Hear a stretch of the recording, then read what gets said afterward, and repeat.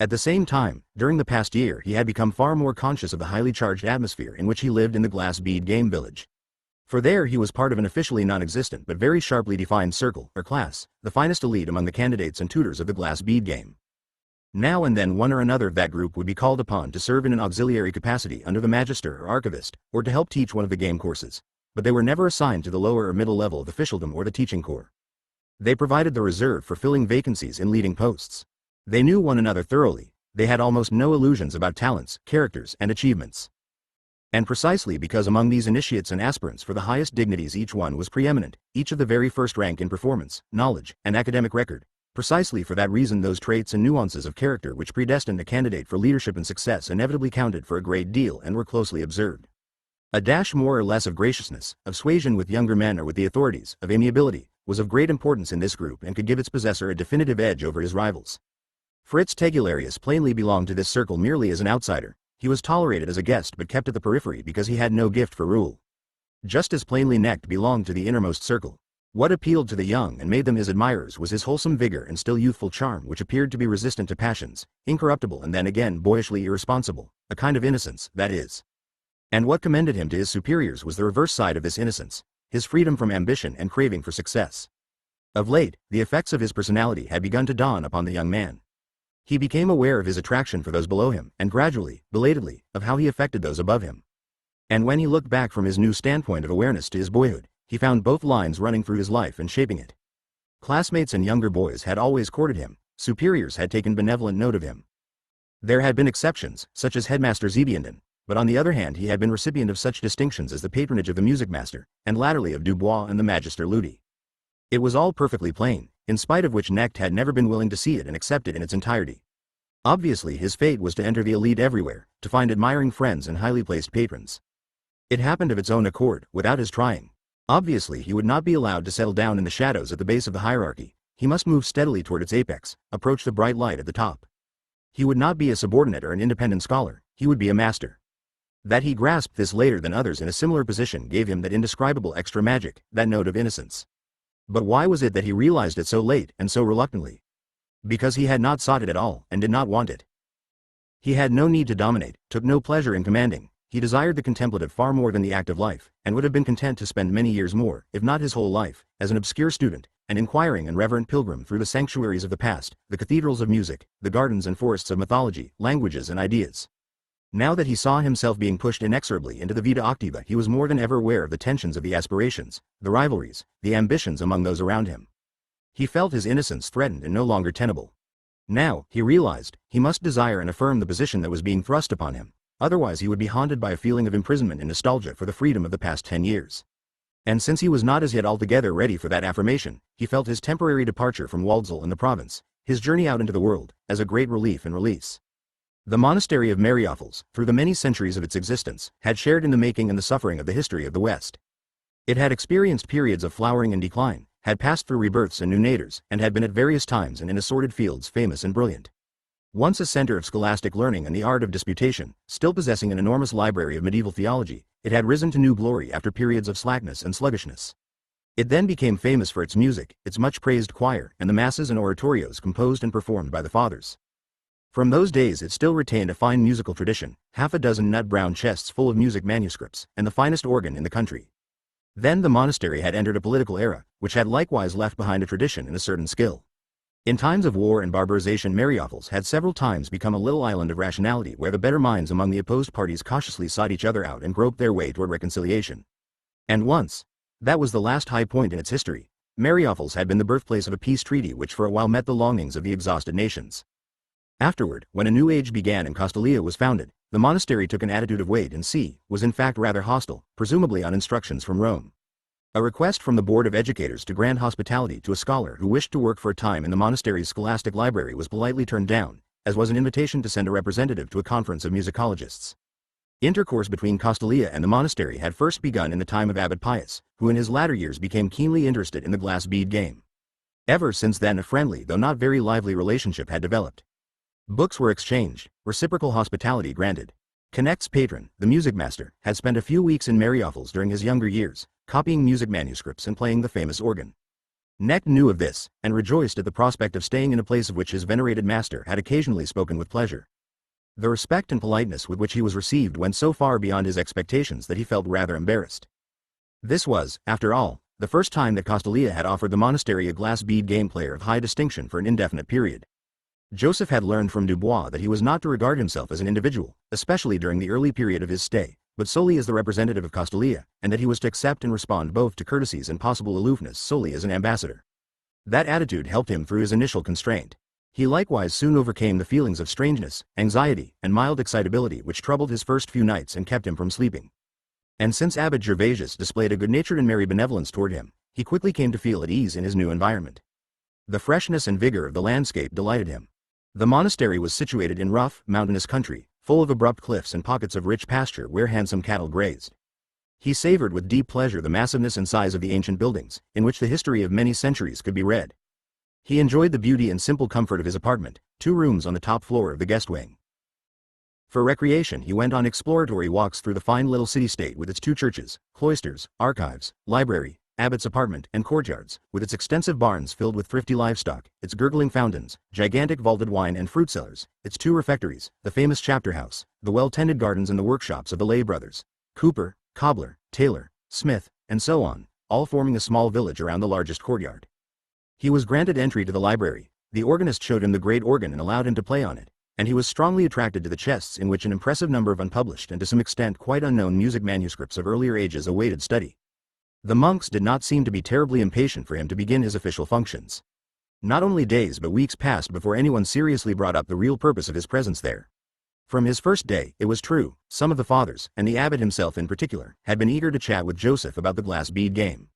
But no one said anything about instruction or any other systematic work with the game. In other respects, too, Necht felt that the manners, style of life, and general tone of intercourse among the monks was couched in a tempo hitherto unknown to him. There was a kind of venerable slowness, a leisurely and benign patience in which all these fathers seemed to share, including those whose temperaments seemed rather more active. It was the spirit of their order, the millennial pace of an age-old, privileged community whose orderly existence had survived hundreds of vicissitudes. They all shared it, as every bee shares the fate of its hive, sleeps its sleep, suffers its sufferings, trembles with its trembling. This Benedictine temper seemed at first glance less intellectual, less supple and acute, less active than the style of life in Castalia, but on the other hand calmer, less malleable, older, more resistant to tribulation. The spirit and mentality of this place had long ago achieved a harmony with nature. With curiosity and intense interest, and with great admiration as well, Necht submitted to the mood of life in this monastery, which at a time before Castalia existed had been almost the same as it was now, and even then 1500 years old, and which was so congenial to the contemplative side of his nature. He was an honored guest, honored far beyond his expectations and deserts, but he felt distinctly that these courtesies were a matter of form and custom and not specially addressed to him as a person, nor to the spirit of Castalia or of the glass bead game. Rather, the Benedictines were displaying the majestic politeness of an ancient power to a younger one. He had been only partly prepared for this implicit superiority, and after a while, for all that his life in Mariupol was proving so agreeable, he began to feel so insecure that he asked his authorities for more precise instructions on how to conduct himself. The Magister Ludi in person wrote him a few lines. Don't worry about taking all the time you need for your study of the life there. Profit by your days, learn, try to make yourself well liked and useful, insofar as you find your hosts receptive, but do not obtrude yourself, and never seem more impatient, never seem to be under more pressure than they. Even if they should go on treating you for an entire year as if each day were your first as a guest in their house, enter calmly into the spirit of it and behave as if 2 or even 10 years more do not matter to you. Take it as a test in the practice of patience. Meditate carefully. If time hangs heavy on your hands, set aside a few hours every day, no more than 4, for some regular work, study, or the copying of manuscripts, say. But avoid giving the impression of diligence. Be at the disposal of everyone who wishes to chat with you. Necht followed this advice, and soon began feeling more relaxed. Hitherto he had been thinking too much of his assignment to act as instructor to amateur glass bead game players, the ostensible reason for his mission here, whereas the fathers of the monastery were treating him rather as the envoy of a friendly power who must be kept in good humor. And when at last Abbot Gervasius recollected the assignment, and brought him together with several of the monks who had already had an introduction to the art of the glass bead game and hoped he would give them a more advanced course, it turned out to his astonishment and his intense disappointment that the noble game was cultivated in a most superficial and amateurish way at this hospitable place. He would evidently have to content himself with a very modest level of knowledge of the game. Slowly, though, he came to realize that he had not really been sent here for the sake of lifting the standards of the glass bead game in the monastery. The assignment of coaching the few fathers moderately devoted to the game and equipping them with a modest degree of skill was easy, much too easy. Any other adept at the game, even if he were still far from belonging to the elite, would have been equal to the task. Instruction, then, could not be the real purpose of his mission. He began to realize that he had probably been sent here less to teach than to learn. However, just as he thought he had grasped this, his authority in the monastery, and consequently his self-assurance, was unexpectedly reinforced. This came in the nick of time, for in spite of all the charms of being a guest there, he had already at times begun to feel his stay as something like a punitive transfer. One day, however, in a conversation with the abbot, he inadvertently made some allusion to the Chinese I Ching. The abbot showed marked interest, asked a few questions, and could not disguise his delight when he found his guest so unexpectedly versed in Chinese and the Book of Changes. The abbot, too, was fond of the I Ching. He knew no Chinese, and his knowledge of the Book of Oracles and other Chinese mysteries was limited. In all their scholarly interests, the present inmates of the monastery seemed content with a harmless smattering. Nevertheless, this intelligent man, who was so much more experienced and worldly wise than his guest, obviously had a real feeling for the spirit of ancient Chinese attitudes toward politics and life. A conversation of unusual liveliness ensued. For the first time, real warmth was injected into the prevailing tone of remote courtesy between host and guest. The consequence was that Knecht was asked to give the abbot instruction in the I Ching twice a week. While his relationship to his host, the abbot, thus increased in liveliness and meaning, while his friendly fellowship with the organist throve and the small ecclesiastical state in which he lived gradually became familiar territory to him, the promise of the oracle he had consulted before leaving Castalia also neared fulfillment. As the wanderer who carried his possessions with him, he had been promised not only the shelter of an inn but also the persistent attentions of a young servant. The wanderer felt justified in taking the consummation of this promise as a good sign, a sign that he in truth had his possessions with him. In other words, far away from the schools, teachers, friends, patrons, and helpers, far from the nourishing and salutary home atmosphere of Castalia, he carried within himself the spirit and the energies of the province, and with their aid he was moving toward an active and useful life. The foretold young servant, as it turned out, appeared in the shape of a seminary pupil named Anton. Although this young man subsequently played no part in Joseph Knecht's life, in Joseph's peculiarly divided mood during his sojourn in the monastery, the boy seemed a harbinger of new and greater things. Anton was a close-mouthed youngster, but temperamental and talented-looking, and almost ready for admission into the community of monks. Joseph's path often crossed his, whereas he scarcely knew any of the other seminary pupils, who were confined in a wing by themselves, where guests were not admitted. In fact, it was obvious that they were being kept from contact with him. Seminary pupils were not permitted to participate in the game course. Anton worked as a helper in the library several times a week. Here it was that Knecht met him, and occasionally had a few words with him. As time went on, it became evident to Knecht that this young man with the intense eyes under heavy black brows was devoted to him with that enthusiasm and readiness to serve so typical of the boyish adoration he had encountered so often by now. Although every time it happened he felt a desire to fend it off, he had long ago come to recognize it as a vital element in the life of the Castalian order. But in the monastery he decided to be doubly withdrawn. He felt it would be a violation of hospitality to exert any sway over this boy who was still subject to the discipline of religious education. Moreover, he was well aware that strict chastity was the commandment here, and this, it seemed to him, could make a boyish infatuation even more dangerous. In any case, he must avoid any chance of giving offense, and he governed himself accordingly. In the library, the one place where he habitually met Anton, he also made the acquaintance of a man he had at first almost failed to notice, so modest was his appearance. In time, however, he was to know him very well indeed, and to love him for the rest of his life with the kind of grateful reverence he felt, otherwise, only toward the now retired music master. The man was Father Jacobus, perhaps the most eminent historian of the Benedictine order. He was at that time about 60, a spare, elderly man with a sparrowhawk's head on a long, sinewy neck. Seen from the front, his face had something dull and lifeless about it, since he was chary of gazing outward, but his profile, with the boldly curved line of the forehead, the deep furrow above the sharp bridge of his hooked nose, and the rather short but attractively shaped chin, suggested a definite and original personality. This quiet old man, who, incidentally, on closer acquaintance could be extremely vivacious, had a table of his own in a small room off the main hall of the library. Though the monastery possessed such priceless books, he seemed to be the only really serious working scholar in the place.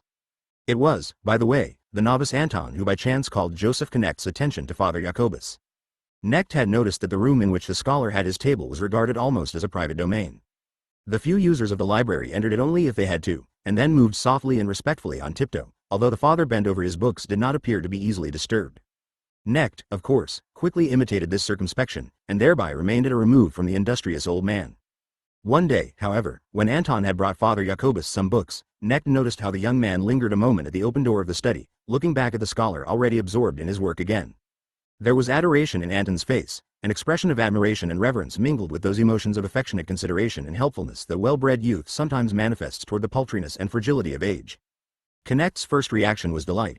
The sight was pleasing in itself, as well as evidence that Anton could so look up to older men without any trace of physical feeling. A rather sarcastic thought followed immediately, a thought Joseph felt almost ashamed of. How poor the state of scholarship must be in this institution that the only seriously active scholar in the place was stared at as if he were a fabulous beast. Nevertheless, Anton's look of reverent admiration for the old man opened Knecht's eyes. He became aware of the learned father's existence. He himself took to throwing a glance now and then at the man, discovered his Roman profile, and gradually found out one thing and another about Father Jacobus which seemed to suggest a most extraordinary mind and character. Knecht had already learned that he was a historian and regarded as the foremost authority on the history of the Benedictine order. One day the father spoke to him. His manner of speech had none of the broad, deliberately benevolent, deliberately good-natured, somewhat avuncular tone which seemed to be the style of the monastery. Speaking in a low and almost timorous voice, but placing his stresses with a wonderful precision, he invited Joseph to visit him in his room after Vespers. "You will find in me," he said, "neither a specialist on the history of Castalia nor a glass bead game player. But since, as it now seems, our two so different orders are forming ever closer ties of friendship, I should not wish to exclude myself, and would be happy to take personal advantage now and then of your presence among us." He spoke with utter seriousness, but his low voice and shrewd old face conferred upon his all too polite phrases that wonderful note of equivocation, ranging through the whole compass from earnestness to irony, from deference to faint mockery, from passionate engagement to playfulness, such as may be sensed when two holy men or two princes of the church greet each other with endless bows in a game of mutual courtesies and trial of patience. This blending of superiority and mockery, of wisdom and obstinate ceremonial, was deeply familiar to Joseph Knecht from his studies of Chinese language and life. He found it marvelously refreshing, and realized that it was some time since he had last heard this tone, which, among others, the glass bead game master Thomas commanded with consummate skill. With gratitude and pleasure, Joseph accepted the invitation. That evening he called at the father's rather isolated apartment at the end of a quiet side wing of the monastery. As he stood in the corridor, wondering which door to knock at, he heard piano music, to his considerable surprise. It was a sonata by Purcell, played unpretentiously and without virtuosity, but cleanly in an impeccable tempo. The pure music sounded through the door. Its heartfelt gaiety and sweet triads reminded him of the days in Waldsall when he had practiced pieces of this sort on various instruments with his friend Ferromonte. He waited, listening with deep enjoyment, for the end of the sonata. In the still, twilit corridor it sounded so lonely and unworldly, and so brave and innocent also, both childlike and superior, as all good music must in the midst of the unredeemed muteness of the world. He knocked at the door. Father Jacobus called, "Come in," and received him with his unassuming dignity. 2 candles were still burning by the small piano. "Yes," Father Jacobus said in answer to Knecht's question, "I play for a half hour, even an hour every night. I usually call a halt to my day's work when darkness falls and would rather not read or write during the hours before sleep." They talked about music, about Purcell, Handel, the ancient musical tradition among the Benedictines, of all the Catholic orders the one most devoted to the arts. Knecht expressed a desire to know something of the history of the order. The conversation grew lively and touched on 100 questions. The old monk's historical knowledge seemed to be truly astounding, but he frankly admitted that the history of Castalia, of the Castalian idea and order, had not interested him. He had scarcely studied it, he said, and did not conceal his critical attitude toward this Castalia whose order he regarded as an imitation of the Christian models, and fundamentally a blasphemous imitation since the Castalian order had no religion, no God, and no church as its basis. Knecht listened respectfully, but pointed out that other than Benedictine and Roman Catholic views of religion, God and the church were possible, and moreover had existed, and that it would not do to deny the purity of their intentions nor their profound influence on the life of the mind. "Quite so," Jacobus said. "No doubt you were thinking of the Protestants, among others. They were unable to preserve religion in the church, but at times they displayed a great deal of courage and produced some exemplary men.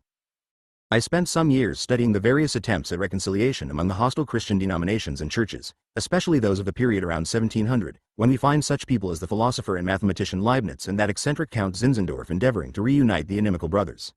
Altogether, the 18th century, hasty and shallow though it often seems in its judgments, has such a rich and many-faceted intellectual history. The Protestants of that period strike me as particularly interesting. There was one man I discovered, a philologist, teacher, and educator of great stature, a Swabian pietist, by the way, whose moral influence can be clearly traced for 200 years after his death. But that is another subject. Let us return to the question of the legitimacy and historical mission of real orders. "Oh no," Joseph Knecht broke in. "Please say more about this teacher you have just mentioned. I almost think I can guess who he is." "Guess? I thought at first of Frank of Halle, but since you say he was a Swabian I can think of none other than Johann Albrecht Bengel." Jacobus laughed. An expression of pleasure transfigured his face. "You surprise me, my friend," he exclaimed. "It was indeed Bengel I had in mind. How do you happen to know of him? Or is it normal in your astonishing province that people know such abstruse and forgotten things and names?" I would vouch that if you were to ask all the fathers, teachers, and pupils in our monastery, and those of the last few generations as well, not one would know this name. In Castalia, too, few would know it, perhaps no one besides myself and two of my friends. I once engaged in studies of 18th century Pietism for private reasons, and as it happened I was much impressed by several Swabian theologians, chief among them Bengal. At the time he seemed to me the ideal teacher and guide for youth. I was so taken with the man that I even had a photo made of his portrait in an old book, and kept it above my desk. Father Jacobus continued to chuckle. Our meeting is certainly taking place under unusual auspices, he said. It is remarkable enough that you and I should both have come upon this forgotten man in the course of our studies. Perhaps it is even more remarkable that this Swabian Protestant should have been able to influence both a Benedictine monk and a Castalian glass bead game player. Incidentally, I imagine that your glass bead game is an art requiring a great deal of imagination, and wonder that so stringently sober a man as Bengal should have attracted you. Knecht, too, chuckled with amusement. Well, he said, if you recall that Bengal devoted years of study to the revelation of St. John, and what sort of system he devised for interpreting its prophecies, you will have to admit that our friend could be the very opposite of sober. That is true, Father Jacobus admitted gaily. And how do you explain such contradictions? If you will permit me a joke, I would say that what Bengal lacked, and unconsciously longed for, was the glass bead game. You see, I consider him among the secret forerunners and ancestors of our game. Cautiously, once again entirely in earnest, Jacobus countered. It strikes me as rather bold to annex Bengal, of all people, for your pedigree. How do you justify it? It was only a joke, but a yoke that can be defended. While he was still quite young, before he became engrossed in his great work on the Bible, Bengal once told friends of a cherished plan of his. He hoped, he said, to arrange and sum up all the knowledge of his time, symmetrically and synoptically, around a central idea. That is precisely what the glass bead game does. After all, the whole 18th century toyed with the encyclopedic idea, Father Jacobus protested. So it did, Joseph agreed. But what Bengal meant was not just a juxtaposition of the fields of knowledge and research, but an interrelationship, an organic denominator. And that is one of the basic ideas of the glass bead game. In fact, I would go further in my claims. If Bengal had possessed a system similar to that offered by our game, he probably would have been spared all the misguided effort involved in his calculation of the prophetic numbers and his enunciation of the Antichrist in the millennial kingdom. Bengal did not quite find what he longed for, the way to channel all his various talents toward a single goal. Instead, his mathematical gifts in association with his philological bent produced that weird blend of pedantry and wild imagination, the order of the ages, which occupied him for so many years. It is fortunate you are not a historian, Jacobus commented. You tend to let your own imagination run away with you. But I understand what you mean. I am myself a pedant only in my own discipline. It was a fruitful conversation, out of which sprang mutual understanding and a kind of friendship. It seemed to the Benedictine scholar more than coincidence, or at least a very special kind of coincidence, that the two of them, each operating within his own, Benedictine or Castalian, limitations, should have discovered this poor instructor at a Württemberg monastery, this man at once fine-strung and rock-hard, at once visionary and practical. Father Jacobus concluded that there must be something linking the two of them for the same unspectacular magnet to affect them both so powerfully. And from that evening on, which had begun with the Purcell Sonata, that link actually existed. Jacobus enjoyed the exchange of views with so well-trained yet still so supple a young mind. This was a pleasure he did not often have. And Knecht found his association with the historian, and the education Jacobus provided, a new stage on the path of awakening, that path which he nowadays identified as his life. To put the matter succinctly, from Father Jacobus he learned history. He learned the laws and contradictions of historical studies and historiography. And beyond that, in the following years he learned to see the present in his own life as historical realities. Their talks often grew into regular disputations, with formal attacks and rebuttals. In the beginning it was Father Jacobus who proved to be the more aggressive of the pair. The more deeply he came to know his young friend's mind, the more he regretted that so promising a young man should have grown up without the discipline of a religious education, rather in the pseudo-discipline of an intellectual and aesthetic system of thought. Whenever he found something objectionable in Knecht's way of thinking, he blamed it on that modern, Castalian spirit with its abstruseness and its fondness for frivolous abstractions. And whenever Knecht surprised him by wholesome views and remarks akin to his own thought, he exulted because his young friend's sound nature had so well withstood the damage of Castalian education. Joseph took this criticism of Castalia very calmly, repelling the attacks only when the old scholar seemed to him to have gone too far in his passion. But among the good father's belittling remarks about Castalia were some whose partial truth Joseph had to admit, and on one point he changed his mind completely during his stay in Mariaples. This had to do with the relationship of Castalian thought to world history, any sense of which, Father Jacobus said, was totally lacking in Castalia. You mathematicians and glass bead game players, he would say, have distilled a kind of world history to suit your own tastes. It consists of nothing but the history of ideas and of art. Your history is bloodless and lacking in reality. You know all about the decay of Latin syntax in the 2nd or 3rd centuries and don't know a thing about Alexander or Caesar or Jesus Christ. You treat world history as a mathematician does mathematics, in which nothing but laws and formulas exist, no reality, no good and evil, no time, no yesterday, no tomorrow, nothing but an eternal, shallow mathematical present. But how is anyone to study history without attempting to bring order into it? Knecht asked. Of course one should bring order into history, Jacobus thundered. Every science is, among other things, a method of ordering, simplifying, making the indigestible digestible for the mind. We think we have recognized a few laws in history and try to apply them to our investigations of historical truth. Suppose an anatomist is dissecting a body. He does not confront wholly surprising discoveries. Rather, he finds beneath the epidermis a congeries of organs, muscles, tendons, and bones which generally conform to a pattern he has brought to his work. But if the anatomist sees nothing but his pattern and ignores the unique, individual reality of his object, then he is a Castalian, a glass bead game player. He is using mathematics on the least appropriate object. I have no quarrel with the student of history who brings to his work a touchingly childish, innocent faith in the power of our minds and our methods to order reality. But first and foremost he must respect the incomprehensible truth, reality, and uniqueness of events. Studying history, my friend, is no joke and no irresponsible game. To study history one must know in advance that one is attempting something fundamentally impossible, yet necessary and highly important.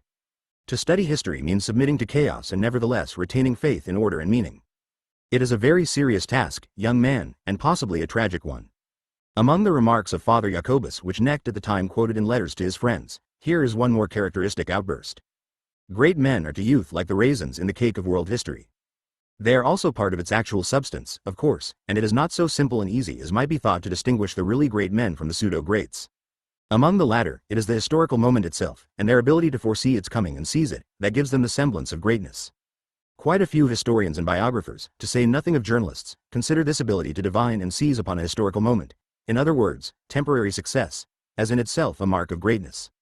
The corporal who becomes a dictator overnight, or the courtesan who for a while controls the good or ill humor of the ruler of the world, are favorite figures of such historians. And idealistically minded youths, on the other hand, most love the tragic failures, the martyrs, those who came on the scene a moment too soon or too late. For me, since I am after all chiefly a historian of our Benedictine order, the most attractive and amazing aspects of history, and the most deserving of study, are not individuals and not coups, triumphs, or downfalls. Rather I love and am insatiably curious about such phenomena as our congregation. For it is one of those long-lived organizations whose purpose is to gather, educate, and reshape men's minds and souls, to make a nobility of them, not by eugenics, not by blood, but by the spirit. A nobility as capable of serving as of ruling. In Greek history I was fascinated not by the galaxy of heroes and not by the obtrusive shouting in the agora, but by efforts such as those of the Pythagorean Brotherhood or the Platonic Academy. In Chinese history no other feature is so striking as the longevity of the Confucian system. And in our own Occidental history the Christian Church and the orders which serve it as part of its structure, seem to me historical elements of the foremost importance. The fact that an adventurer contrives to conquer or found a kingdom which lasts 20, 50, or even 100 years, or that a well-meaning idealist on a royal or imperial throne once in a while brings greater honesty into politics, or attempts to carry some visionary cultural project to fruition. That under high pressure a nation or other community has been capable of incredible feats of achievement and suffering. All that interests me far less than the ever-recurrent efforts to establish such organizations as our order, and that some of these efforts have endured for 1,000 or 2,000 years. I shall say nothing of Holy Church itself, for as believers it is beyond discussion. But that communities such as the Benedictines, the Dominicans, later the Jesuits and others, have survived for centuries and, despite their ups and downs, the assaults upon them, and the adaptations they have made, retain their face and their voice, their gesture, their individual soul. This is, for me, the most remarkable and meritorious phenomenon in history. Knecht even admired Father Jacobus's spells of angry unfairness. At the time, however, he had no notion of who Father Jacobus really was. He regarded him solely as a profound and brilliant scholar and was unaware that here was someone who was consciously participating in world history, and helping to shape it as the leading statesman of his order. As an expert in contemporary politics as well as political history, Father Jacobus was constantly being approached from many sides for information, advice, and mediation. For some 2 years, up to the time of his first vacation, Knecht continued to think of Father Jacobus solely as a scholar, knowing no more of the man's life, activity, reputation, and influence than the monk cared to reveal. The learned father knew how to keep his counsel, even in friendship, and his brothers in the monastery were also far abler at concealment than Joseph would have imagined. After some 2 years Knecht had adapted to the life in the monastery as perfectly as any guest and outsider could. From time to time he had helped the organist modestly continue the thin thread of an ancient and great tradition in the monastery's small chorus of motet singers. He had made several finds in the monastic musical archives and had sent to Waldsall, and especially to Monteport, several copies of old works. He had trained a small beginners class of glass bead game players, among whom the most zealous pupil was young Anton. He had taught Abbot Gervasius no Chinese, but had at least imparted the technique of manipulating the yarrow sticks and an improved method of meditating on the aphorisms in the Book of Oracles. The abbot had grown accustomed to him, and had long since stopped trying to coax his guest into taking an occasional glass of wine. The semi-annual reports sent by the abbot to the glass bead game master, in reply to official inquiries as to the usefulness of Joseph Knecht, were full of praise. In Castalia, the lesson plans and marks in Knecht's game course were scrutinized even more closely than these reports. The middling level of instruction was recognized, but the Castalian authorities were satisfied with the way the teacher had adapted to this level and, in general, to the customs and the spirit of the monastery. They were even more pleased, and truly surprised, although they kept this to themselves, by his frequent and friendly association with the famous Father Jacobus. This association had borne all sorts of fruits, and perhaps we may be permitted to say a word about these even at the cost of anticipating our story somewhat, or at any rate about the fruit which Knecht most prized. It ripened slowly, grew as tentatively and warily as the seeds of high mountain trees that have been planted down in the lush lowlands. These seeds, consigned to rich soil and a kindly climate, carry in themselves as their legacy the restraint and mistrust with which their forebears grew. The slow tempo of growth belongs among their hereditary traits. Thus the prudent old man, accustomed to keep close watch over all possible influences upon him, permitted the element of Castalian spirit brought to him by his young friend and antipodal colleague to strike root only reluctantly and inch by inch. Gradually, however, it sprouted, and of all the good things that Knecht experienced in his years at the monastery, this was the best and most precious of all to him. This scanty, hesitant growth of trust and openness from seemingly hopeless beginnings on the part of the experienced older man, this slowly germinating and even more slowly admitted sympathy for his younger admirer as a person and, beyond that, for the specifically Castalian elements in his personality. Step by step the younger man, seemingly little more than pupil, listener, and learner, led Father Jacobus, who initially had used the words Castalian and glass bead game player only with ironic emphasis, and often as outright invective, toward a tolerant and ultimately respectful acceptance of this other mentality, this other order, this other attempt to create an aristocracy of the spirit. Father Jacobus ceased to carp at the youth of the order, though with its little more than 2 centuries the Benedictines were the elder by some 1500 years. He ceased to regard the glass bead game as mere aesthetic dandyism, and he ceased to rule out the prospect of friendship and alliance between 2 orders so ill-matched in age. Joseph regarded this partial conquest of Father Jacobus as a personal cause for rejoicing. He remained unaware that the authorities considered it the utmost of his accomplishments on his mission to Mariophiles. Now and again he wondered in vain what was the real reason for his assignment to the monastery. Though initially it had seemed to be a promotion and distinction envied by his competitors, could it not signify a form of inglorious premature retirement, a relegation to a dead end? But then one could learn something everywhere, so why not here too? On the other hand, from the Castalian point of view, this monastery, Father Jacobus alone excepted, was certainly no garden of learning or model of scholarship. He wondered, too, whether his isolation among nothing but unexacting dilettantes was not already affecting his prowess in the glass bead game. He could not quite tell whether he was losing ground. For all his uncertainty, however, he was helped by his lack of ambition as well as his already quite advanced amor fati. On the whole, his life as a guest and unimportant teacher in this cozy old monastic world was more to his liking than his last months at Waldsall as one of a circle of ambitious men. If fate wished to leave him forever in this small colonial post, he would certainly try to change some aspects of his life here. For example, contrive to bring one of his friends here or at least ask for a longish leave in Castalia every year. But for the rest he would be content. The reader of this biographical sketch may possibly be waiting for an account of another side of Knecht's experience in the monastery, namely the religious side. But we can venture only some tentative hints. It is certainly likely that Knecht had some deeply felt encounter with religion, with Christianity as daily practiced in the monastery. In fact, from some of his later remarks and attitudes it is quite clear that he did. But whether and to what extent he became a Christian is a question we must leave unanswered. These realms are closed to our researches. In addition to the respect for religions generally cultivated in Castalia, Knecht had a kind of inner reverence which we would scarcely be wrong to call pious. Moreover, he had already been well instructed in the schools on the classical forms of Christian doctrine, especially in connection with his studies of church music. Above all, he was well acquainted with the sacramental meaning and ritual of the Mass. With a good deal of astonishment as well as reverence, he had found among the Benedictines a living religion which he had hitherto known only theoretically and historically. He attended many services, and after he had familiarized himself with some of the writings of Father Jacobus, and taken to heart some of their talks, he became fully aware of how phenomenal this Christianity was. A religion that through the centuries had so many times become unmodern and outmoded, antiquated and rigid, but had repeatedly recalled the sources of its being and thereby renewed itself, once again leaving behind those aspects which in their time had been modern and victorious. He did not seriously resist the idea, presented to him every so often in those talks, that perhaps Castalian culture was merely a secularized and transitory offshoot of Christian culture in its Occidental form, which would someday be reabsorbed by its parent. Even if that were so, he once remarked to Father Jacobus, his, Joseph Knecht's, own place lay within the Castalian and not the Benedictine system. He had to serve the former, not the latter, and prove himself within it. His task was to work for the system of which he was a member, without asking whether it could claim perpetual existence, or even a long span of life. He could only regard conversion as a rather undignified form of escape, he said. In similar fashion, Johann Albrecht Bengel, whom they both venerated, had in his time served a small and transitory sect without neglecting his duties to the eternal. Piety, which is to say faithful service and loyalty up to the point of sacrificing one's life, was part and parcel of every creed and every stage of individual development. Such service and loyalty were the only valid measure of devoutness. Knecht had been staying with the Benedictine fathers for some 2 years when a visitor appeared at the monastery who was kept apart from him with great care. Even a casual introduction was avoided. His curiosity roused by these procedures, he observed the stranger for the few days of his visit and indulged in all sorts of speculations. He became convinced that the stranger's religious habit was a disguise. The unknown held long conferences behind closed doors with the abbot and Father Jacobus, and was always receiving and sending urgent messages.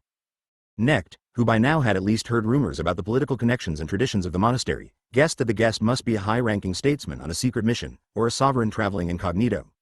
As he reflected on the matter, he recalled several guests of the past few months whose visits, in hindsight, seemed to him equally mysterious or significant. Now he remembered the chief of the Castalian police, his friendly mentor Dubois, and the request that he keep an eye on such events in the monastery. And although he still felt neither the urge nor the vocation for making such reports, his conscience troubled him for having not written to the kindly man for so long a time. No doubt Dubois was disappointed in him.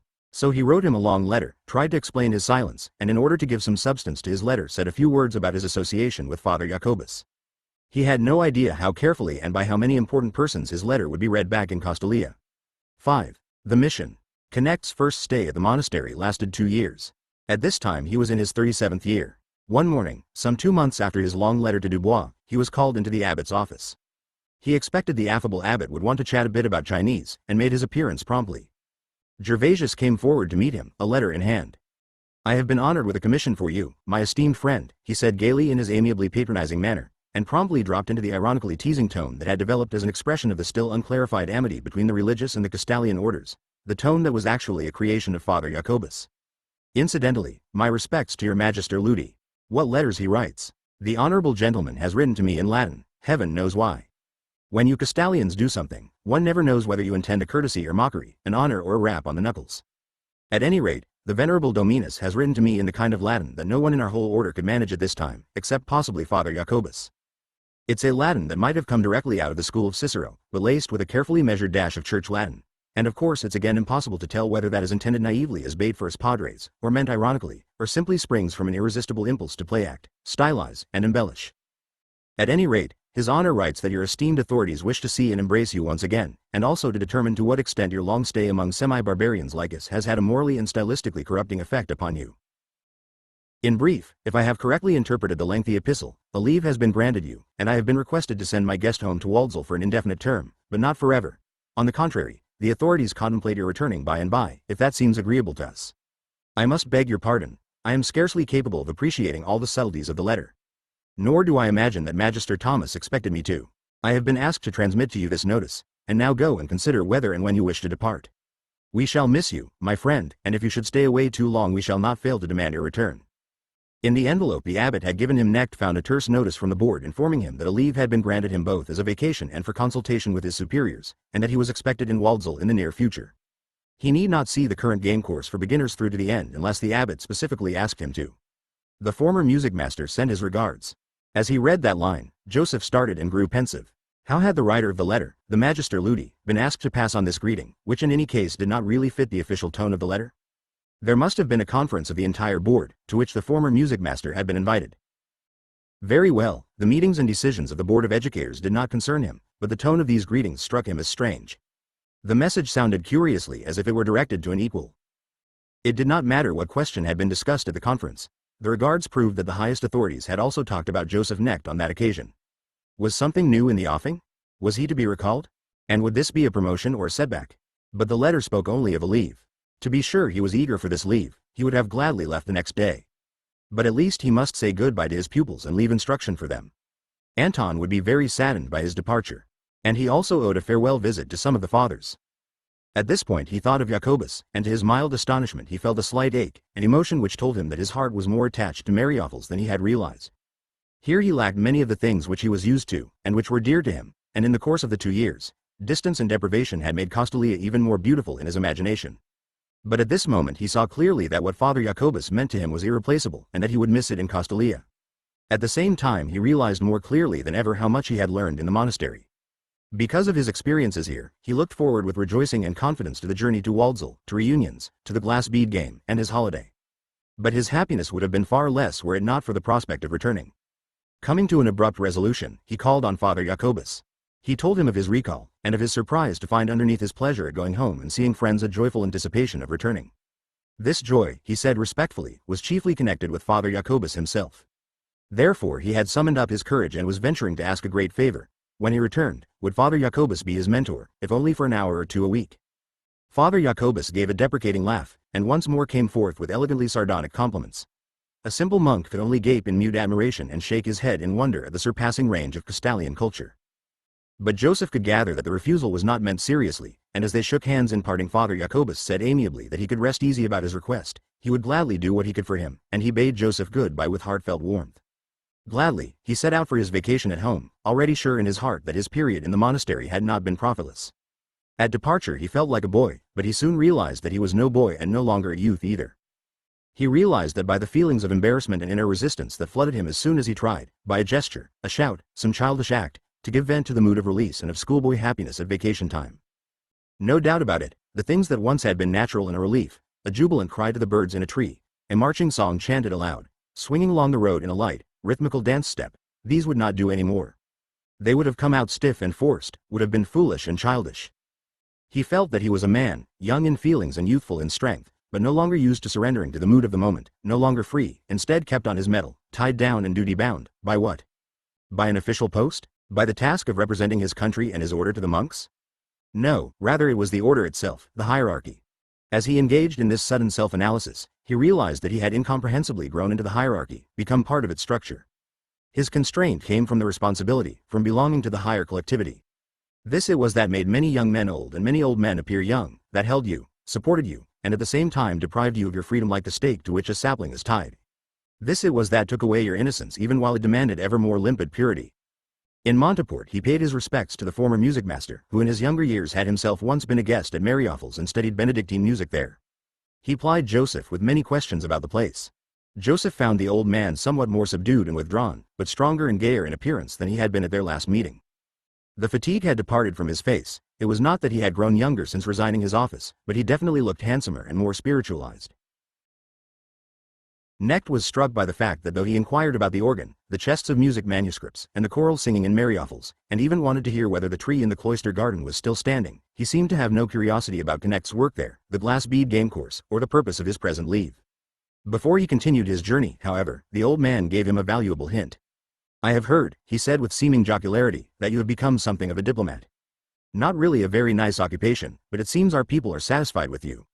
Interpret that as you like. But if it doesn't happen to be your ambition to stay in this occupation forever, then be on your guard, Joseph. I think they want to capture you for it.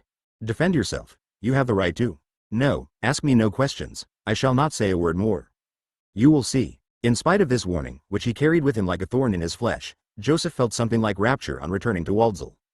It was as if Waldsall were not only home and the most beautiful place in the world, but as if it had become even lovelier and more interesting in the meanwhile, or else he was returning with fresh and keener eyes. And this applied not only to the gates, towers, trees, and river, to the courtyards and halls and familiar faces. During this furlough he felt a heightened receptivity to the spirit of Waldsall, to the order in the glass bead game.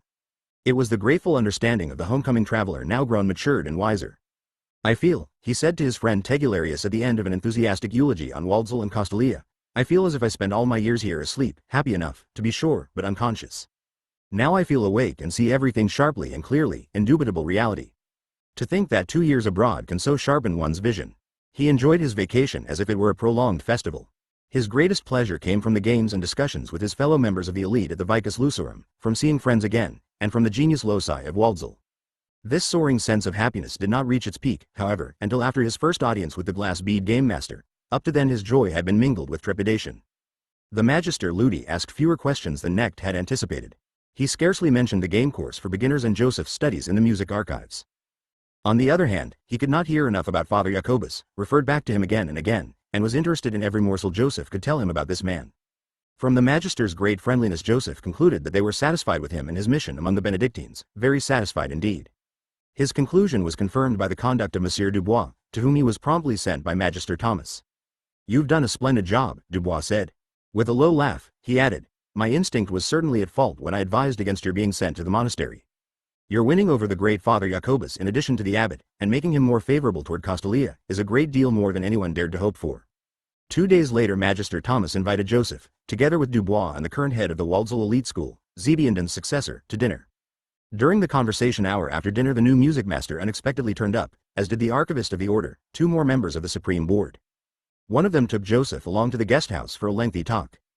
This invitation for the first time moved Knecht publicly into the most intimate circle of candidates for high office, and set up between himself and the average member of the game elite a barrier which Knecht, now keenly alert to such matters, at once felt acutely.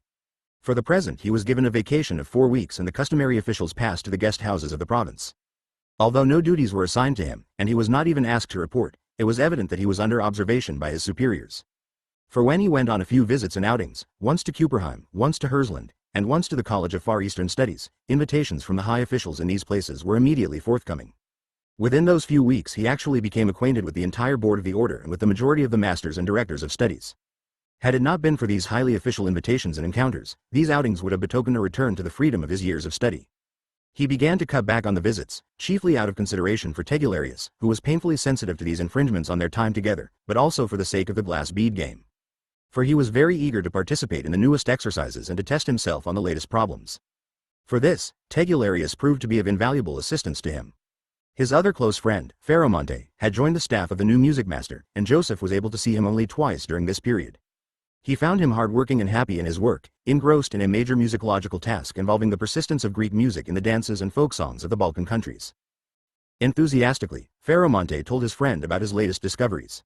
He had been exploring the era at the end of the 18th century, when Baroque music was beginning to decline and was taking in new materials from Slavic folk music. However, Knecht spent the greater part of these holidays in Waldsall occupied with the glass bead game.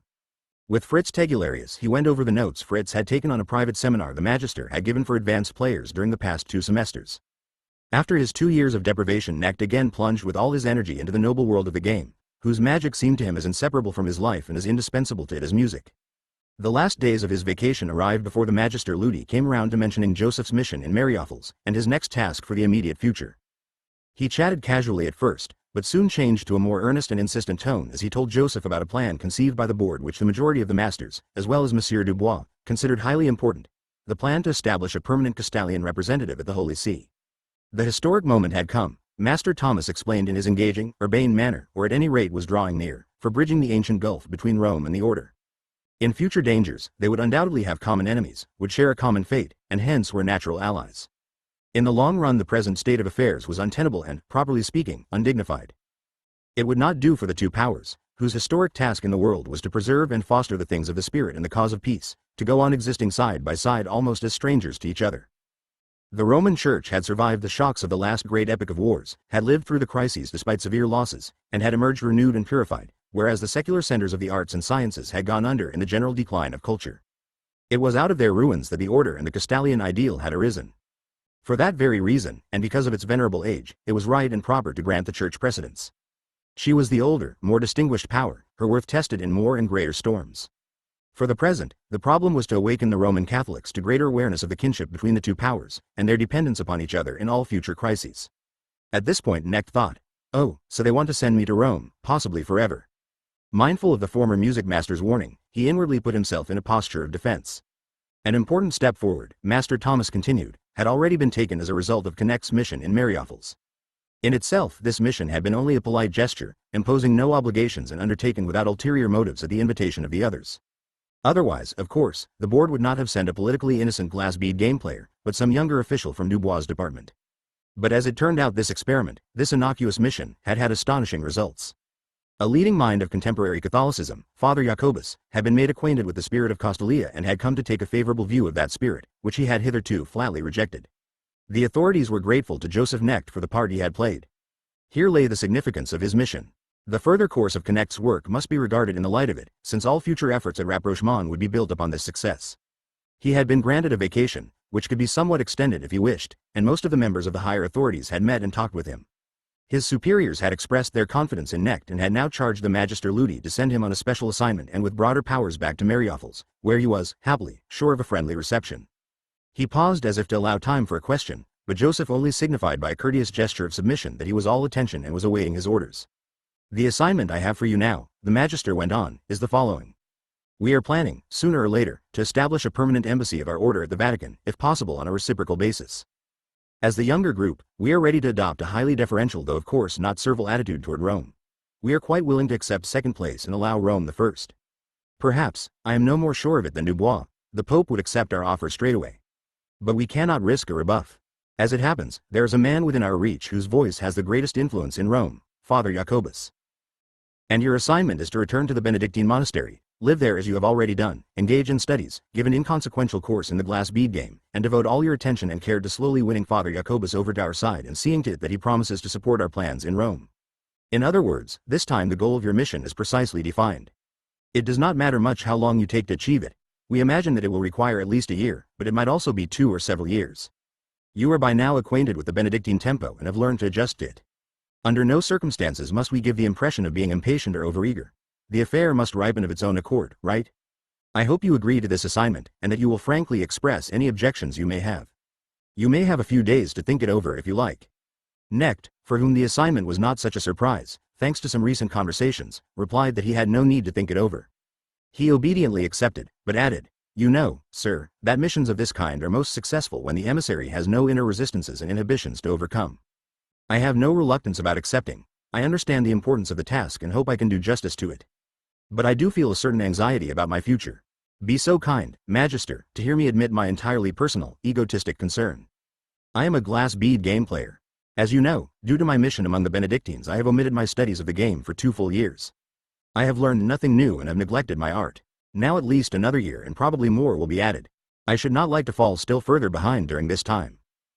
Therefore I would like to be allowed frequent brief leaves to visit Waldsall and continual radio contact with the lectures and special exercises of your seminar for advanced players. But of course, the master said. There was already a note of dismissal in his tone, but Knecht raised his voice and spoke of his other anxiety. That if his mission in Mariofels succeeded he might be sent to Rome or employed otherwise for diplomatic work.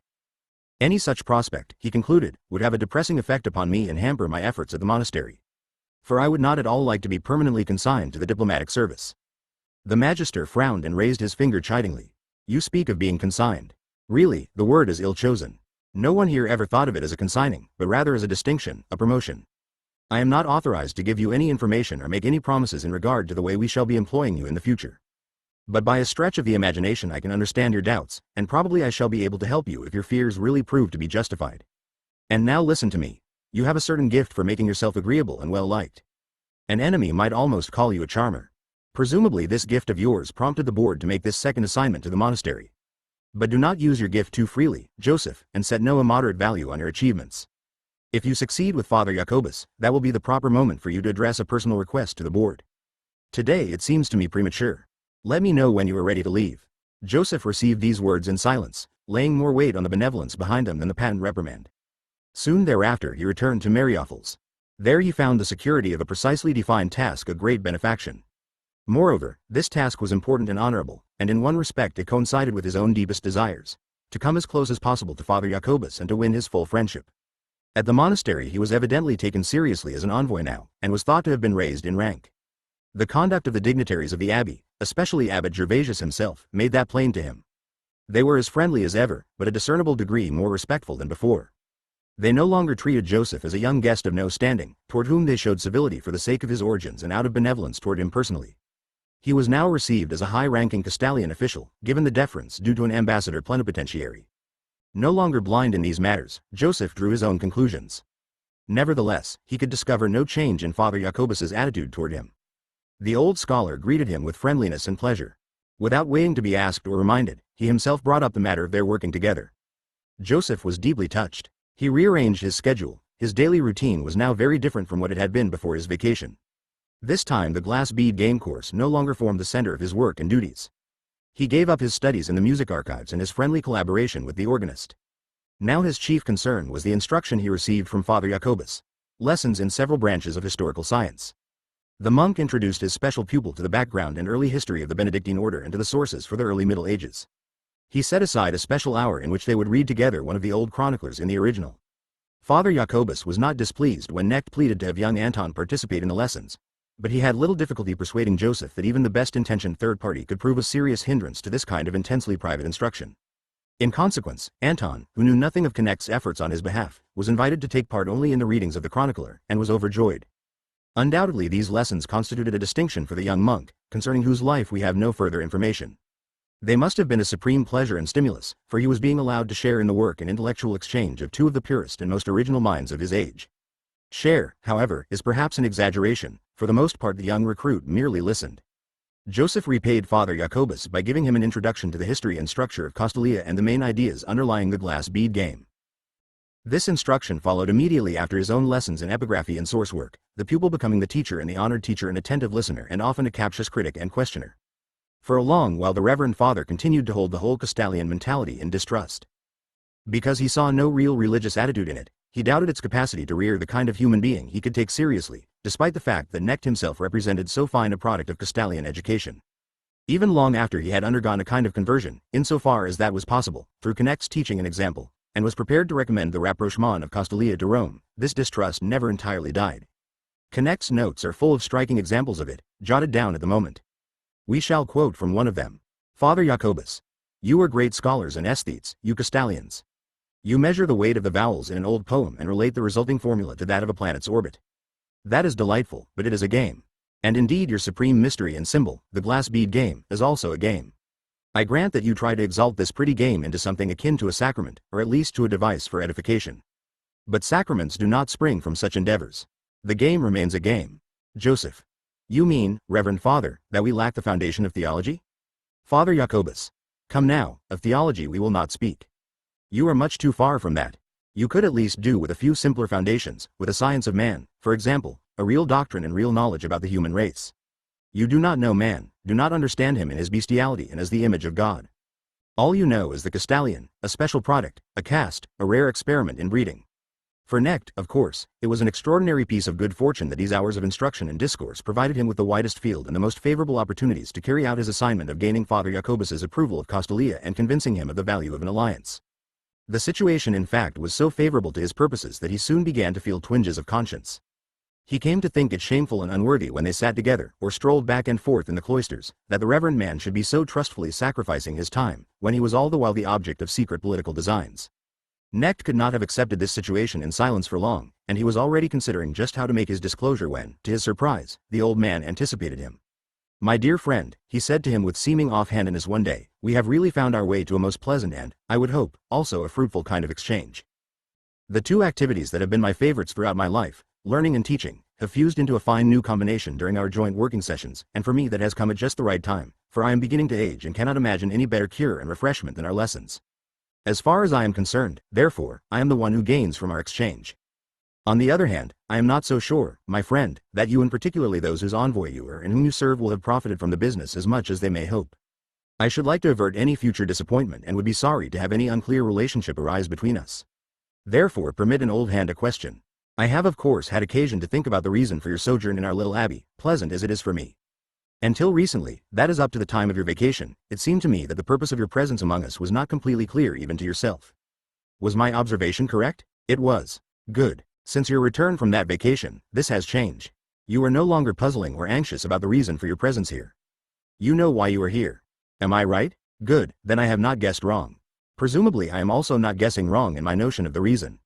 You have a diplomatic assignment, and it concerns neither our monastery nor our abbot, but me. As you see, not very much is left of your secret. To clarify the situation completely, I shall take the final step and ask you to inform me fully about the rest of it. What is your assignment? Knecht had sprung to his feet and stood facing Father Jacobus, surprised, embarrassed, feeling something close to dismay. You were right, he cried, but at the same time that you relieve me of a burden, you also shame me by speaking first. I have long been considering how I could manage to give our relationship the clarity you have established so rapidly. The one saving thing is that my request for instruction and our agreement fell in the period before my vacation. Otherwise it truly would have seemed as if the whole thing had been diplomacy on my part, and our studies merely a pretext. The old man spoke with friendly reassurance. I merely wanted to help both of us move forward a step. There is no need for you to aver the purity of your motives. If I have anticipated you and helped speed the coming of something that also seems desirable to you, all is well. After Knecht had told him the nature of his assignment, he commented, "Your superiors in Castalia are not exactly brilliant diplomats, but they are not so bad either, and they know a good thing when they see it. I shall give all the consideration to your mission, and my decision will depend partly on how well you can explain your Castalian constitution and ideals, and make them seem plausible to me. Let us give ourselves all the time we need for that." Seeing that Knecht still looked somewhat crestfallen, he gave a brittle laugh and said, "If you like, you can also regard my proceeding thus as a kind of lesson. We are two diplomats, and diplomats' intercourse is always a combat, no matter how friendly a form it may take. In our struggle, as it happens, I was momentarily at a disadvantage. I had lost the initiative. You knew more than I now. The balance has been restored. The chess move was successful, therefore it was the right one." Knecht thought it important to win Father Jacobus's approval for the Castalian authorities' project, but it seemed to him far more important to learn as much as possible from him, and for his own part to serve this learned and powerful man as a reliable guide to the Castalian world. A good many of Knecht's friends and later disciples envied him, as remarkable men are always envied, not only for their greatness of soul and energy, but also for their seeming luck, their seeming preferment by destiny. The lesser man sees in the greater as much as he can see, and Joseph Knecht's career cannot help striking every observer as unusually brilliant, rapid, and seemingly effortless. Certainly we are tempted to say of that period in his life, he was lucky. Nor would we wish to try to explain this luck rationalistically or moralistically, either as the causal result of external circumstances or as a kind of reward for special virtue. Luck has nothing to do with rationality or morality. By its nature it has about it a quality akin to magic, belonging to a primitive, more youthful stage of mankind's history. The lucky innocent, showered with gifts by the fairies, pampered by the gods, is not the object of rational study, and hence not a fit subject for biographical analysis. He is a symbol who always stands outside the personal and the historical realms. Nevertheless, there are outstanding men with whose lives luck is intimately bound up, even though that luck may consist merely in the fact that they and the task proper to their talents actually intersect on the plane of history and biography, that they are born neither too soon nor too late. Knecht seems to have been one of these. Thus his life, at least for a considerable part of his way, gives the impression that everything desirable simply fell into his lap. We do not wish to deny or to gloss over this aspect of his life. Moreover, we could explain it rationally only by a biographical method which is not ours, neither desired nor permitted in Castalia. That is, we would have to enter into an almost unlimited discussion of the most personal, most private matters, of health and sickness, the oscillations and curves in his vitality and self-confidence. We are quite sure that any such biographical approach, which is out of the question for us, would reveal a perfect balance between Knecht's luck and his suffering, but nevertheless would falsify our portrayal of his person and his life. But enough digression. We were saying that many of those who knew Knecht, or had only heard of him, envied him. Probably few things in his life seemed to lesser folk so enviable as his relationship to the old Benedictine father, for he was at one and the same time pupil and teacher, taker and giver, conquered and conqueror, friend and collaborator. Moreover, none of Knecht's conquests since his successful courting of elder brother in the bamboo grove had given him such happiness. No other had made him feel so intensely honored and abashed, rewarded and stimulated. Of his later favorite pupils, almost all have testified to how frequently, gladly, and joyfully he would refer to Father Jacobus. Knecht learned from the Benedictine something he could scarcely have learned in the Castalia of those days. He acquired an overview of the methods of historical knowledge and the tools of historical research, and had his first practice in applying them. But far beyond that, he experienced history not as an intellectual discipline, but as reality, as life, and in keeping with that, the transformation and elevation of his own personal life into history. This was something he could not have learned from a mere scholar. Father Jacobus was not only far more than a scholar, a seer, and a sage, he was also a mover and shaper. He had used the position in which fate had placed him not just to warm himself at the cozy fires of a contemplative existence, he had allowed the winds of the world to blow through his scholar's den and admitted the perils and forebodings of the age into his heart. He had taken action, had shared the blame and the responsibility for the events of his time. He had not contented himself with surveying, arranging, and interpreting the happenings of the distant past, and he had not dealt only with ideas, but with the refractoriness of matter and the obstinacy of men. Together with his associate and antagonist, a recently deceased Jesuit, he was regarded as the real architect of the diplomatic and moral power and the impressive political prestige that the Roman Church had regained after ages of meekly borne ineffectuality and insignificance. Although teacher and pupil scarcely ever discussed current politics, the Benedictine's practice in holding his counsel as well as the younger man's reluctance to be drawn into such issues combined to prevent that. Father Jacobus's political position and activities so permeated his mind that all his opinions, all of his glances into the thicket of the world's squabbles were those of the practical statesman. Not that he was an ambitious or an intriguing politician. He was no regent and leader, no climber either, but a counselor and arbitrator, a man whose conduct was tempered by sagacity, whose efforts were restrained by a profound insight into the inadequacies and difficulties of human nature, but whose fame, experience, knowledge of men and conditions, as well as his personal integrity and altruism, had enabled him to gain significant power. Knecht had known nothing of all this when he came to Mariaples. He had even been ignorant of Father Jacobus's name. The majority of the inhabitants of Castalia lived in a state of political innocence and naivete such as had been quite common among the professors of earlier ages. They had no political rights and duties, scarcely ever saw a newspaper. Such was the habit of the average Castalian, such his attitude. Repugnance for current events, politics, newspapers, was even greater among the glass bead game players who liked to think of themselves as the real elite, the cream of the province, and went to some lengths not to let anything cloud the rarefied atmosphere of their scholarly and artistic existences. As we have seen, at the time of his first appearance at the monastery, Knecht had come not as a diplomatic envoy but solely as a teacher of the glass bead game, and had no political knowledge aside from what Monsieur Dubois had managed to instill in a few weeks. He was by comparison much more knowing now, but he had by no means surrendered the Waldzeller's distaste for engaging in current politics. Although his association with Father Jacobus had awakened Heaney politically and taught him a good deal, this had not happened because Knecht was drawn to this realm. It just happened, as an inevitable though incidental consequence. In order to add to his equipment and the better to fulfill his honorable task of lecturing de rebus Castaliensibus to his pupil, Father Jacobus, Knecht had brought with him from Waldsall literature on the constitution and history of the province, on the system of the elite schools, and on the evolution of the glass bead game. Some of these books had served him 20 years before during his struggle with Plinio Designori, and he had not looked at them since. Others, meant specially for the officials of Castalia, had been barred to him as a student. Now he read them for the first time. The result was that at the very time his areas of study were so notably expanding, he was also forced once again to contemplate, understand, and reinforce his own intellectual and historical base. In his efforts to present the nature of the order and of the Castalian system to Father Jacobus with maximum simplicity and clarity, he inevitably stumbled over the weakest point in his own and all Castalian education. He found that he himself had only a pale and rigidly schematic notion of the historical conditions which had led to the foundation of the order and everything that followed from it. His picture of the conditions which had furthered the growth of the new system lacked all vividness and orderliness.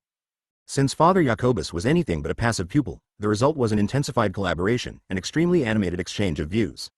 While Joseph tried to present the history of his Castalian order, Jacobus helped him to see many aspects of this history in the proper light for the first time, and to discern its roots in the general history of nations. Because of the Benedictine's temperament, these discussions often turned into passionate disputes, and as we shall see they continued to bear fruit years later and remained a vital influence down to the end of Knecht's life. On the other hand, the close attention Father Jacobus had given Knecht's exposition, and the thoroughness with which he came to know and appreciate Castalia, was evidenced by his subsequent conduct. Due to the work of these two men, there arose between Rome and Castalia a benevolent neutrality and occasional scholarly exchange which now and then developed into actual cooperation and alliance and ultimately produced the concord which continues to this day. In time Father Jacobus asked to be introduced to the theory of the glass bead game, which he had originally pooh-poohed, for he sensed that here lay the secret of the order and what might be called its faith or religion. Once he had consented to penetrate into this world he had hitherto known only from hearsay, and for which he had felt little liking, he resolutely proceeded in his shrewd and energetic way straight toward its center.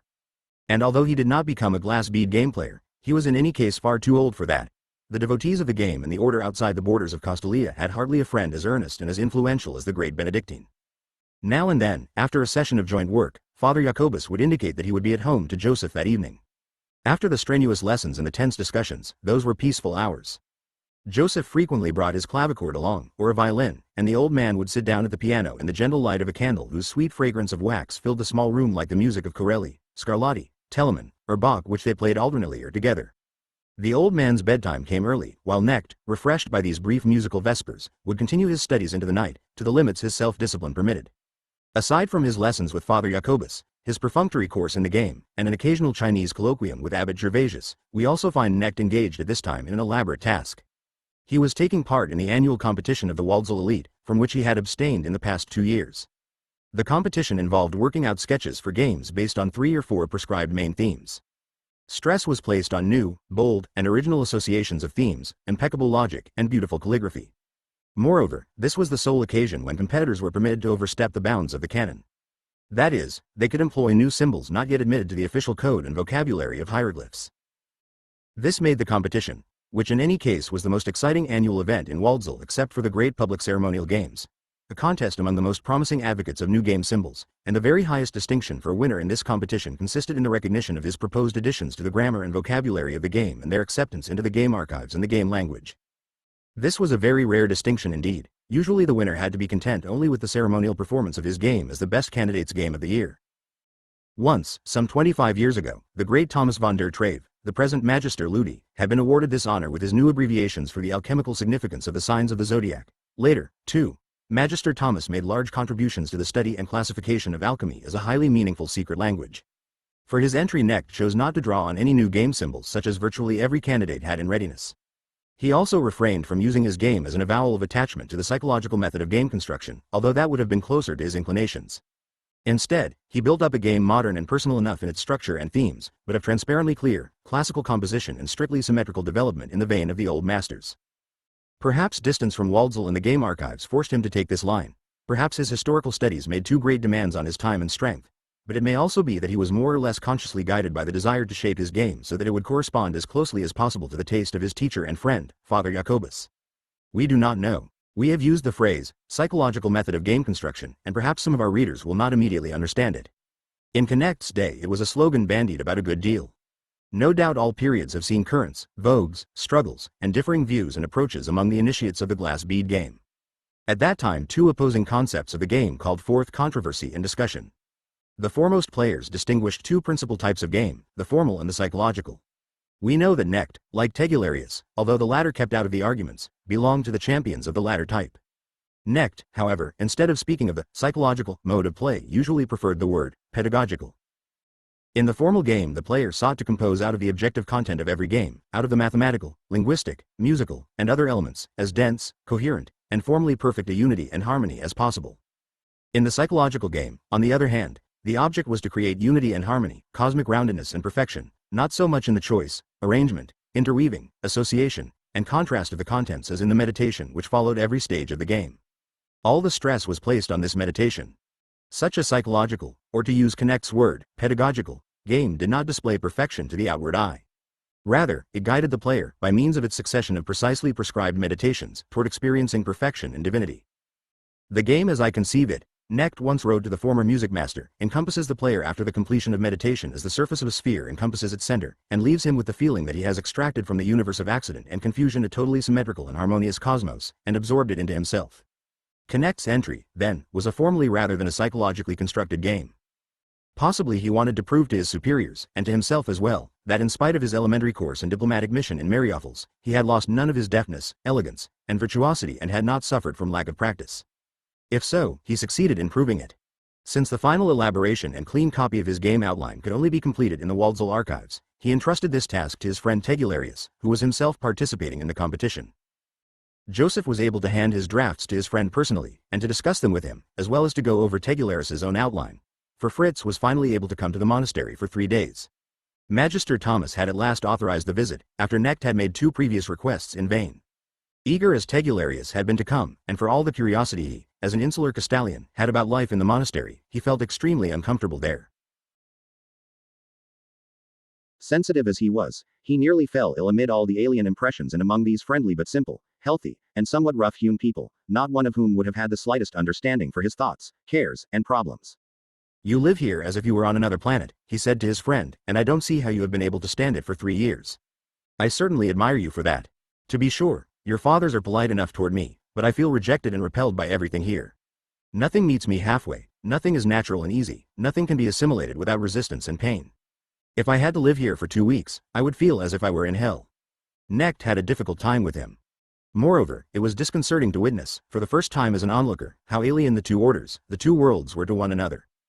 He felt, too, that his oversensitive friend with his air of anxious helplessness was not making a good impression among the monks. Nevertheless, they revised their respective game plans for the competition thoroughly, each critically examining the other's work.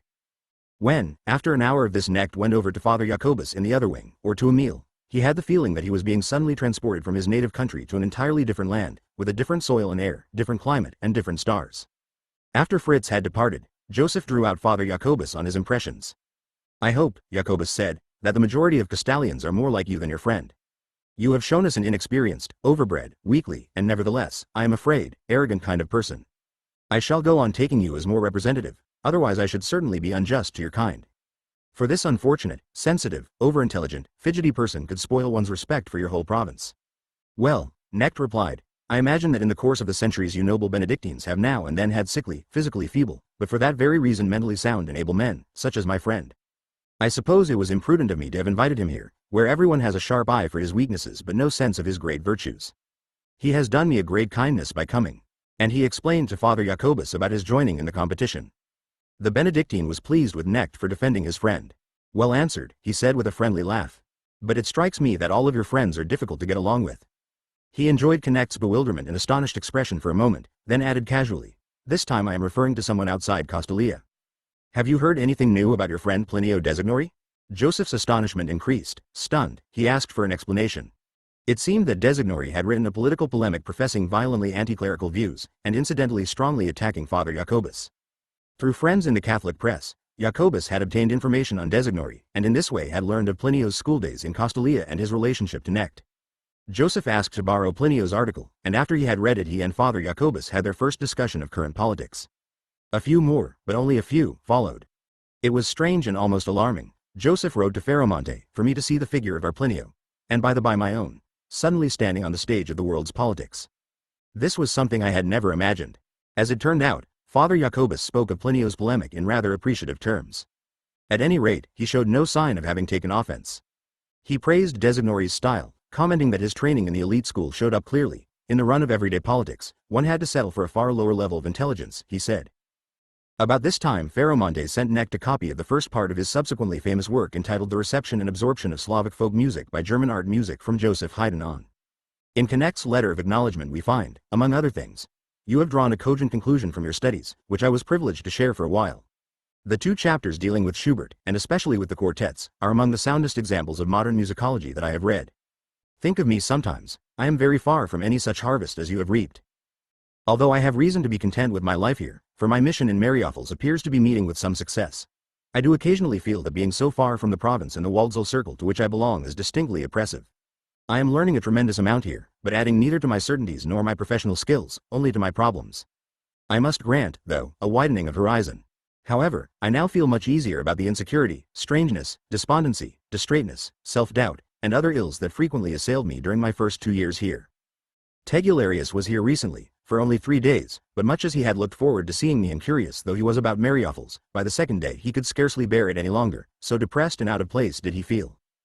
Since a monastery is after all a rather sheltered, peaceful world, and favorable enough to things of the spirit, in no way like a jail, a barracks, or a factory, I conclude from my experience that people from our dear province are a good deal more pampered and oversensitive than we realize. At about the date of this letter to Carlo, Knecht persuaded Father Jacobus to address a brief letter to the Directorate of the Castalian Order acquiescing in the proposed diplomatic step. To this Jacobus added the request that they would permit the glass bead game player Joseph Knecht, who is universally popular here, and who was kindly giving him a private course de rebus Castaliensibus, to remain for a while longer. The Castalian authorities were, of course, glad to oblige. Joseph, who had been thinking that he was still very far from any such harvest, received a commendation, signed by the Directorate and by Monsieur Dubois, congratulating him on the success of his mission. But what struck him as most important about this honorific document and what gave him the greatest pleasure, he reported it in well-nigh triumphant tones in a note to Fritz, was a short sentence to the effect that the order had been informed by the Magister Ludi of his desire to return to the Vicus Lucerum, and was disposed to grant this request after completion of his present assignment. Joseph also read this passage aloud to Father Jacobus and now confessed how greatly he had feared possible permanent banishment from Castalia and being sent to Rome. Laughing, Father Jacobus commented, "Yes, my friend, there is something about orders. One prefers living in their bosom rather than out on the periphery, let alone in exile. You've touched the soiled fringes of politics here, but now go right ahead and forget it, for you are not a politician. But do not break your troth with history, even though it may remain forever a secondary subject and a hobby for you. For you had the makings of a historian. And now let us profit by our time together, as long as I have you." Joseph Knecht seems to have made little use of his privilege to pay more frequent visits to Waldsall. However, he listened on the radio to one seminar and to a good many lectures and games. So also, from afar, sitting in his excellent guest room in the monastery, he took part in that solemnity, in the festival hall of the Vicus Lucerum at which the results of the prize competition were announced. He had handed in a rather impersonal and not at all revolutionary, but solid and elegant piece of work whose value he knew, and he was prepared for an honorable mention or a third or second prize. To his surprise he now heard that he had been awarded first prize, and even before surprise had given way to delight, the spokesman for the Magister Ludi's office continued reading in his beautiful low voice and named Tegularius as winner of the second prize. It was certainly a moving and rapturous experience that the two of them should emerge from this competition hand in hand, as the crowned winners. He sprang to his feet without listening to the rest, and ran down the stairs and through the echoing corridors out into the open air. In a letter to the former music master, written at this time, we may read, "I am very happy, revered master, as you can imagine. First, the success of my mission and its commendation by the Directorate of the Order, together with the prospect, so important to me, of soon returning home to friends and to the glass bead game, instead of being kept in the diplomatic service. and now this first prize for a game whose formal aspects I did take pains with, but which for good reasons by no means drained me of everything I had to contribute. And on top of that the joy of sharing this success with my friend. It really was too much all at once. I am happy, yes, but I could not well say that I am merry.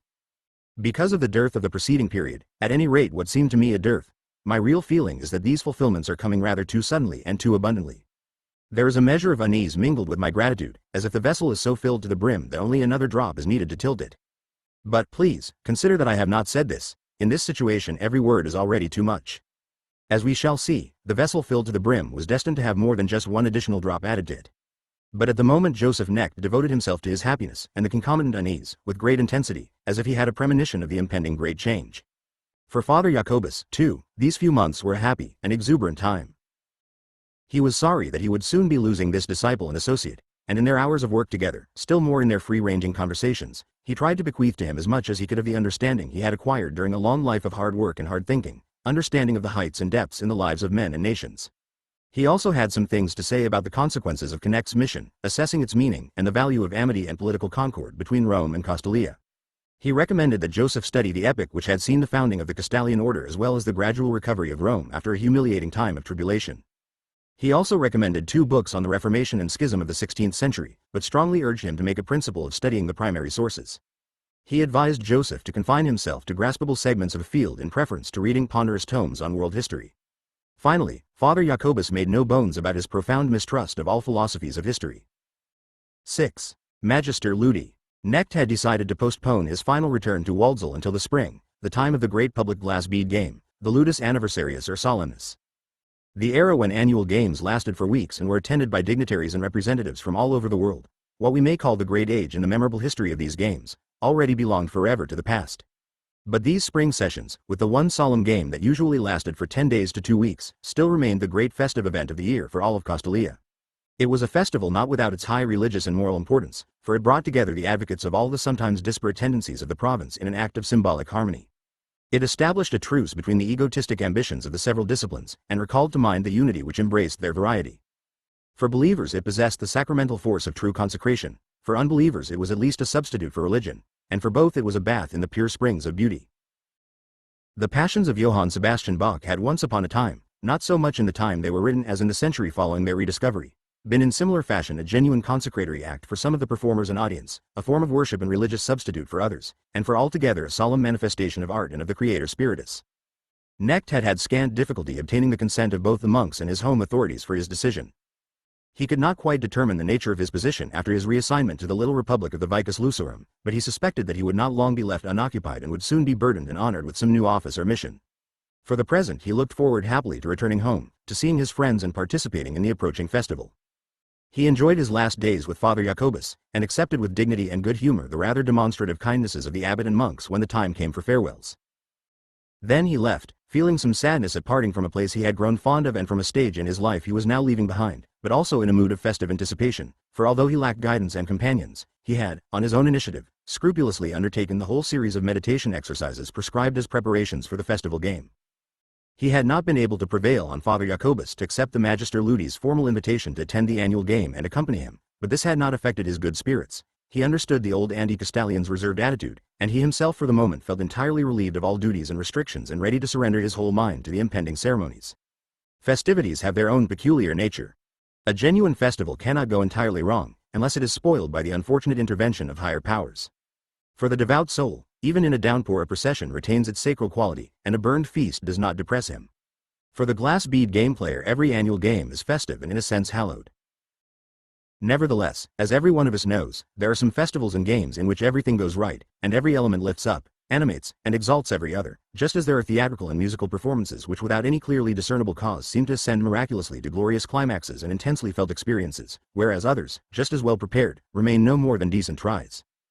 Insofar as the achievement of intense experiences depends on the emotional state of the spectator, Joseph Knecht had the best imaginable preparation. He was troubled by no cares, returning from abroad loaded with honors, and looking forward with joyous anticipation to the coming event. Nevertheless, this time the Ludus Solemnis was not destined to be touched by that aura of the miraculous and so rise to a special degree of consecration and radiance. It turned out, in fact, a cheerless, distinctly unhappy, and something very close to an unsuccessful game.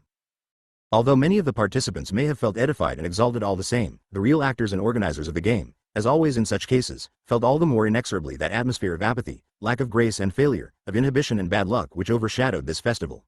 Necht, although he of course sensed it and found his high expectations somewhat dashed, was by no means among those who felt the fiasco most keenly. Even though the solemn act failed to reach the true peak of perfection and blessing, he was able, because he was not playing and bore no responsibility for it, to follow the ingeniously constructed game appreciatively, as a devout spectator, to let the meditations quiver to a halt undisturbed, and with grateful devotion to share that experience so familiar to all guests at these games. The sense of ceremony and sacrifice, of mystic union of the congregation at the feet of the divine, which could be conveyed even by a ceremony that, for the narrow circle of initiates, was regarded as a failure. Nevertheless, he too was not altogether unaffected by the unlucky star that seemed to preside over this festival. The game itself, to be sure, was irreproachable in plan and construction, like every one of Master Thomas's games. In fact, it was one of his cleanest, most direct, and impressive achievements. But its performance was specially ill-starred and has not yet been forgotten in the history of Waldsall. When Necht arrived, a week before the opening of the great game, he was received not by the Magister Ludi himself, but by his deputy Bertram, who welcomed him courteously but informed him rather curtly and distractedly that the venerable master had recently fallen ill and that he, Bertram, was not sufficiently informed about Knecht's mission to receive his report. Would he therefore go to Hersland to report his return to the directorate of the order and await its commands? As he took his leave, Necht involuntarily betrayed, by tone or gesture, his surprise at the coolness and shortness of his reception. Bertram apologized. "Do forgive me if I have disappointed you, and please understand my situation," he said. "The Magister is ill, the annual game is upon us, and everything is up in the air. I don't know whether the Magister will be able to conduct the game or whether I shall have to leap into the breach." The revered master's illness could not have come at a more difficult moment, he went on to say. He was ready as always to assume the Magister's official duties, but if in addition he had to prepare himself at such short notice to conduct the great game, he was afraid it would prove a task beyond his powers. Necht felt sorry for the man, who was so obviously depressed and thrown off balance. He was also sorry that the responsibility for the festival might now lie in the deputy's hands. Joseph had been away from Waldsall too long to know how well-founded Bertram's anxiety was. The worst thing that can happen to a deputy had already befallen the man. Some time past he had forfeited the trust of the elite, so that he was truly in a very difficult position. With considerable concern, Necht thought of the Magister Ludi, that great exponent of classical form and irony, the perfect master and Castalian. He had looked forward eagerly to the Magister's receiving him, listening to his report, and reinstalling him in the small community of players, perhaps in some confidential post. It had been his desire to see the festival game presided over by Master Thomas, to continue working under him and courting his recognition. Now it was painful and disappointing to find the Magister withdrawn into illness, and to be directed to other authorities. There was, however, some compensation in the respectful goodwill with which the Secretary of the Order and Monsieur Dubois received him and heard him out. They treated him, in fact, as a colleague. During their first talk he discovered that for the present at any rate they had no intention of using him to promote the Roman project. They were going to respect his desire for a permanent return to the game. For the moment they extended a friendly invitation to him to stay in the guest house of the Vicus Lucerum, attend the annual game, and survey the situation. Together with his friend Tegularius, he devoted the days before the public ceremonies to the exercises in fasting and meditation. That was one of the reasons he was able to witness in so devout and grateful a spirit the strange game which has left an unpleasant aftertaste in the memories of some.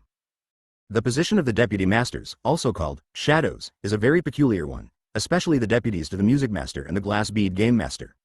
Every magister has a deputy who is not provided for him by the authorities.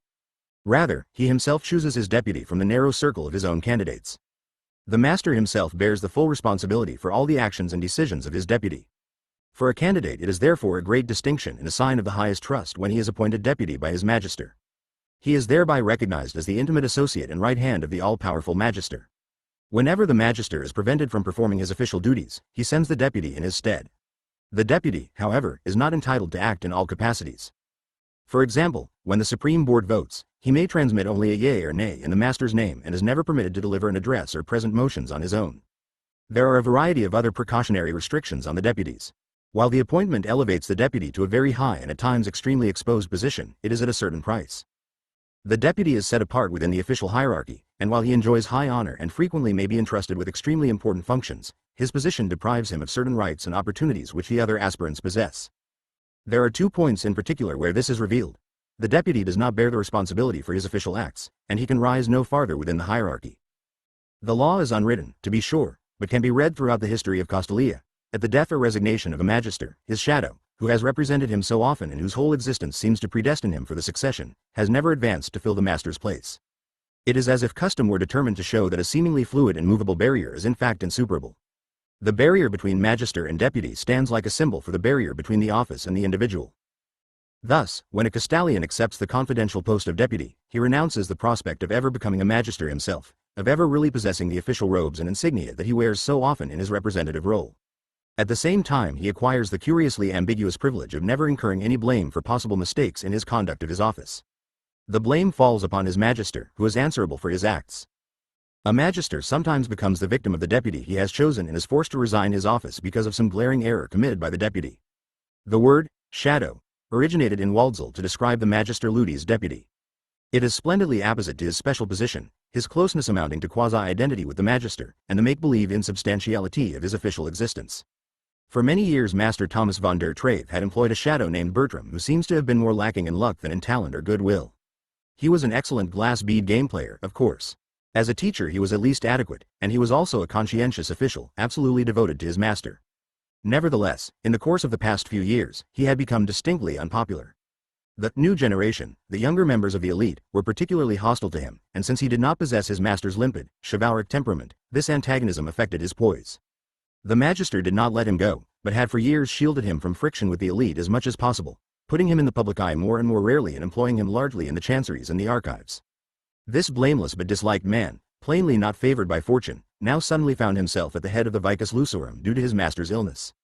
If it should turn out that he had to conduct the annual game, he would occupy for the duration of the festival the most exposed position in the entire province. He could only have coped with this great task if the majority of the glass bead game players, or at any rate the tutors as a body, had supported him. Regrettably, that did not happen. This was why the Ludus Solemnis turned into a severe trial and very nearly a disaster for Waldsall. Not until the day before the game was it officially announced that the magister had fallen seriously ill and would be unable to conduct the game. We do not know whether this postponement of the announcement had been dictated by the sick magister, who might have hoped up to the last moment that he would be able to pull himself together and preside. Probably he was already too ill to cherish any such ideas, and his shadow made the mistake of leaving Castalia in uncertainty about the situation in Waldsall up to the last moment. Granted, it is even disputable whether this delay was actually a mistake. Undoubtedly it was done with good intentions, in order not to discredit the festival from the start and discourage the admirers of Master Thomas from attending. And had everything turned out well, had there been a relation of confidence between the Waldsall community of players and Bertram, the shadow might actually have become his representative and, this is really quite conceivable, the magister's absence might have gone almost unnoticed. It is idle to speculate further about the matter. We have mentioned it only because we thought it necessary to suggest that Bertram was not such an absolute failure, let alone unworthy of his office, as public opinion in Waldsall regarded him at that time. He was far more a victim than a culprit. As happened every year, guests poured into Waldsall to attend the great game. Many arrived unsuspectingly. Others were deeply anxious about the Magister Ludi's health and had gloomy premonitions about the prospects of the festival. Waldsall and the nearby villages filled with people. Almost every one of the directors of the order and the members of the Board of Educators were on hand. Travelers in holiday mood arrived from the remoter parts of the country and from abroad, crowding the guest houses. On the evening before the beginning of the game, the ceremonies opened with the meditation hour. In response to the ringing of bells, the whole of Waldsall, crowded with people as it was, subsided into a profound, reverent silence. Next morning came the first of the musical performances and announcement of the first movement of the game, together with meditation on the two musical themes of this movement. Bertram, in the Magister Ludi's festival robes, displayed a stately and controlled demeanor, but he was very pale. As day followed day, he looked more and more strained, suffering and resigned, until during the last days he really resembled a shadow. By the second day of the game the rumor spread that Magister Thomas's condition had worsened, and that his life was in danger. That evening there cropped up here and there, and especially among the initiates, those first contributions to the gradually developing legend about the sick master and his shadow. This legend, emanating from the innermost circle of the Vicus Lusorum, the tutors, maintained that the master had been willing and would have been able to conduct the game, but that he had sacrificed himself to his shadow's ambition and assigned the solemn task to Bertram.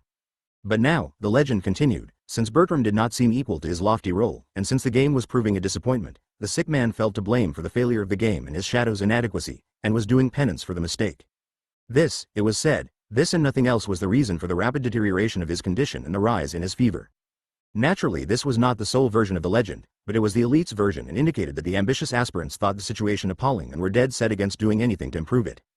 Their reverence for the master was balanced by their malice for his shadow. They wanted Bertram to fail even if the master himself had to suffer as well. By and by the story went the rounds that the magister on his sickbed had begged his deputy and two seniors of the elite to keep the peace and not endanger the festival. The next day it was asserted that he had dictated his will and had named the man he desired for his successor. Moreover, names were whispered. These and other rumors circulated along with news of the Magister's steadily worsening condition, and from day to day spirits sagged in the festival hall as well as in the guest houses, although no one went so far as to abandon the festival and depart. Gloom hung over the entire performance all the while that it proceeded outwardly with formal propriety. Certainly there was little of that delight and uplift that everyone familiar with the annual festival expected, and when on the day before the end of the game Magister Thomas, the author of the festival game, closed his eyes forever, not even the efforts of the authorities could prevent the news from spreading. Curiously, a good many participants felt relieved and liberated by this outcome. The game students, and the elite in particular, were not permitted to don mourning before the end of the Ludus Solemnis, nor to make any break in the strictly prescribed sequence of the hours, with their alternation of performances and meditation exercises. Nevertheless, they unanimously went through the last act and day of the festival as if it were a funeral service for the revered deceased. They surrounded the exhausted, pale, and sleepless Bertram, who continued officiating with half-closed eyes, with a frigid atmosphere of isolation. Joseph Knecht had been kept in close contact with the elite by his friend Tegularius. As an old player, moreover, he was fully sensitive to all these currents and moods.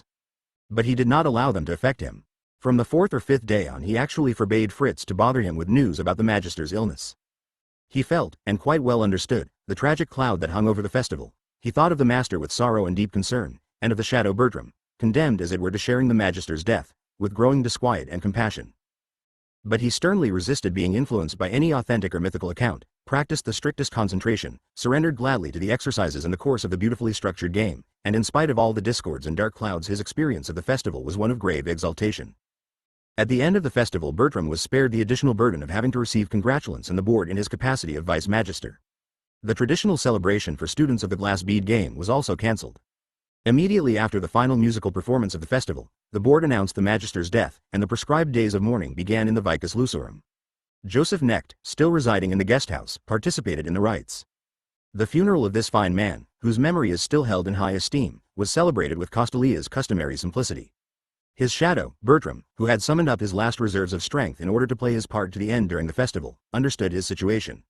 He asked for a leave and went on a walking trip in the mountains. There was mourning throughout the game village, and indeed everywhere in Waldsall.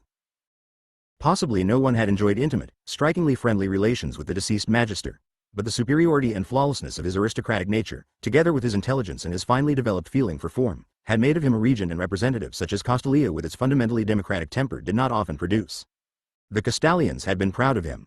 If he had seemed to hold himself aloof from the realms of passion, love, and friendship, that made him all the more the object for youth's craving to venerate.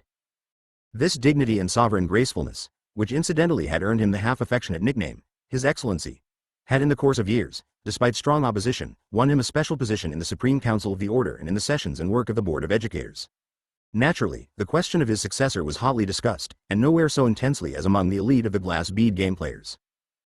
After the departure of the Shadow, whose overthrow these players had sought and achieved, the functions of the Magister's office were temporarily distributed by vote of the elite itself among 3 temporary deputies. Only the internal functions in the Vicus Lucerum, of course, not the official work in the Board of Educators. In keeping with tradition, the board would not permit the magistracy to remain vacant more than 3 weeks.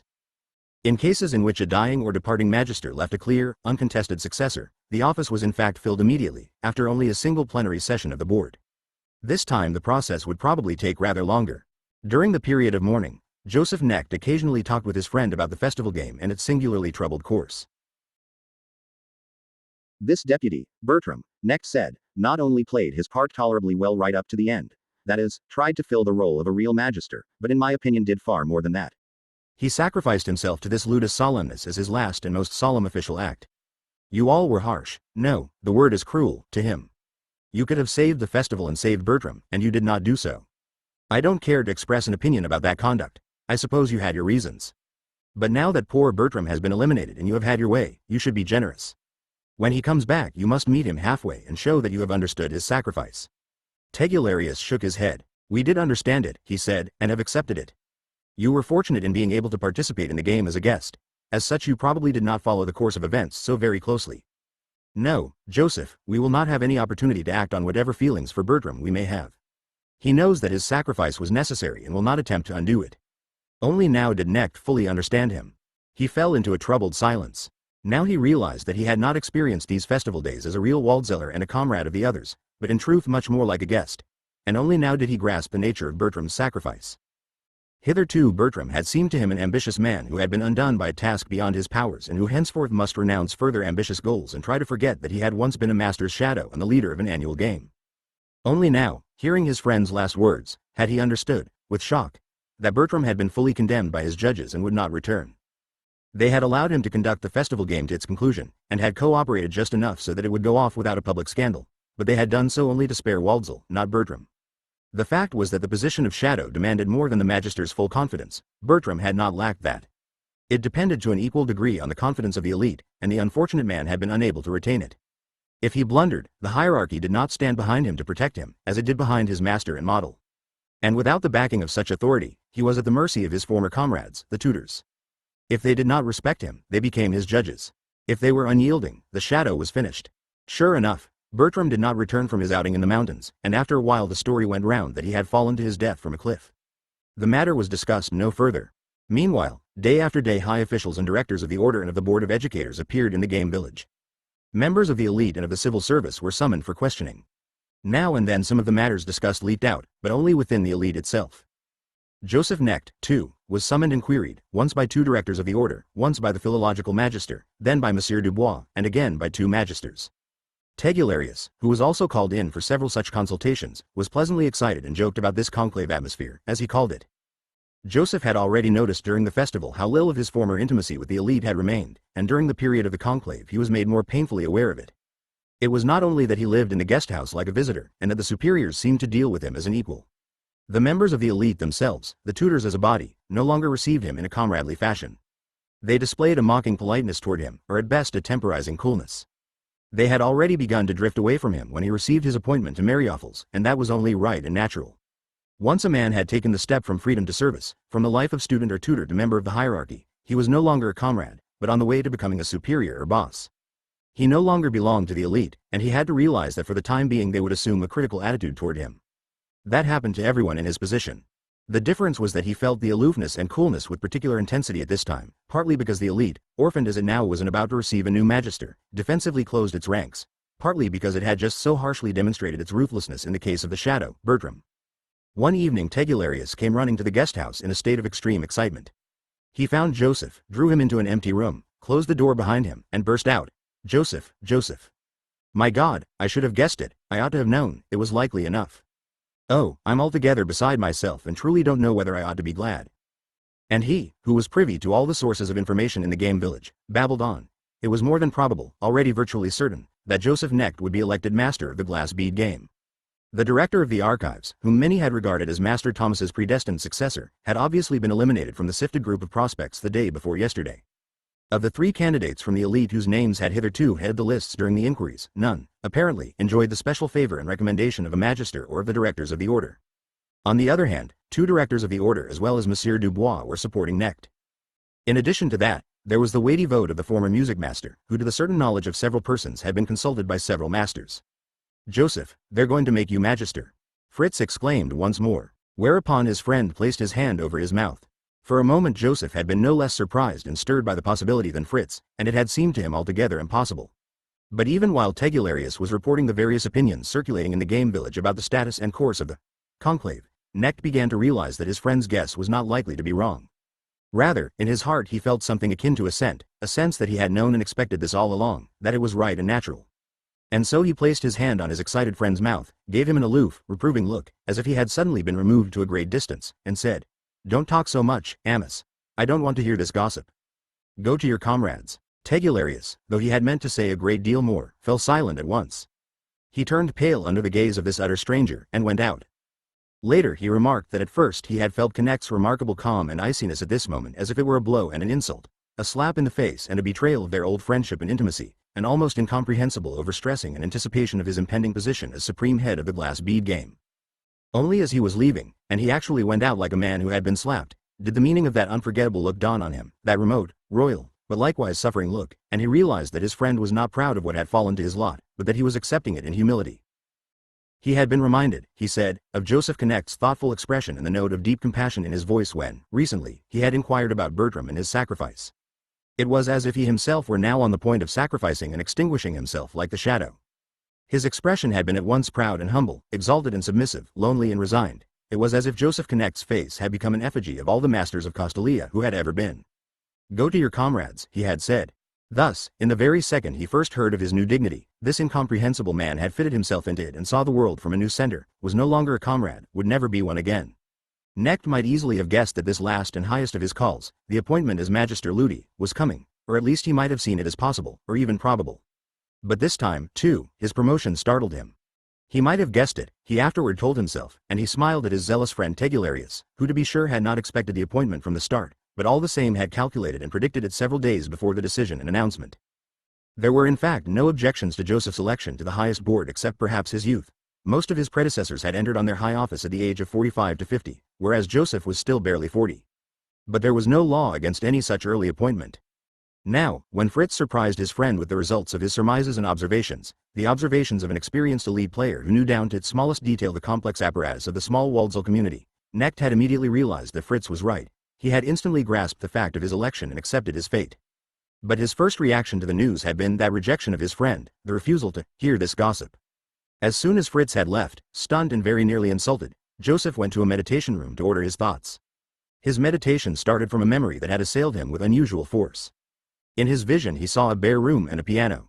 Through the room fell the cool, blithe light of forenoon, and at the door of the room appeared a handsome, friendly man, an elderly man with graying hair and a lucid face full of kindness and dignity.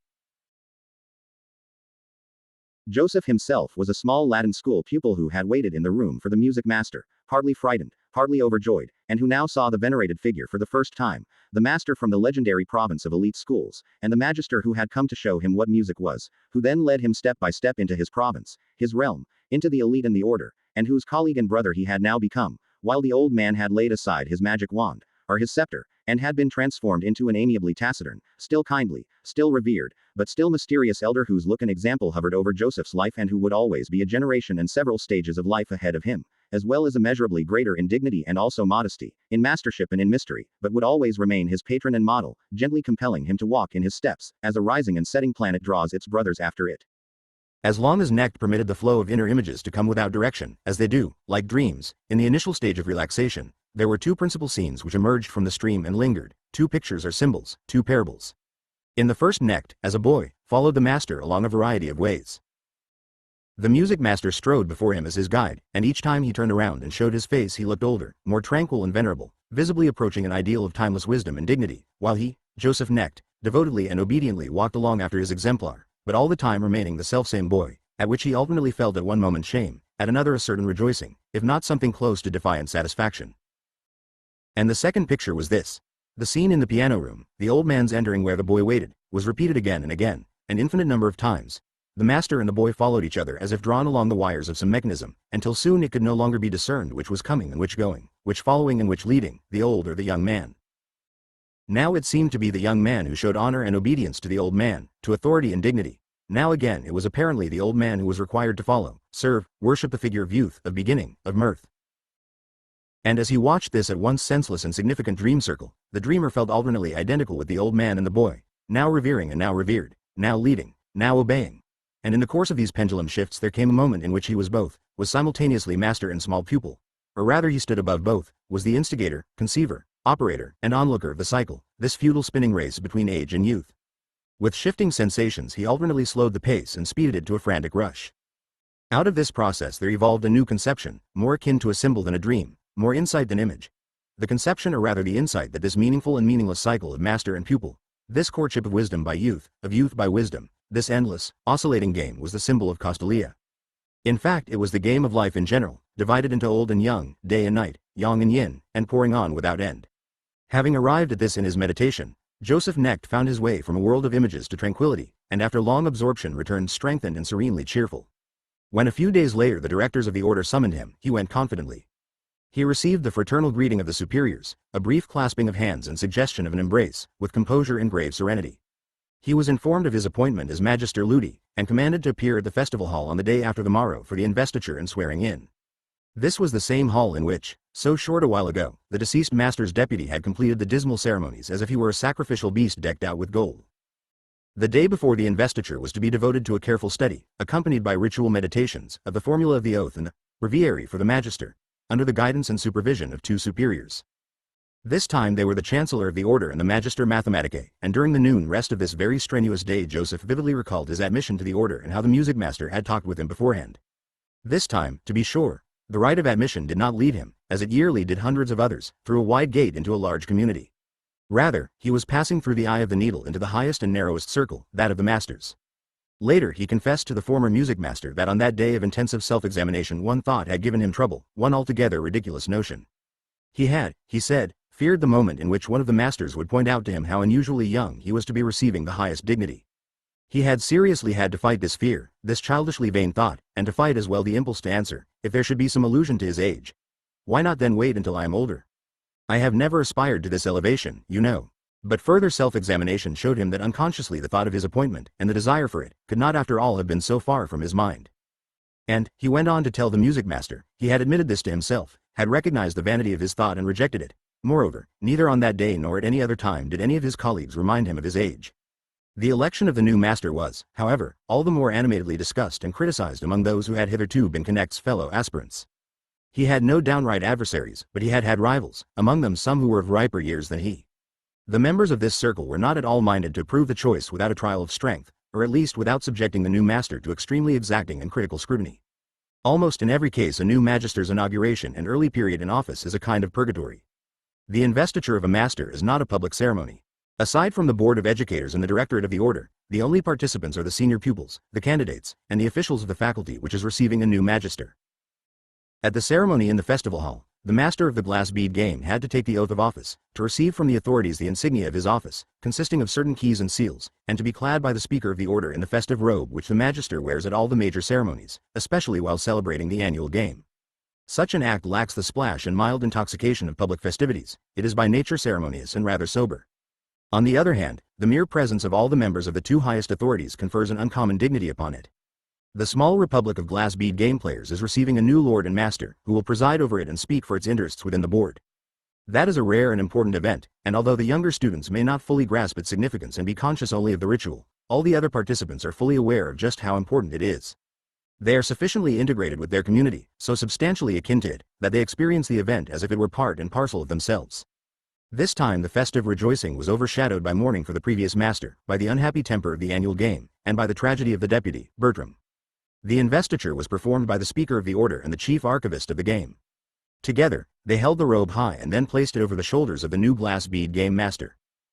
The brief festival oration was spoken by the Magister Grammaticae, the master of classical philology in Kupperheim. A representative of the elite of Waldsall handed over the keys and seal, and the aged former music master in person stood near the organ. He had come to see his protégé invested, and to give him a glad surprise by his unexpected presence, perhaps also to offer a helpful bit of advice. The old man would have liked to provide the music for the ceremony with his own hands, but he could no longer risk such exertions and therefore left the playing to the organist of the game village, but stood behind him turning the pages. He looked at Joseph with a beatific smile, saw him receive the robes and keys, and heard him first repeat the oath and then deliver his extemporaneous inaugural address to his future associates, officials, and students. Never before had this boy Joseph seemed to him as dear and pleasing as he was today, when he had almost ceased to be Joseph and was beginning to be no more than the wearer of robes and the keeper of an office, a jewel in a crown, a pillar in the structure of the hierarchy. But he was able to speak with his boy Joseph alone for only a few minutes. He conferred his serenely cheerful smile upon him, and admonished, "Make sure you manage the next 3 or 4 weeks well. A great deal will be asked of you. Always think of the whole, and always remember that missing out on some detail does not count for much now. You must devote your entire attention to the elite, don't think of anything else. 2 men will be sent to help initiate you. One of them is the yoga specialist Alexander. I have instructed him myself. Pay close attention to him, he knows his business. What you need is an unshakable confidence that the superiors were right in making you one of their own. Trust them, trust the people who have been sent to help you, and blindly trust your own strength. But be on your guard against the elite, that is what they expect. You will win out, Joseph, I know." The new magister was familiar with most of the functions of his office, for he had already assisted in the performance of them on various occasions, both in lowly and responsible capacities. The most important were the game courses, stretching from courses for schoolboys and beginners, holidayers and guests, to the practice sessions, lectures, and seminars for the elite. Every newly appointed magister could feel himself equal to all but the last of these tasks, whereas the new functions which had previously lain outside his scope caused him far more concern and effort. Such was the case with Joseph also. He would have liked to turn first of all, with undivided zeal, to these new duties, the properly magisterial duties. sitting on the Supreme Council of Education, working with the Council of Magisters and the Directorate of the Order, representing the Vicus Lucerum in dealings with all the authorities. He was all afire to familiarize himself with these new tasks and to strip them of the menace of the unknown. He wished that he could initially set aside several weeks for a careful study of the Constitution, the formalities, the minutes of previous sessions of the board, and so on. He knew, of course, that information and instruction on these matters were readily available to him.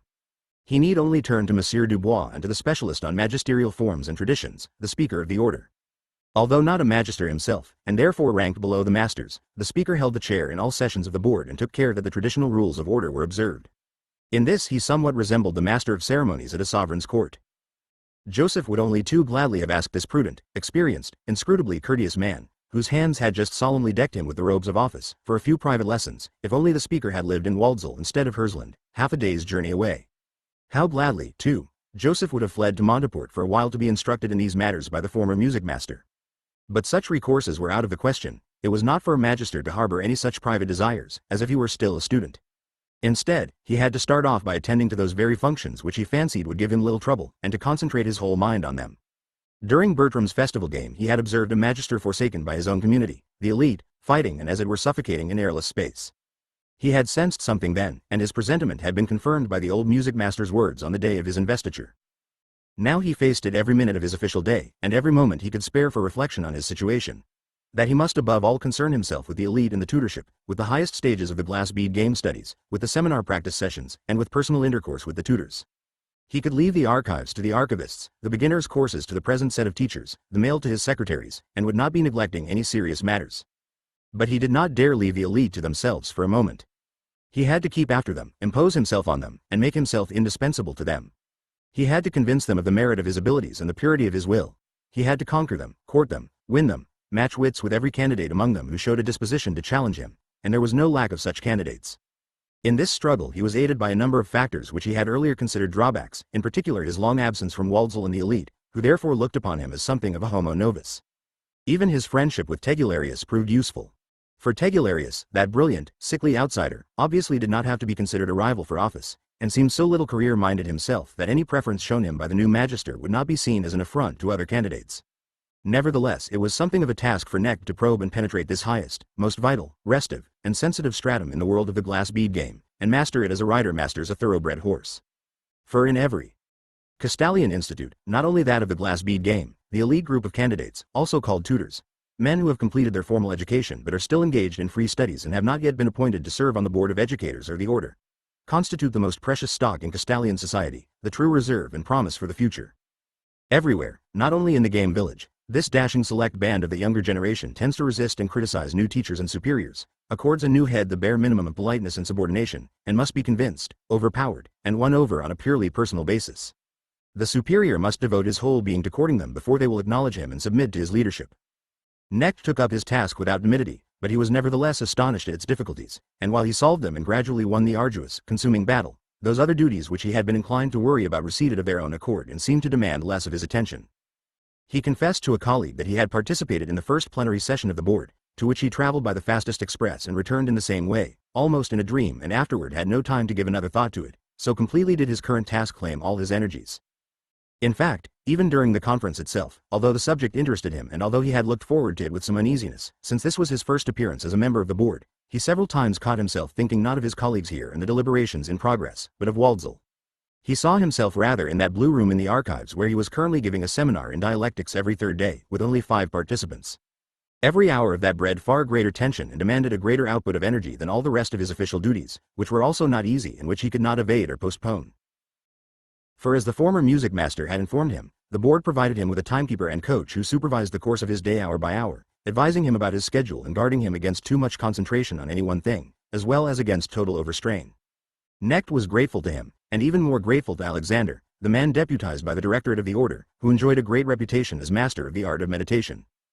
Alexander saw to it that Joseph, even though he was working to the utmost limit of his strength, practiced the little, or brief, meditation exercise 3 times daily, and that he abided strictly by the prescribed course and number of minutes for each such exercise. Before his evening meditation he and his aides, the coach and the meditation master, were supposed to review each official day, noting what had been well done or ill done, feeling his own pulse, as meditation teachers call this practice, that is, recognizing and measuring one's own momentary situation, state of health, the distribution of one's energies, one's hopes and cares. In a word, seeing oneself and one's daily work objectively and carrying nothing unresolved on into the night and the next day. While the tutors observed the prodigious labors of their magister with an interest partly sympathetic, partly aggressive, missing no opportunity to set him new tests of strength, patience, and quick-wittedness, trying one moment to inspire, the next to block his work, an uncomfortable void had come into being around Tegularius. He understood, of course, that Necht could not spare any attention, any time, any thought or sympathy for him right now. But he could not harden himself sufficiently, could not resign himself to being so neglected. It was all the more painful to him because he not only seemed to have lost his friend from one day to the next, but also found himself the object of some suspicion on the part of his associates, and was scarcely spoken to. That was hardly surprising, for although Tegularius could not seriously stand in the way of the ambitious climbers, he was known as one of the new magister's partisans and favorites. Necht could easily have grasped all this. To be sure, the responsibilities of the moment involved his laying aside all private, personal affairs for a while, including this friendship. But, as he later admitted to his friend, he did not actually do this wittingly and willingly, but quite simply because he had forgotten Fritz. He had so thoroughly converted himself into an instrument that such personal matters as friendship vanished into the realm of the impossible. If on occasion, as for example in that seminar he held for the 5 foremost glass bead game players, Fritz's face and figure appeared before him, he did not see Tegularius as a friend or personality, but as a member of the elite, a student, candidate, and tutor, a part of his work, a soldier in the regiment whom he had to train so that he could march on to victory with it. A shudder had gone through Fritz when the magister for the first time addressed him in that way. From Knecht's look, it was clear that this remoteness and objectivity were not pretense, but uncannily genuine, and that the man before him who treated him with this matter-of-fact courtesy, accompanied by intense intellectual alertness, was no longer his friend Joseph, was entirely a teacher and examiner, entirely master of the glass bead game, enveloped and isolated by the gravity and austerity of his office as if by a shining glaze which had been poured over him in the heat of the fire, and had cooled and hardened. During these hectic weeks a minor incident connected with Tegularius occurred. Sleepless and under severe psychological strain, he was guilty during the seminar of a discourtesy, a minor outburst, not toward the magister but toward a colleague whose mocking tone had grated on his nerves. Necht noticed also the delinquent's overwrought state. He reproved him wordlessly, merely by a gesture of his finger, but afterward sent his meditation master to him to calm the troubled soul. Tegularius, after weeks of deprivation, took this concern as a first sign of reviving friendship, for he assumed that it was an attention directed toward himself as a person, and willingly submitted to the cure. In reality Necht had scarcely been aware of the object of his solicitude. He had acted solely as the magister, had observed irritability and a lack of self-control in one of his tutors, and had reacted to it as an educator, without for a moment regarding this tutor as a person or relating him to himself. When, months later, his friend reminded him of this scene and testified how overjoyed and comforted he had been by this sign of goodwill, Joseph Necht said nothing. He had completely forgotten the affair, but did not disabuse his friend. At last he attained his goal. The battle was won. It had been a great labor to subdue this elite, to drill them until they were weary, to tame the ambitious, win over the undecided, impress the arrogant. But now the work was done. The candidates at the game village had acknowledged him their master and submitted to him. Suddenly everything went smoothly, as if only a drop of oil had been needed. The coach drew up a last agenda with Necht, expressed the board's appreciation, and vanished. Alexander, the meditation master, likewise departed. Instead of a morning massage, Necht resumed his customary walks. As yet he could not even begin to think of anything like studying or even reading, but now he was able to play a little music some days, in the evening before going to sleep. The next time he attended a meeting of the board, Necht distinctly sensed, although the matter was never so much as mentioned, that he was now regarded by his colleagues as tested and proved. He was their equal. After the intensity of the struggle to prove himself, he was now overcome once more by a sense of awakening, of cooling and sobering. He saw himself in the innermost heart of Castalia, sat in the highest rank of the hierarchy, and discovered with strange sobriety and almost with disappointment that even this very thin air was breathable, but that he who now breathed it as though he had never known anything different was altogether changed. That was the consequence of this harsh period of trial. It had burned him out as no other service, no other effort, had previously done. The elite's acknowledgement of him as their sovereign was marked this time by a special gesture. When Necht sensed the end of their resistance, the confidence and consent of the tutors, and knew that he had successfully put the hardest task behind him, he realized that the moment had come for him to choose a shadow. In point of fact, he would never more sorely need someone to relieve him of burdens than right now, after the victory was won, when he found himself suddenly released into relative freedom after an almost superhuman trial of strength. Many a magister in the past had collapsed just at this point in his path. Necht now renounced his right to choose among the candidates and asked the tutors as a body to select a shadow for him. Still under the impact of Bertram's fate, the elite took this conciliatory gesture very seriously, and after several meetings and secret polls, made their choice, providing the magister with one of their best men, a deputy who until Knecht's appointment had been regarded as one of the most promising candidates for the office of magister. He had survived the worst. Now there was time for walks and music again. After a while he could once more think of reading. Friendship with Tegularius, occasional correspondence with Pharomonte, would be possible. Now and then he would be able to take half a day off, perhaps sometimes permit himself to go away for a short vacation. But all these amenities would benefit another man, not the previous Joseph who had thought himself a keen glass bead game player and a tolerably good Castalian, but who had nevertheless had no inkling of the innermost nature of the Castalian system. Hitherto he had lived in so innocuously selfish, so puerilely playful, so inconceivably private and irresponsible a way. Once he recalled the tart reproof he had incurred from Master Thomas after he had expressed the desire to go on studying freely for a while longer. You say a while, but how long is that? You are still speaking the language of students, Joseph necked. That had been only a few years ago. He had listened with admiration, with profound reverence, along with a mild horror of this man's impersonal perfection and discipline, and he had felt Costalia reaching out for himself as well, seeking to draw him close in order, perhaps, to make of him just such a Thomas some day, a master, a sovereign and servant, a perfect instrument. And now he stood on the spot where Master Thomas had stood, and when he spoke with one of his tutors, one of those clever, sophisticated players and scholars, one of those diligent and arrogant princes, he looked across to him into a different world of alien beauty, a strange world that had once been his, exactly as Magister Thomas had gazed into his own strange student world. 7. In office. At first, assumption of the Magister's office seemed to have brought more loss than gain. It had almost devoured his strength and his personal life, had crushed all his habits and hobbies, had left a cool stillness in his heart, and in his head something resembling the giddiness after overexertion. But the period that now followed brought recovery, reflection, and habituation. It also yielded new observations and experiences. The greatest of these, now that the battle was won, was his collaboration with the elite on the basis of mutual trust and friendliness. He conferred with his shadow. He worked with Fritz Tegularius, whom he tried out as an assistant on his correspondence. He gradually studied, checked over, and supplemented the reports and other notes on students and associates which his predecessor had left. And in the course of this work Knecht familiarized himself, with increasing affection, with this elite whom he had imagined he knew so well.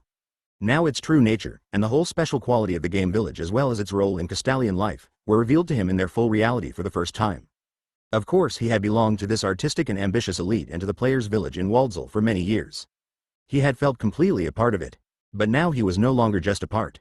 Not only did he intimately share the life of this community, but he also felt himself to be something like its brain, its consciousness, and its conscience as well, not only participating in its impulses and destinies, but guiding them and being responsible for them. In an exalted moment, at the end of a training course for teachers of beginners in the game, he once declared, "Costalia is a small state in itself, and our Vicus Lucerum a miniature state within the state, a small, but ancient and proud republic, equal in rights and dignities to its sisters, but with its sense of mission lifted and strengthened by the special artistic and virtually sacramental function it performs. For our distinction is to cherish the true sanctuary of Costalia, its unique mystery and symbol, the glass bead game. Costalia rears preeminent musicians and art historians, philologists, mathematicians, and other scholars. Every Castalian institute and every Castalian should hold to only two goals and ideals: to attain to the utmost command of his subject, and to keep himself and his subject vital and flexible by forever recognizing its ties with all other disciplines and by maintaining amicable relations with all. This second ideal, the conception of the inner unity of all man's cultural efforts, the idea of universality, has found perfect expression in our illustrious game. It may be that the physicist, the musicologist, or other scholar will at times have to steep himself entirely in his own discipline, that renouncing the idea of universal culture will further some momentary maximum performance in a special field. But we, at any rate, we glass bead game players, must never allow ourselves such specialization. We must neither approve nor practice it, for our own special mission, as you know, is the idea of the Universitas Literarum. Ours to foster its supreme expression, the noble game, and repeatedly to save the various disciplines from their tendency to self-sufficiency. But how can we save anything that does not have the desire to be saved? And how can we make the archaeologists, the pedagogues, the astronomers, and so forth, eschew self-sufficient specialization and throw open their windows to all the other disciplines? We cannot do it by compulsory means, say by making the glass bead game an official subject in the lower schools, nor can we do it by invoking what our predecessors meant this game to be. We can prove only that our game and we ourselves are indispensable by keeping the game ever at the summit of our entire cultural life, by incorporating into it each new achievement, each new approach, and each new complex of problems from the scholarly disciplines. We must shape and cultivate our universality, our noble and perilous sport with the idea of unity, endowing it with such perennial freshness and loveliness, such persuasiveness and charm, that even the soberest researcher and most diligent specialist will ever and again feel its message, its temptation and allure. Let us imagine for the moment that we players were to slacken in our zeal for a time, that the game courses for beginners became dull and superficial, that in the games for advanced players specialists of other disciplines looked in vain for vital, pulsating life, for intellectual contemporaneity and interest. Suppose that 2 or 3 times in a row our great annual game were to strike the guests as an empty ceremony, a lifeless, old-fashioned, formalistic relic of the past. How quickly, then, the game and we ourselves would be done for.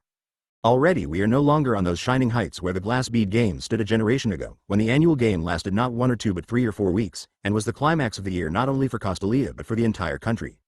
Today a representative of the government still attends this annual game, but all too often as a somewhat bored guest, and a few cities and professions still send envoys. Toward the end of the game days these representatives of the secular powers occasionally deign to suggest that the length of the festival deters many other cities from sending envoys, and that perhaps it would be more in keeping with the contemporary world either to shorten the festival considerably or else to hold it only every other year, or every third year. Well now, we cannot check this development, or if you will, decadence. It may well be that before long our game will meet with no understanding at all out in the world. Perhaps we shall no longer be able to celebrate it. But what we must and can prevent is the discrediting and devaluation of the game in its own home, in our province. Here our struggle is hopeful, and has repeatedly led to victory. Every day we witness the phenomenon. Young elite pupils who have signed up for their game course without any special ardor, and who have completed it dutifully, but without enthusiasm, are suddenly seized by the spirit of the game, by its intellectual potentialities, its venerable tradition, its soul-stirring forces, and become our passionate adherents and partisans. And every year at the Ludus Solemnis we can see scholars of distinction who rather look down on us glass bead game players during their work-filled year, and who have not always wished our institution well. In the course of the great game we see them falling more and more under the spell of our art. We see them growing eased and exalted, rejuvenated and fired, until at last, their hearts strengthened and deeply stirred, they bid goodbye with words of almost abashed gratitude. Let us consider for a moment the means at our command for carrying out our mission. We see a rich, fine, well-ordered apparatus whose heart and core is the game archive, which we gratefully make use of every hour of the day and which all of us serve, from magister and archivist down to the humblest errand boy. The best and the most vital aspect of our institution is the old Castalian principle of selection of the best, the elite. The schools of Castalia collect the best pupils from the entire country and educate them. Similarly, we in the players' village try to select the best among those endowed by nature with a love for the game. We train them to an ever higher standard of perfection. Our courses and seminars take in hundreds, who then go their ways again, but we go on training the best until they become genuine players, artists of the game. You all know that in ours as in every art there is no end to development, that each of us, once he belongs to the elite, will work away all his life at the further development, refinement, and deepening of himself in our art, whether or not he belongs to our corps of officials. The existence of our elite has sometimes been denounced as a luxury. It has been argued that we ought to train no more elite players than are required to fill the ranks of our officialdom. But in the first place, our corps of officials is not an institution sufficient unto itself, and in the second place not everyone is suited for an official post, any more than every good philologist is suited for teaching. We officials, at any rate, feel certain that the tutors are more than a reservoir of talented and experienced players from which we fill our vacancies and draw our successors. I am almost tempted to say that this is only a subsidiary function of the players' elite, even though we greatly stress it to the uninitiated as soon as the meaning and justification of our institute is brought up. No, the tutors are not primarily future masters, course directors, archive officials. They are an end in themselves. Their little band is the real home and future of the glass bead game. Here, in these few dozen hearts and heads the developments, modifications, advances, and confrontations of our game with the spirit of the age and with the various disciplines take place. Only here is our game played properly and correctly, to its hilt, and with full commitment. Only within our elite is it an end in itself and a sacred mission, shorn of all dilettantism, cultural vanity, self-importance, or superstition. The future of the game lies with you, the Waldsall tutors. And since it is the heart and soul of Castalia, and you are the soul and vital spark of Waldsall, you are truly the salt of the province, its spirit, its dynamism. There is no danger that your numbers could grow too large, your zeal too hot, your passion for the glorious game too great. Increase it, increase it. For you, as for all Castalians, there is at bottom only a single peril, which we all must guard against every single day. The spirit of our province and our order is founded on 2 principles, on objectivity and love of truth in study, and on the cultivation of meditative wisdom and harmony. Keeping these 2 principles in balance means for us being wise and worthy of our order. We love the sciences and scholarly disciplines, each his own, and yet we know that devotion to a discipline does not necessarily preserve a man from selfishness, vice, and absurdity. History is full of examples of that, and folklore has given us the figure of Dr. Faust to represent this danger. Other centuries sought safety in the union of reason and religion, research and asceticism. In their universitas literarum, theology ruled. Among us we use meditation, the fine gradations of yoga technique, in our efforts to exorcise the beast within us and the diabolus dwelling in every branch of knowledge. Now you know as well as I that the glass bead game also has its hidden diabolus, that it can lead to empty virtuosity, to artistic vanity, to self-advancement, to the seeking of power over others and then to the abuse of that power. This is why we need another kind of education beside the intellectual and submit ourselves to the morality of the order, not in order to reshape our mentally active life into a psychically vegetative dream life, but on the contrary to make ourselves fit for the summit of intellectual achievement. We do not intend to flee from the vita activa to the vita contemplativa, nor vice versa, but to keep moving forward while alternating between the two, being at home in both, partaking of both. We have cited Connect's words, and many similar statements recorded by his students have been preserved, because they throw so clear a light upon his conception of his office, at least during the first few years of his magistracy. He was an excellent teacher. The profusion of copies of his lectures which have come down to us would alone provide evidence for that. Among the surprises that his high office brought him right at the start was his discovery that teaching gave him so much pleasure and that he did so well at it. He would not have expected that, for hitherto he had never really felt a desire for teaching. Of course, like every member of the elite, he had occasionally been given teaching assignments for short periods even while he was merely an advanced student. He had substituted for other teachers in glass bead game courses at various levels, even more frequently had helped the participants in such with reviews and drill. But in those days his freedom to study and his solitary concentration had been so dear and important to him that he had regarded these assignments as nuisances, despite the fact that he was even then skillful and popular as a teacher. He had, after all, also given courses in the Benedictine Abbey, but they had been of minor importance in themselves, and equally minor for him. There, his studies and association with Father Jacobus had made all other work secondary. At the time, his greatest ambition had been to be a good pupil, to learn, receive, form himself. Now the pupil had become a teacher, and as such he had mastered the major task of his first period in office, the struggle to win authority and forge an identity of person and office. In the course of this he made two discoveries. The first was the pleasure it gives to transplant the achievements of the mind into other minds and see them being transformed into entirely new shapes and emanations, in other words, the joy of teaching. The second was grappling with the personalities of the students, the attainment and practice of authority and leadership, in other words, the joy of educating. He never separated the two, and during his magistracy he not only trained a large number of good and some superb glass bead game players, but also by example, by admonition, by his austere sort of patience, and by the force of his personality and character, elicited from a great many of his students the very best they were capable of. In the course of this work he had made a characteristic discovery, if we may be permitted to anticipate our story. At the beginning of his magistracy he dealt exclusively with the elite, with the most advanced students and the tutors. Many of the latter were his own age, and everyone was already a thoroughly trained player. But gradually, once he was sure of the elite, he slowly and cautiously, from year to year, began withdrawing from it an ever larger portion of his time and energy, until at the end he sometimes could leave it almost entirely to his close associates and assistants.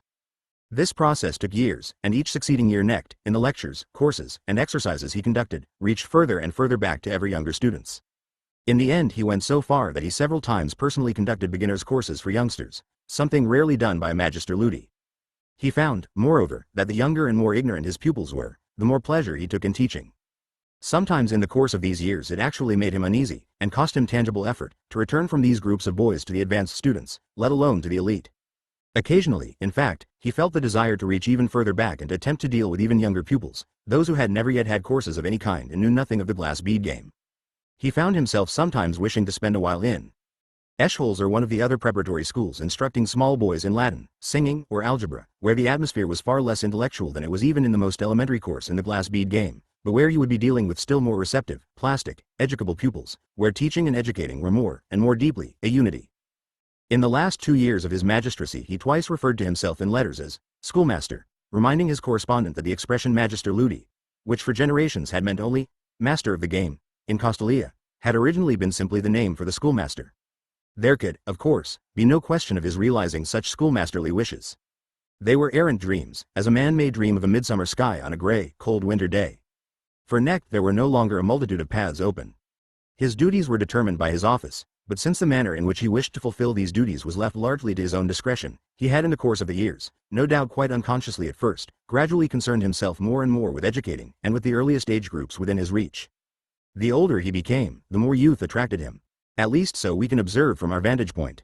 At the time a critic would have had difficulty finding any trace of vagary in his conduct of his office. Moreover, the position itself compelled him again and again to turn his attention back to the elite. Even during periods in which he left the seminars and archives almost entirely to his assistants and his shadow, long-term projects such as the annual game competitions or the preparations for the grand public game of the year kept him in vital and daily contact with the elite. To his friend Fritz he once jokingly remarked, "There have been sovereigns who suffered all their lives from an unrequited love for their subjects. Their hearts drew them to the peasants, the shepherds, the artisans, the schoolmasters, and schoolchildren. But they seldom had a chance to see anything of these, for they were always surrounded by their ministers and soldiers who stood like a wall between them and the people. A magister's fate is the same. He would like to reach people and sees only colleagues. He would like to reach the schoolboys and children and sees only advanced students and members of the elite. But we have run far ahead of our story, and now return to the period of Connect's first years in office. After gaining the desired relationship with the elite, he had next to turn his attention to the bureaucracy of the archives and show it that he intended to be a friendly but alert master. Then came the problem of studying the structure and procedures of the chancery and learning how to run it. A constant flow of correspondence, and repeated meetings or circular letters of the boards, summoned him to duties and tasks which were not altogether easy for a newcomer to grasp and classify properly. Quite often questions arose in which the various faculties of the province were mutually interested and inclined toward jealousy, questions of jurisdiction, for instance. Slowly, but with growing admiration, he became aware of the powerful secret functions of the order, the living soul of the Castalian state, and the watchful guardian of its constitution. Thus strenuous and overcrowded months had passed during which there had been no room in Joseph Connect's thoughts for Tegularius. However, and this was done half instinctively, he did assign this friend a variety of jobs to protect him from excessive leisure. Fritz had lost his friend, who had overnight become his highest-ranking superior and whom he had to address formally as Reverend Sir. But he took the orders the Magister issued to him as a sign of solicitude and personal concern. Moody loner though he was, Fritz found himself excited partly by his friend's elevation and the excitable mood of the entire elite, partly by the tasks assigned to him, which were activating him in a way compatible with his personality. In any case, he bore the totally changed situation better than he himself would have thought since that moment in which Knecht had responded to the news that he was destined to be the glass bead game master by sending him away. He was, moreover, both intelligent and sympathetic enough to see something of the enormous strain his friend was undergoing at this time, and to sense the nature of that great trial of strength. He saw how Joseph was annealed by the fire, and insofar as sentimental emotions were involved, he probably felt them more keenly than the man who was undergoing the ordeal. Tegularius took the greatest pains with the assignments he received from the Magister, and if he ever seriously regretted his own weakness and his unfitness for office and responsibility, he did so then, when he intensely wished to stand by the man he so warmly admired and give him what help he could as an assistant, an official, a shadow. The beech forests above Waldsall were already browning when Knecht one day took a little book with him into the Magister's garden adjoining his residence, that pretty little garden which the late Master Thomas had so prized and often tended himself with Horatian fondness. Knecht, like all the students, had once imagined it as an awesome and sanctified spot, a Tusculum and magical island of the Muses where the master came for recuperation and meditation. Since he himself had become Magister and the garden his, he had scarcely entered it and hardly ever enjoyed it at leisure. Even now he was coming only for 15 minutes after dinner, and he allowed himself merely a brief carefree stroll among the high bushes and shrubs beneath which his predecessor had planted a good many evergreens from southern climes. Then, since it was already cool in the shade, he carried a light cane chair to a sunlit spot, sat down, and opened the book he had brought with him. It was the pocket calendar for the Magister Ludi, written 70 or 80 years before by Ludwig Wassermailer, the glass bead game master of the day. Ever since, each of his successors had made in it a few corrections, deletions, or additions, as changing times indicated. The calendar was intended as a vade-mecum for still inexperienced masters in their first years in office, and led the Magister through his entire working and official year, from week to week, reminding him of his duties sometimes in mere cue phrases, sometimes with detailed descriptions and personal recommendations. Knecht found the page for the current week and read it through attentively. He came upon nothing surprising or especially urgent, but at the end of the section stood the following lines. Gradually begin to turn your thoughts to the coming annual game. It seems early, and in fact might seem to you premature. Nevertheless, I advise you, unless you already have a plan for the game in your head, from now on let not a week pass, certainly not a month, without turning your thoughts to the future game. Make a note of your ideas. Take the pattern of a classical game with you now and then, even on official journeys, and look it over whenever you have a free half hour. Prepare yourself not by trying to force good ideas to come, but by recalling frequently from now on that in the coming months a fine and festive task awaits you, for which you must constantly strengthen, compose, and attune yourself. These words had been written some 3 generations before by a wise old man and master of his art, at a time incidentally in which the glass bead game had probably reached its supreme refinement in the formal sense. In those days the games had attained a delicacy and wealth of ornamentation in their execution comparable to the arts of architecture and decoration in the late Gothic or Rococo periods. For some 2 decades it had been a game so fragile that it seemed as if it were really being played with glass beads, a seemingly glassy game almost empty of content, a seemingly coquettish and wanton pastime full of frail embellishments, an airy dance, sometimes a tightrope dance, with the subtlest rhythmic structure. There were players who spoke of the style of those days as if it were a lost talisman, and others who condemned it as superficial, cluttered with ornamentation, decadent, and unmanly. It had been one of the masters and co-creators of that style who had composed the sagacious advice and admonishments in the Magister's calendar, and as Joseph Knecht searchingly read his words a second and third time he felt a gay, blissful stirring in his heart, a mood such as he had experienced only once before, it seemed to him. When he reflected, he realized that it had been in that meditation before his investiture, It was the mood that had swept him as he imagined that strange round dance, the round between the music master and Joseph, master and beginner, age and youth. It had been a very old man who had thought and set down these words. Let no week pass, and, not by trying to force good ideas. It had been a man who had held the high office of master of the game for at least 20 years, perhaps much longer. And in that sportively rococo age he must undoubtedly have dealt with an extremely spoiled and arrogant elite. He had devised and celebrated more than 20 of those brilliant annual games which in those days lasted for a month. An old man for whom the annually recurring task of composing a grand, solemn game must long since have ceased to be merely a high honor and joy, must have become far more a burden demanding great effort, a chore to which he had to attune himself, persuade himself, and somewhat stimulate himself. At this moment Knecht felt something more than grateful reverence toward this wise old man and experienced advisor, for the calendar had already served him frequently as a valuable guide. He also felt a joyous, a gay and high-spirited superiority, the superiority of youth. For among the many cares of a magister ludi, with which he had already become acquainted, this particular care did not occur. He really did not have to force himself to think about the annual game in good time, or worry about not encountering this task in a sufficiently joyful and composed spirit. He need not fear any lack of enterprise, let alone ideas, for such a game. On the contrary, Knecht, who had at times during these few months given an impression of being aged beyond his years, felt at the moment young and strong. He was unable to yield to this fine feeling for long. He could not savor it to the full, for his brief period of rest was almost over. But the inspiriting joyful emotion remained in him. He took it with him when he left, and so the brief rest in the magister's garden, and his reading of the calendar, had after all borne fruit. It had given him relaxation and a moment of happily heightened vitality, but it had also produced two inspired thoughts, both of which at once assumed the character of decisions. First, whenever he too became old and weary he would lay down his office the moment the composition of the annual game became a troublesome duty and he found himself at a loss for ideas. Secondly, he would in fact start work on his first annual game soon, and he would call in Tegularius to be his foremost assistant in this work. That would gratify and gladden his friend, and for himself it would be a good trial step toward a new modus vivendi for their temporarily arrested friendship. For the initiative could not come from Fritz, it had to come from the magister himself. The task would certainly give his friend plenty to do. Ever since his stay in Mariofels, Knecht had been nurturing an idea for a glass bead game which he now decided to use for his first ceremonial game as magister. The pretty idea was to base the structure and dimensions of the game on the ancient ritual Confucian pattern for the building of a Chinese house. Orientation by the points of the compass, the gates, the spirit wall, the relationships and functions of buildings and courtyards, their coordination with the constellations, the calendar and family life, and the symbolism and stylistic principles of the garden. Long ago, in studying a commentary on the I Ching, he had thought the mythic order and significance of these rules made an unusually appealing and charming symbol of the cosmos and of man's place in the universe. The age-old mythic spirit of the people in this tradition of domestic architecture had also seemed to him wonderfully and intimately fused with the Mandarin and magisterial spirit of speculative scholarliness.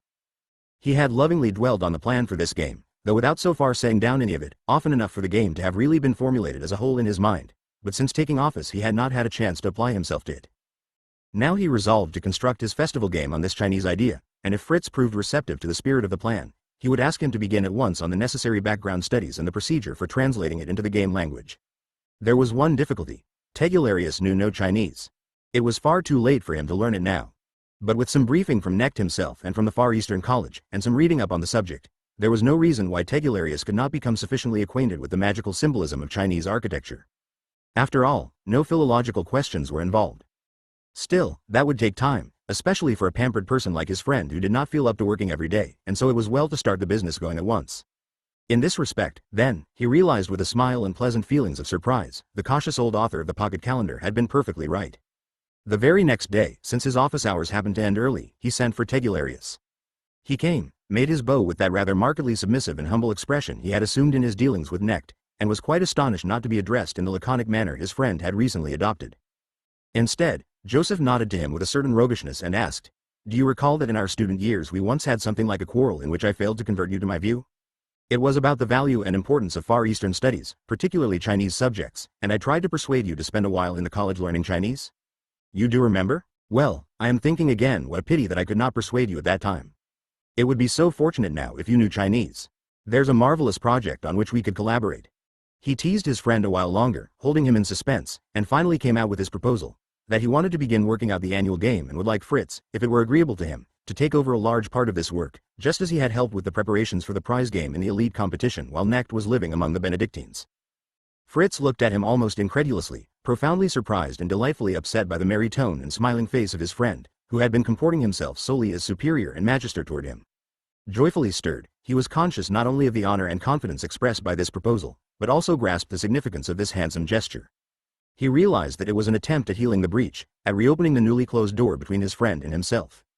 He brushed aside the factor of his ignorance of Chinese, and promptly declared his willingness to be wholly at the Reverend Magister's disposal and to devote his full time to developing the game. Good, the Magister said, I accept your offer. So we shall once again be sharing periods of work and studies, as we used to in those days that seemed strangely far away, when we worked through and fought through so many a game. I am glad, Tegularius. And now the main thing is for you to inform yourself concerning the underlying idea of the game. You must come to understand what a Chinese house is and the meaning of the rules for its construction. I shall give you a recommendation to the Far Eastern College, they will help you there. Or, something else occurs to me, a prettier notion. Perhaps we can try Elder Brother, the man in the bamboo grove, whom I used to tell you so much about. He may feel it beneath his dignity, or too much trouble to bother with someone who knows no Chinese, but we might try it at any rate. If he cares to, this man can make a Chinese of you. A message was sent to Elder Brother, cordially inviting him to come to Waldsall for a while as the glass bead game master's guest, since the cares of office did not permit the Magister Ludi to call on him and explain what help he wanted of him. Elder Brother, however, did not leave his bamboo grove. The messenger returned with a note in Chinese ink and script. It read, "It would be honorable to behold the great man. But movement leads to obstacles. Let 2 small bowls be used for the sacrifice. The younger one greets the exalted one." Necht thereupon persuaded his friend, not without difficulty, to make the trip to the bamboo grove and ask to be received and instructed. But the journey proved fruitless. The hermit in the grove received Tegularius almost deferentially, but answered every one of his questions with amiable aphorisms in the Chinese language and did not invite him to stay, despite the fine letter of recommendation from the hand of the Magister Ludi, drawn elegantly on handsome paper. Rather out of sorts, having accomplished nothing, Fritz returned to Waldsall. He brought back a gift for the Magister. A sheet of paper on which was carefully brushed in ancient verse about a goldfish. Tegularius now had to try his luck in the College of Far Eastern Studies. There Knecht's recommendations proved more effective. As a magister's emissary, the petitioner was given a friendly reception and all the help he needed.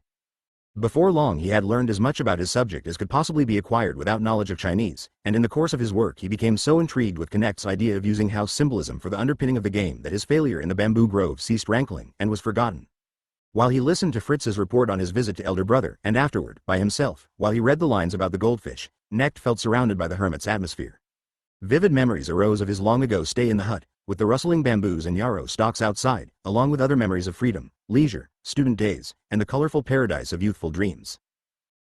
How this brave, crotchety hermit had contrived to withdraw and keep his freedom, how his tranquil bamboo grove sheltered him from the world, how deeply and strongly he lived in his neat, pedantic and wise cynicism, in how beautifully concentrated and inviolable a way the magic spell of his life's dream enclosed him year after year and decade after decade, making a china of his garden, a temple of his hut, divinities of his fish, and a sage of himself.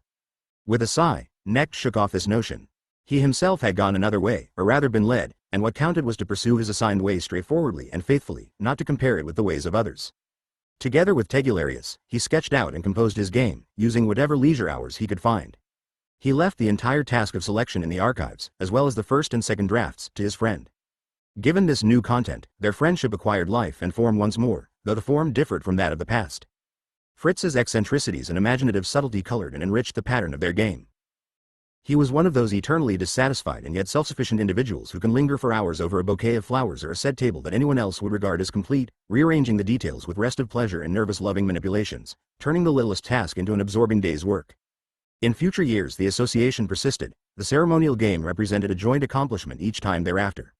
For Tegularius it was a double satisfaction to prove that he was more than useful, indispensable, to his friend and master in so important a matter, and to witness the public performance of the game as the unnamed collaborator whose part was nevertheless well known to the members of the elite. One day in the late autumn of Knecht's first year in office, while his friend was still deep in his initial studies of China, the magister paused as he was skimming through the entries in his secretariat's daily calendar.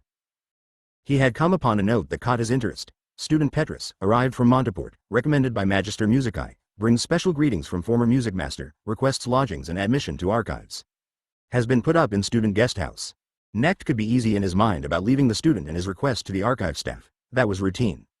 But special greetings from the former music master was directed only to himself. He sent for the student, who turned out to be a quiet young man, at once contemplative and intense.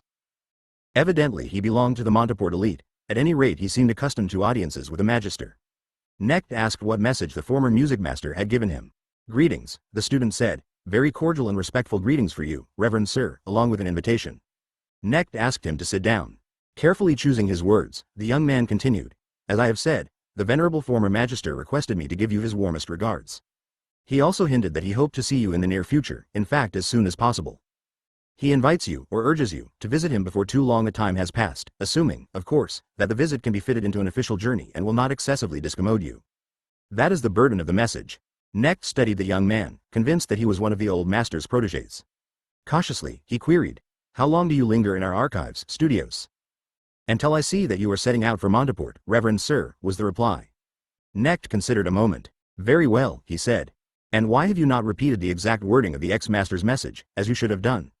Petrus unflinchingly met Knecht's eyes, and answered slowly, still circumspectly choosing his words, as if he were speaking a foreign language. "There is no message, Reverend Sir," he said, "and there is no exact wording.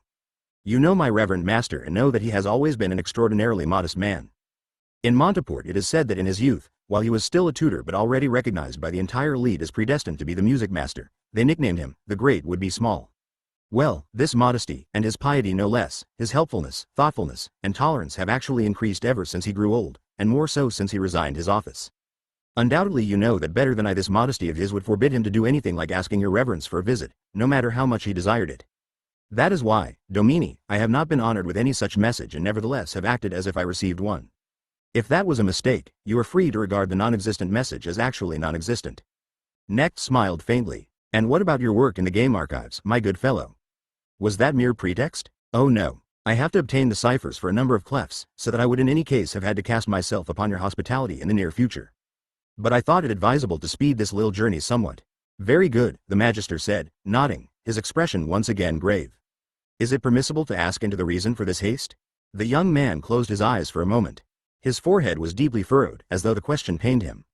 Then he looked once more into the magister's face with his searching, youthfully incisive gaze. "The question cannot be answered unless you would be so good as to frame it more precisely."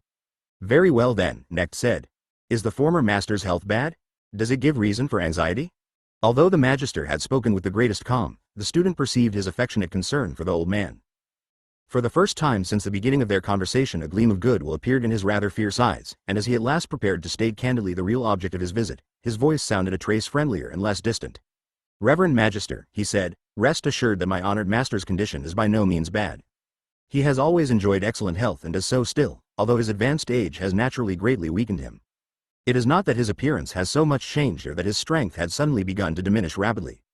He takes little walks, plays a little music every day, and until recently even continued to give 2 pupils organ lessons, beginners moreover, for he has always preferred to be surrounded by the youngest pupils. But the fact that he dismissed these pupils a few weeks ago is a symptom that caught my attention all the same, and since then I have watched the venerable master rather more closely, and drawn my conclusions about him. That is the reason I have come. If anything justifies my conclusions, and my taking such a step, it is the fact that I myself was formerly one of the former music master's pupils, more or less one of his favorites, if I may say so. Moreover, for the past year I have served him as a kind of secretary and companion, the present music master having named me to look after him. It was a very welcome assignment. There is no one in the world for whom I feel such veneration and attachment as I do for my old teacher and patron. It was he who opened up the mystery of music for me, and made me capable of serving it, and everything I may have acquired since in the way of ideas, respect for the order, maturity, and inner concord has all come from him and is his doing. This past year I have been living at his side, and although I am occupied with a few studies and courses of my own, I am always at his disposal, his companion at table and on walks, making music with him, and sleeping in an adjoining room. Being so close to him all the time, I have been able to keep close watch over the stages of, I suppose I must say, of his aging, his physical aging. A few of my associates comment pityingly or scornfully now and then about its being a peculiar assignment that so young a person as myself should be the servant and companion of a very old man. But they do not know, and aside from myself I suspect no one really knows, what kind of aging the master is privileged to undergo. They do not see him gradually growing weaker and frailer in the body, taking less and less nourishment, returning from his short walks more fatigued every time, without ever being really sick, and at the same time becoming, in the tranquility of age, more and more spiritual, devout, dignified, and simple in heart.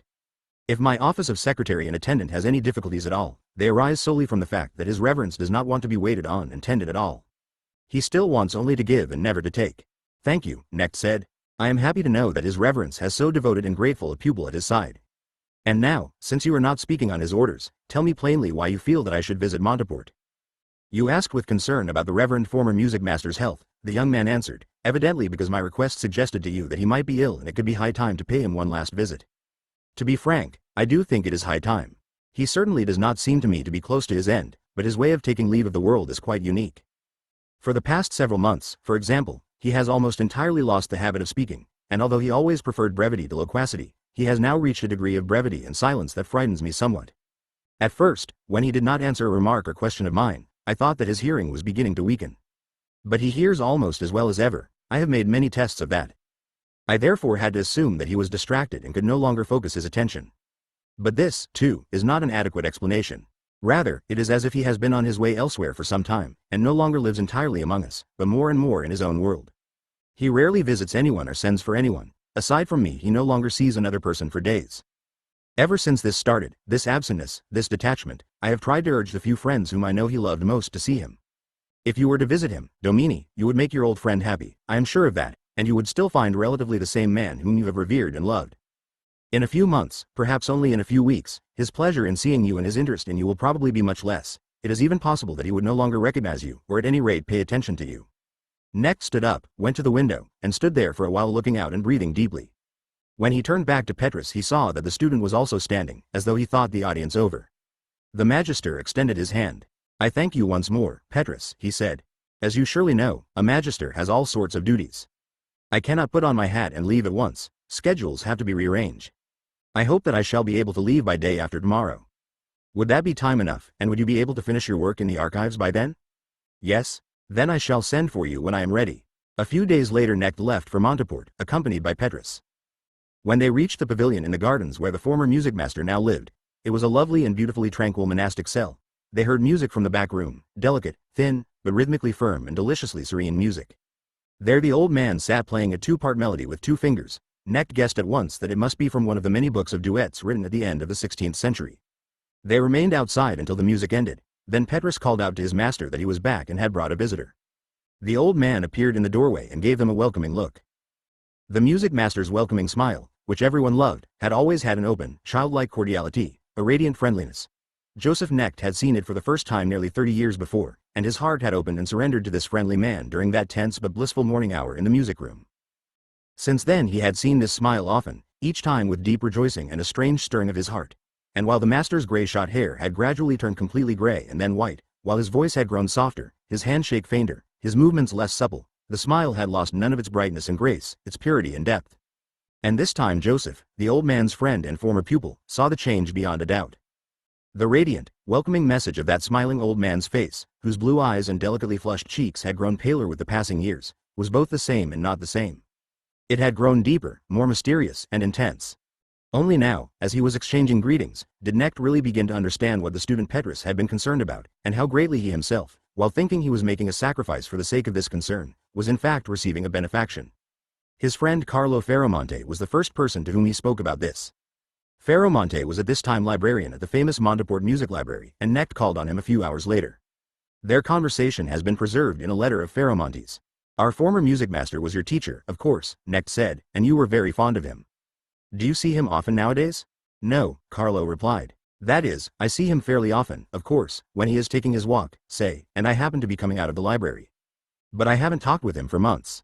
He is more and more withdrawing and no longer seems able to bear sociability. In the past he used to set aside an evening for people like me, those among his former subordinates who are officials in Monteport now, but that stopped about a year ago. It amazed us all that he went to Waldsall for your investiture. Ah yes, Knecht said. But when you do see him occasionally, haven't you been struck by any change in him? Oh yes. You mean his fine appearance, his cheerfulness, his curious radiance? Of course we have noticed that. While his strength is diminishing, that serene cheerfulness is constantly increasing. We have grown accustomed to it. But I suppose it would strike you. His secretary Petrus sees far more of him than you do, Knecht exclaimed, but he hasn't grown accustomed to it, as you say. He came specially to Waldsall, on a plausible excuse, of course, to urge me to make this visit. What do you think of him? Of Petrus? He has a first-rate knowledge of music, though he's more on the pedantic than the brilliant side, a rather slow-moving if not slow-witted person. He's totally devoted to the former music master and would give his life for him. I imagine his serving the master he idolizes is the whole content of his life. He's obsessed by him. Didn't you have that impression too? Obsessed? Yes, but I don't think this young man is obsessed simply by fondness and passion. He's not just infatuated with his old teacher and making an idol out of him, but obsessed and enchanted by an actual and genuine phenomenon which he sees better, or has better understood emotionally, than the rest of you.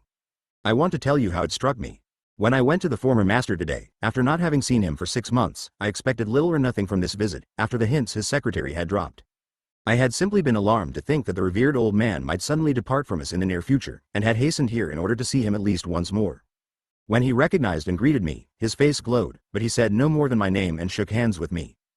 That gesture, too, and his hand, seemed to me also to glow. The whole man, or at least his eyes, his white hair, and his rosy skin, seemed to emit a cool, gentle radiance. I sat down with him.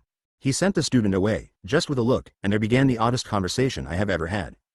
At the beginning, I admit, it was very disturbing and depressing for me, and shaming also, for I kept addressing the old man, or asking questions, and his only answer to anything was a look.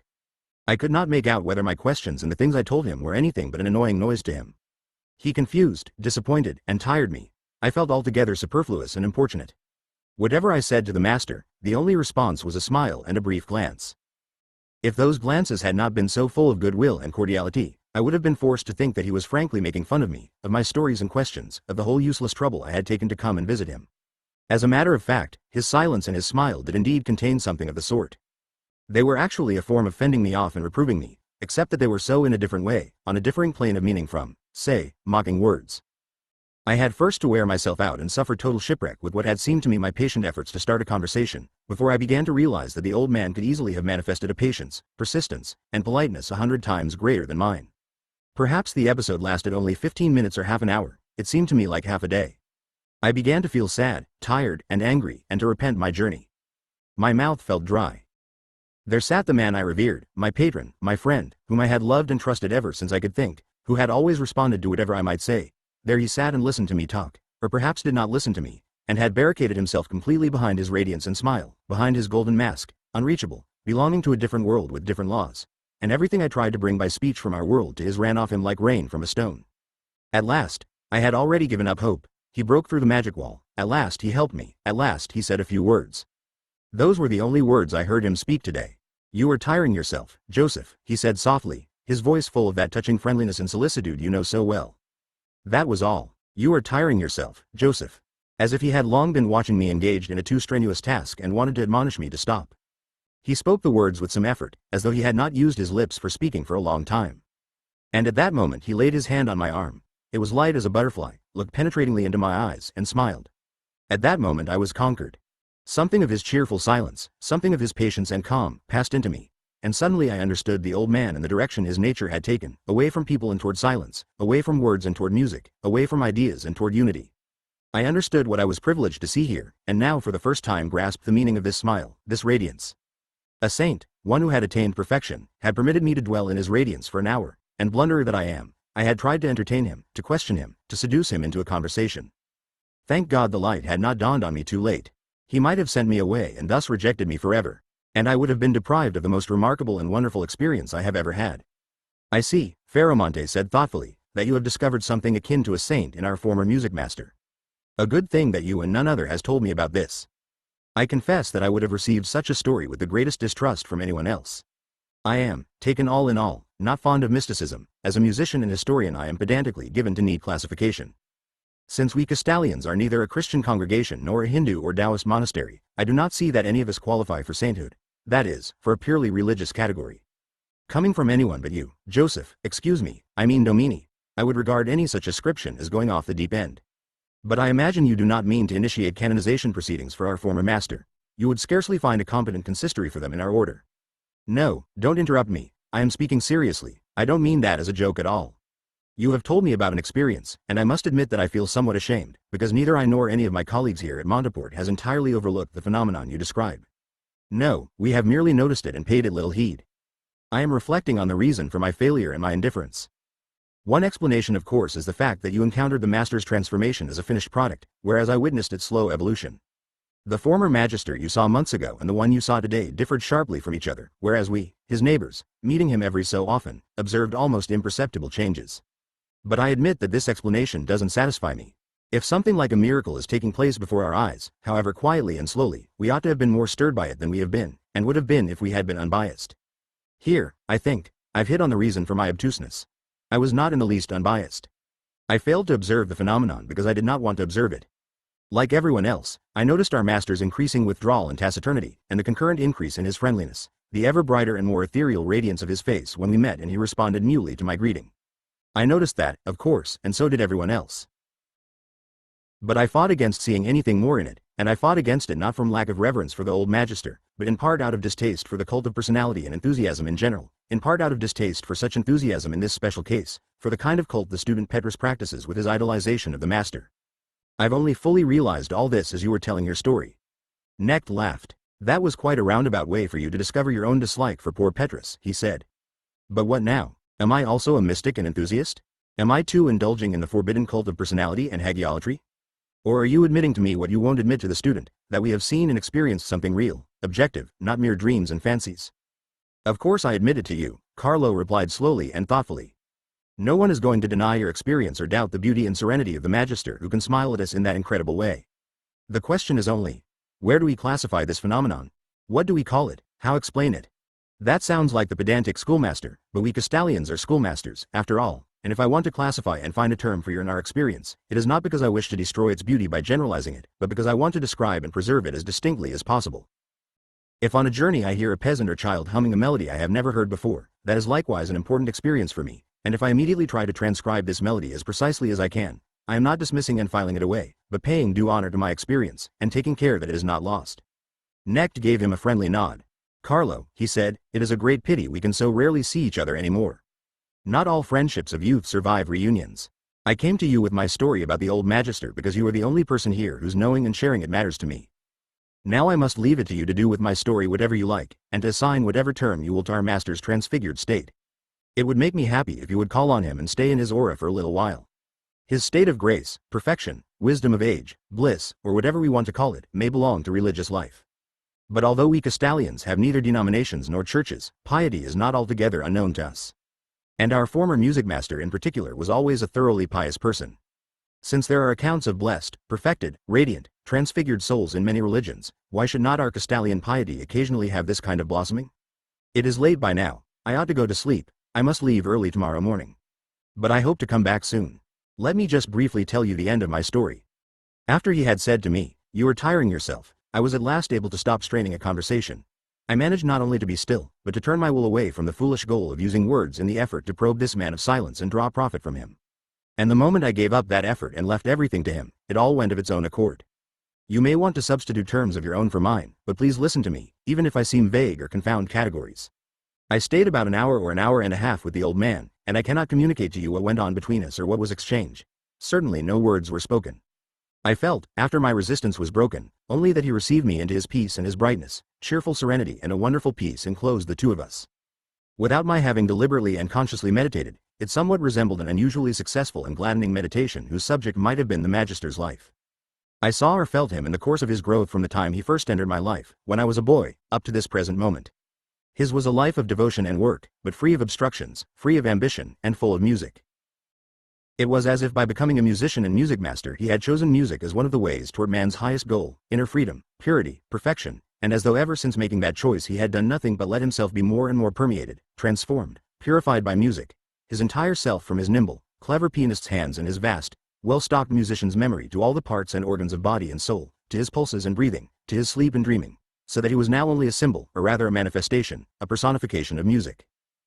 At any rate, I experienced what radiated from him, or what surged back and forth between him and me like rhythmic breathing, entirely as music, as an altogether immaterial esoteric music which absorbs everyone who enters its magic circle as a song for many voices absorbs an entering voice. Perhaps a non-musician would have perceived this grace in different images. An astronomer might have seen it as a moon circling around a planet, or a philologist heard it as some magical primal language containing all meanings. But enough for now, I must be going. It's been a great pleasure, Carlo. We have reported this episode in some detail, since the music master held so important a place in Knecht's life and heart. We have also been drawn into prolixity by the chance circumstance that Knecht's talk with Ferromonte has come down to us in the latter's own record of it in a letter.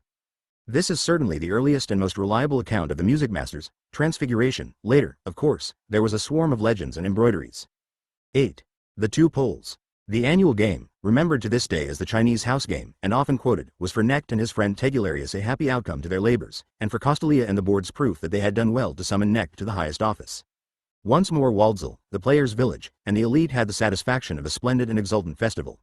Not for many years had the annual game been such an event as it was this time, with the youngest and most discussed magister in Castalian history making his first public appearance and showing what he could do. Moreover, Waldsel was determined to make up for the failure and disgrace of the previous year. This time no one lay ill, no cowed deputy awaited the great ceremony with apprehension, coldly ringed by the malevolent distrust of the elite, faithfully but listlessly supported by nervous officials. Quiet, inaccessible, entirely the high priest, white and gold-clad major piece on the solemn chessboard of symbols, the magister celebrated his and his friends' work. Radiating calm, strength, and dignity, beyond the reach of any profane summons, he appeared in the festival hall in the midst of his many acolytes, conducting step after step of his game with the ritual gestures. With a luminous golden stylus he delicately inscribed character after character on the small tablet before him, and the same characters promptly appeared in the script of the game, enlarged 100-fold, upon the gigantic board on the rear wall of the hall, to be spelled out by 1,000 whispering voices, called out by the speakers, broadcast to the country and the world. And when at the end of the first act he wrote the summary formula for that act upon his tablet, with graceful and impressive poise gave instructions for the meditation, laid down the stylus and, taking his seat, assumed the perfect meditation posture, in the hall, in the player's village, throughout Castalia and beyond, in many countries of the globe, the faithful devotees of the glass bead game reverently sat down for the selfsame meditation and sustained it until the moment the magister in the hall rose to his feet once again.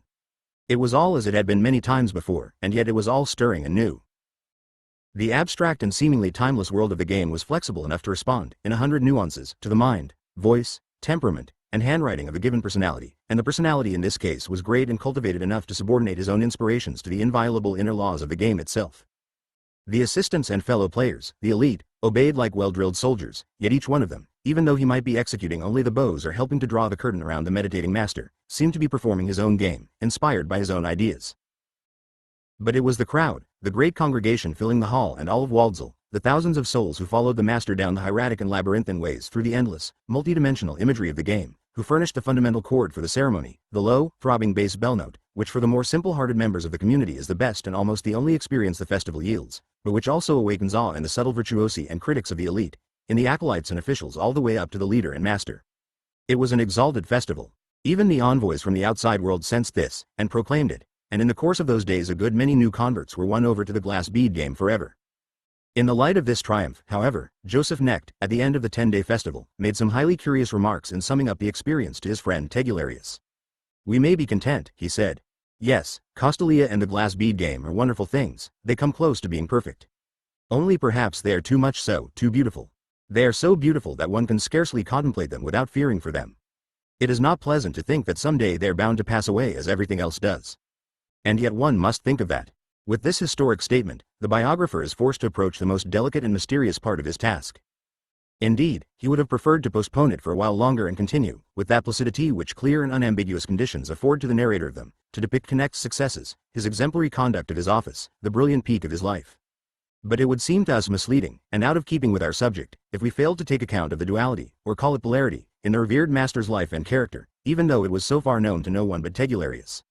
From now on our task, in fact, will be to accept this dichotomy in Knecht's soul, or rather this ever-alternating polarity, as the central feature of his nature, and to affirm it as such.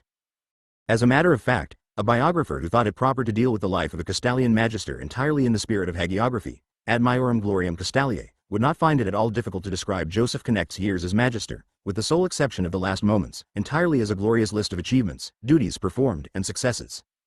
To the eye of the historian who holds solely to the documented facts, Magister Knecht's conduct in office appears as blameless and praiseworthy as that of any glass bead game master in history, not even excepting that of Magister Ludwig Wassermiller, who reigned during the era of Waldsel's most exuberant passion for the game. Nevertheless, Knecht's period in office came to a most unusual, sensational, and to the minds of many judges scandalous end, and this end was not mere chance or misfortune but a wholly logical outcome of what went before. It is part of our task to show that it by no means contradicts the Reverend Master's brilliant and laudable achievements. Knecht was a great, an exemplary administrator, an honor to his high office, and a reproachable glass bead game master. But he saw and felt the glory of Castalia, even as he devoted himself to it, as an imperiled greatness that was on the wane. He did not participate in its life thoughtlessly and unsuspectingly, as did the great majority of his fellow Castalians, for he knew about its origins and history, was conscious of it as a historical entity, subject to time, washed and undermined by time's pitiless surges. This sensitivity to the pulse of historical process and this feeling for his own self and activities as a cell carried along in the stream of growth and transformation, had ripened within him in the course of his historical studies. Much was due to the influence of the great Benedictine Father Jacobus, but the germs of such consciousness had been present within him long before. Anyone who honestly tries to explore the meaning of that life, to analyze its idiosyncrasy, will easily discover these germs. The man who could say, on one of the finest days of his life, at the end of his first festival game and after a singularly successful and impressive demonstration of the Castalian spirit, it is not pleasant to think that someday Castalia and the glass bead game are bound to pass away, and yet one must think of that. This man had early on, long before he had acquired insight into history, born within himself a metaphysical sense of the transitoriness of all that has evolved and the problematical nature of everything created by the human mind. If we go back to his boyhood, we will remember his depression and uneasiness whenever a fellow pupil disappeared from Eschholz because he had disappointed his teachers and been demoted from the elite to the ordinary schools. There is no record that a single one of those expelled had been a close friend of young Joseph. What disturbed him was not personal loss, not the absence of this or that individual.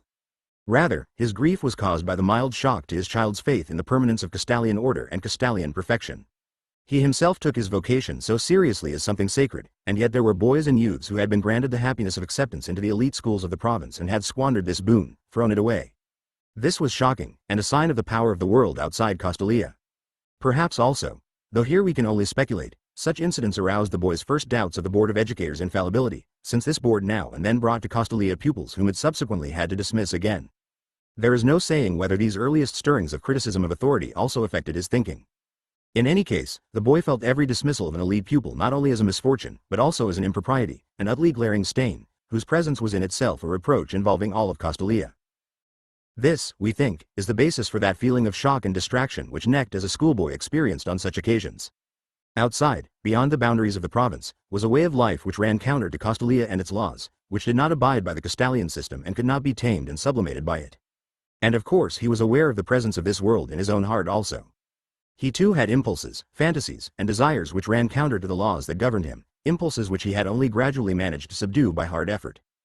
These impulses, he concluded, could be so strong in a good many pupils that they erupted despite all restraints and led those who yielded to them away from the elite world of Castalia and into that other world which was dominated not by discipline and cultivation of the mind, but by instincts. To one striving for Castalian virtue that world seemed sometimes a wicked underworld, sometimes a tempting playground and arena. For generations many young consciences have experienced the concept of sin in this Castalian form. And many years later, as an adult student of history, Knecht was to perceive more distinctly that history cannot come into being without the substance and the dynamism of this sinful world of egoism and instinctuality, and that even such sublime creations as the order were born in this cloudy torrent and sooner or later will be swallowed up by it again. This is what underlay all the powerful movements, aspirations, and upheavals in Knecht's life. Nor was this ever merely an intellectual problem for him. Rather, it engaged his innermost self more than any other problem, and he felt it as partly his responsibility.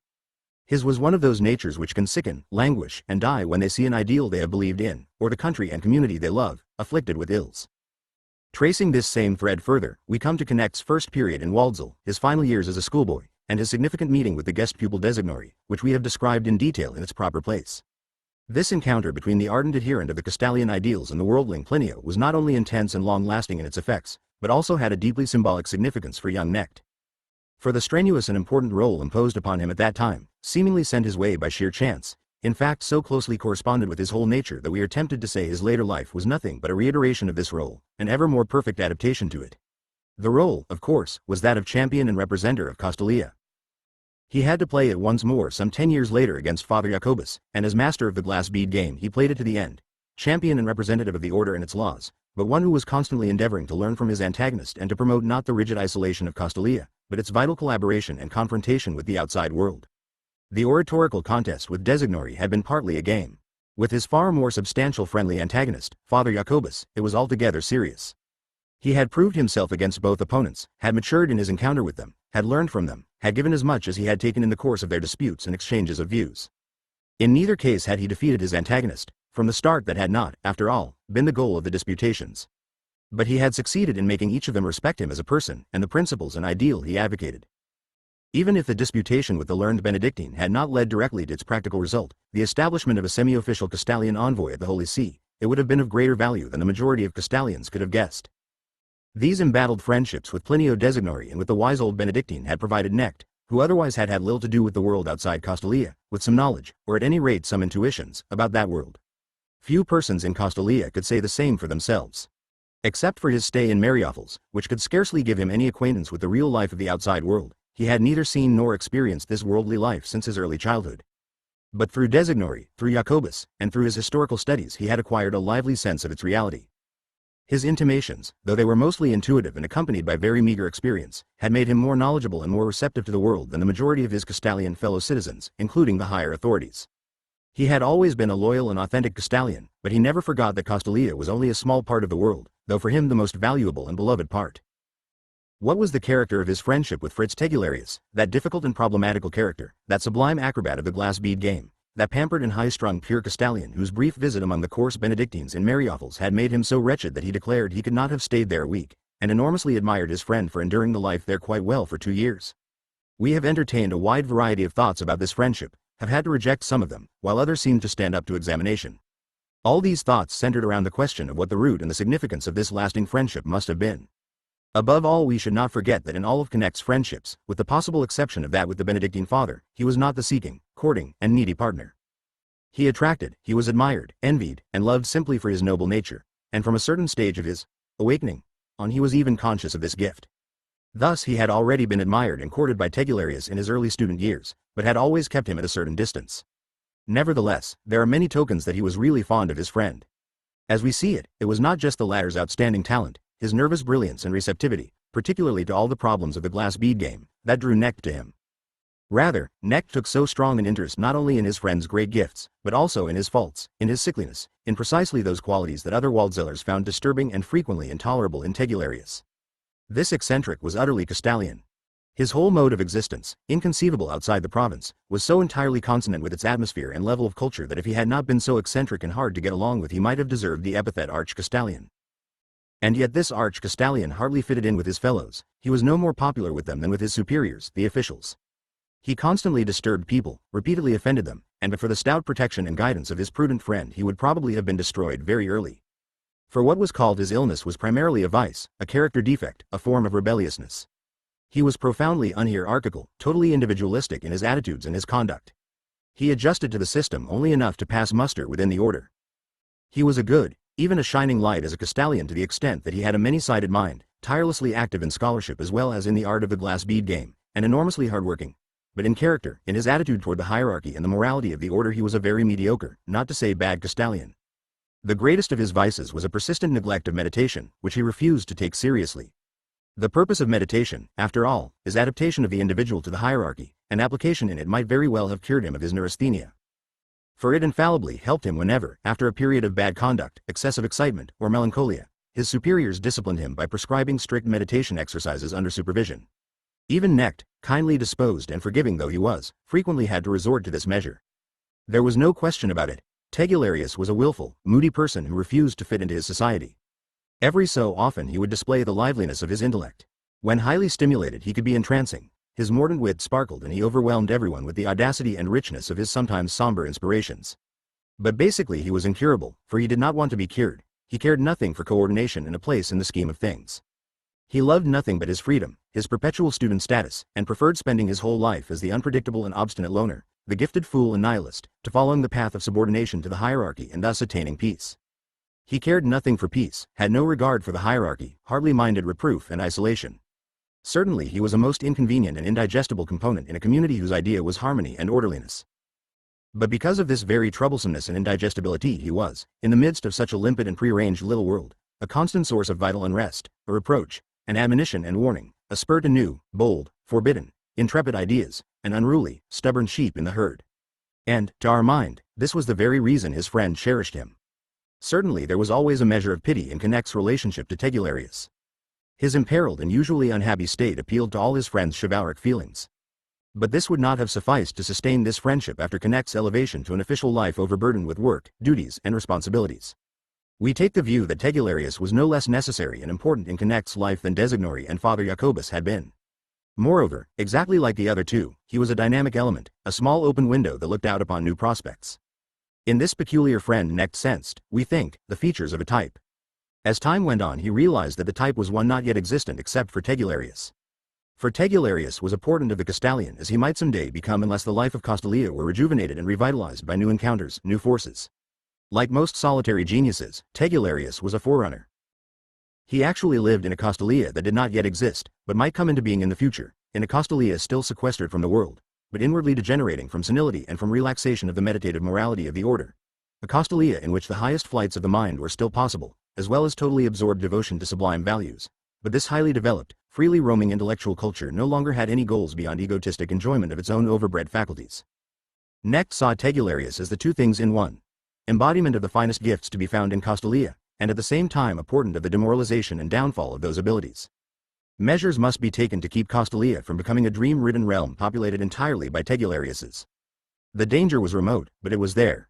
Castalia, as Knecht knew, it needed only to build its walls of aristocratic isolation slightly higher, needed only to undergo a decline in the discipline of the order, a lowering of the hierarchical morality, and Tegularius would cease to be an eccentric individual. He would become the prototype of a deteriorating Castalia. Magister Knecht's most important insight, the source of all his concern, was that the potentiality for such decadence existed. The disposition for it was there, in fact it had already begun. Probably he would have realized this much later, perhaps never at all, had not this future Castalian, whom he knew so intimately, lived at his side. To Knecht's keen instincts, Tegularius was a danger signal, as the first victim of a still unknown disease would be for a clever physician. And Fritz was after all no average man. He was an aristocrat, a supremely gifted person. If the still unknown disease just coming to light in this forerunner Tegularius were ever to spread and change the whole image of Castalian man, if the province and the order were ever to assume the degenerate, morbid form latent in them, these future Castalians would not be all Tegulariuses. Not everyone would have his precious gifts, his melancholy genius, his flickering intensity and acrobatic artistry. Rather, the majority of them would have only his unreliability, his tendency to fritter away his talents, his lack of any discipline or sense of community. In times of anxiety Knecht seems to have had such gloomy premonitions, and surely it cost him a great deal of strength to overcome them, partly by meditation, partly by intensified activity. The very case of Tegularius offers an instructive example of the way Knecht attempted to overcome morbidity and temperamental difficulties by meeting them directly. But for Knecht's watchfulness and pedagogic guidance, his imperiled friend would in all likelihood have come to grief early in his life. What is more, he would undoubtedly have introduced endless disturbances into the player's village. There had in any case been a good deal of such discord ever since Fritz had become a member of the elite. With consummate art the Magister kept his friend tolerably well on course, while at the same time contriving to employ his gifts in the interests of the glass bead game and to extract fine achievements from Fritz's talent. The patience with which he coped with the latter's eccentricities, overcoming them by tirelessly appealing to his virtues, must be called a masterpiece in the technique of human relations. Incidentally, it would be a fine project which might yield some surprising insights. We should like to recommend it strongly to some of our historians of the glass bead game, to subject the annual games of Knecht's magistracy to a close analysis of their stylistic peculiarities. These games, so majestic and yet sparkling with delightful inspirations and formulations, so scintillating and original in their rhythms, yet such a far cry from smug virtuosity, owed their underlying idea, their development, and the slant of their series of meditations exclusively to Knecht's mind, whereas the fine polishing and the minor details of game technique were mostly the work of his collaborator Tegularius. Even had these games been forgotten, Knecht's life and work would lose none of its attractiveness and pertinence for posterity. But to our great good fortune they have been recorded and preserved like all official games. And they do not merely lie dead in the archives. They survive in our traditions to this day, are studied by the young, supply cherished examples for many a game course and many a seminar. And in them the collaborator survives, who otherwise would be forgotten, or would at any rate be no more than a strange, shadowy figure out of the past, haunting a host of anecdotes. Thus, in managing to assign a place to his refractory friend Fritz, and in providing him with an area in which he could work effectively, Knecht enriched the history and culture of Waldsal, while at the same time assuring his friend's memory a certain permanence. Incidentally, this great educator was well aware of the real basis of his educational influence on his friend. That basis was his friend's love and admiration.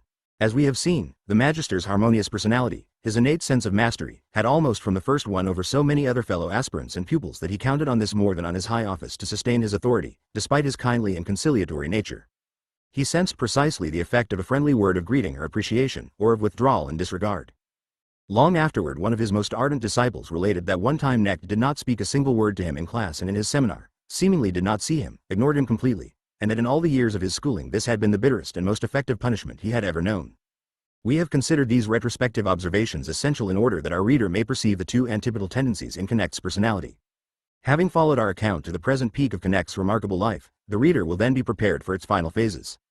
The two tendencies or antipodes of this life, its yin and yang, were the conservative tendency toward loyalty, toward unstinting service of the hierarchy on the one hand, and on the other hand the tendency toward awakening, toward advancing, toward apprehending reality. For Joseph Knecht in his role of believer and devoted servant, the order, Castalia, the glass bead game were sacrosanct. To him in his awakened, clairvoyant, pioneering role they were, irrespective of their value, full-grown institutions, their struggles long past, vulnerable to the danger of aging, sterility, and decadence. The idea underlying them always remained sacred to him, but he had recognized the particular forms that idea had assumed as mutable, perishable, in need of criticism. He served a community of the mind whose strength and rationality he admired, but he thought it was running grave risks by tending to see its own existence as the be-all and end-all, by forgetting its duties to the country and the outside world. If it continued along this course, growing increasingly separated from the whole of life, it was doomed to fall into sterility. In those earlier years he had had presentiments of this peril. That was why he had so often hesitated, fearing to devote himself solely to the glass bead game. In discussions with the monks, and especially with Father Jacobus, the problem had come to mind ever more forcibly, even while he was bravely defending Castalia. Ever since he had been back in Waldsall, and holding office as Magister Ludi, he had continually seen tangible symptoms of that danger. In the loyal but unworldly and formalistic methods of work among his own officials and in many of the other departments. In the highly intelligent but arrogant expertise of the Waldsall elite, and last but not least, in the touching but worrisome personality of his friend Tegularius. With his first difficult year in office behind him, he resumed his historical studies. For the first time he examined the history of Castalia with his eyes open, and soon became convinced that things were not going as well as the inhabitants of the province thought. Castalia's relationships with the outside world, the reciprocal influences operating between Castalia and the life, politics, and culture of the country, had been on the downgrade for decades. Granted, the Federal Council still consulted the Board of Educators on pedagogical and cultural matters. The province continued to supply the country with good teachers and to pronounce on all questions of scholarship. But these matters had assumed a routine and mechanical cast. Young men from the various elites of Castalia nowadays volunteered less eagerly and less frequently for teaching assignments extramuros. Individuals and authorities in the rest of the country less frequently turned for advice to Castalia, whose opinion had in earlier times been sought and listened to even, for example, on important cases of law. If the cultural level of Castalia were compared with that of the country at large, it became apparent that the two were by no means approaching each other. Rather, they were moving apart in a deeply troubling way. The more cultivated, specialized, overtired that Castalian intellectuality became, the more the world inclined to let the province be and to regard it not as a necessity, as daily bread, but as a foreign body, something to be a little proud of, like a precious antique which for the time being the owners would not like to give up or give away, but which they would happily keep stored in the attic. Without fully grasping the situation, people on the outside attributed to Castalians a mentality, a morality, and a sense of self which was no longer viable in real, active life. The interest of the country's citizens in the life of the pedagogic province, their sympathy with its institutions and especially with the glass bead game, were likewise on the downgrade, as was the sympathy of the Castalians for the life and the fate of the country. Knecht had long ago realized that this lack of interest in each other was a grave fault in both, and it was a grief to him that as master of the glass bead game in his players' village he dealt exclusively with Castalians and specialists. Hence his endeavors to devote himself more and more to beginners' courses, his desire to have the youngest pupils, for the younger they were, the more they were still linked with the whole of life in the outside world, the less tamed, trained, and specialized they were. Often he felt a wild craving for the world, for people, for unreflective life, assuming that such still existed out there in the unknown world. Most of us have now and then been touched by this longing, this sense of emptiness, this feeling of living in far too rarefied an atmosphere. The Board of Educators, too, is familiar with this problem. At least it has from time to time looked for methods to combat it, such as by laying more stress on physical exercises and games, and by experimenting with various crafts and gardening. If our observations are correct, the Directorate of the Order had of late shown a tendency to abandon some over-refined specialties in the scholarly disciplines and to emphasize instead the practice of meditation. One need not be a skeptic or prophet of doom, nor a disloyal member of the Order, to concede that Joseph Knecht was right in recognizing, a considerable time before the present day, that the complicated and sensitive apparatus of our republic had become an aging organism, in many respects badly in need of rejuvenation. As we have mentioned, from his second year in office on we find him engaging in historical studies again. In addition to his investigations of Castalian history, he spent much of his leisure reading all the large and small papers that Father Jacobus had written on the history of the Benedictine order. He also found opportunities to vent some of his opinions on historical matters, and have his interest kindled anew in conversations with Monsieur Dubois and with one of the Kupperheim philologists, who as secretary of the board was present at all its sessions. Such talk was always a delight to him, and a welcome refreshment, for among his daily associates he lacked such opportunities. In fact, the apathy of these associates toward any dealings with history was embodied in the person of his friend Fritz. Among other materials we have come across a sheet of notes on a conversation in which Tegularius insisted that history was a subject altogether unfit for study by a Castalian. Of course it's possible to talk wittily, amusingly, even emotionally, if need be, about interpretations of history, the philosophy of history, he declared. There's as much sport in that as in discussing other philosophies, and I don't have any objection if someone wants to entertain himself that way. But the thing itself, the subject of this amusement, history, is both banal and diabolic, both horrible and boring. I don't understand how anyone can waste time on it. Its sole content is sheer human egotism and the struggle for power. Those engaged in the struggle forever overestimate it, forever glorify their own enterprises, but it is nothing but brutal, bestial, material power they seek, a thing that doesn't exist in the mind of the Castalian, or if it does has not the slightest value. World history is nothing but an endless, dreary account of the rape of the weak by the strong. To associate real history, the timeless history of mind, with this age-old, stupid scramble of the ambitious for power and the climbers for a place in the sun, to link the two let alone to try to explain the one by the other, is in itself betrayal of the living spirit. It reminds me of a sect fairly widespread in the 19th or the 20th century whose members seriously believed that the sacrifices, the gods, the temples and myths of ancient peoples, as well as all other pleasant things, were the consequences of a calculable shortage or surplus of food and work, the results of a tension measurable in terms of wages and the price of bread. In other words, the arts and religions were regarded as mere facades, so-called ideologies erected above a human race concerned solely with hunger and feeding. Knecht, who had listened with good humor to this outburst, asked casually, "Doesn't the history of thought, of culture and the arts, have some kind of connection with the rest of history?" "Absolutely not," his friend exclaimed. "That is exactly what I am denying. World history is a race with time, a scramble for profit, for power, for treasures. What counts is who has the strength, luck, or vulgarity not to miss his opportunity. The achievements of thought, of culture, of art are just the opposite. They are always an escape from the serfdom of time, man crawling out of the muck of his instincts and out of his sluggishness and climbing to a higher plane, to timelessness, liberation from time, divinity. They are utterly unhistorical and anti-historical." Knecht went on drawing Tegularius out on this theme for a while longer, smiling at his hyperbole. Then he quietly brought the conversation to a close by commenting, "Your love for culture and the products of the mind does you credit. But it happens that cultural creativity is something we cannot participate in quite so fully as some people think. A dialogue of Plato's or a choral movement by Heinrich Isaac, in fact all the things we call a product of the mind or a work of art or objectified spirit, are the outcomes of a struggle for purification and liberation. They are, to use your phrase, escapes from time into timelessness, and in most cases the best such works are those which no longer show any signs of the anguish and effort that preceded them. It is a great good fortune that we have these works, and of course we Castalians live almost entirely by them. The only creativity we have left lies in preserving them.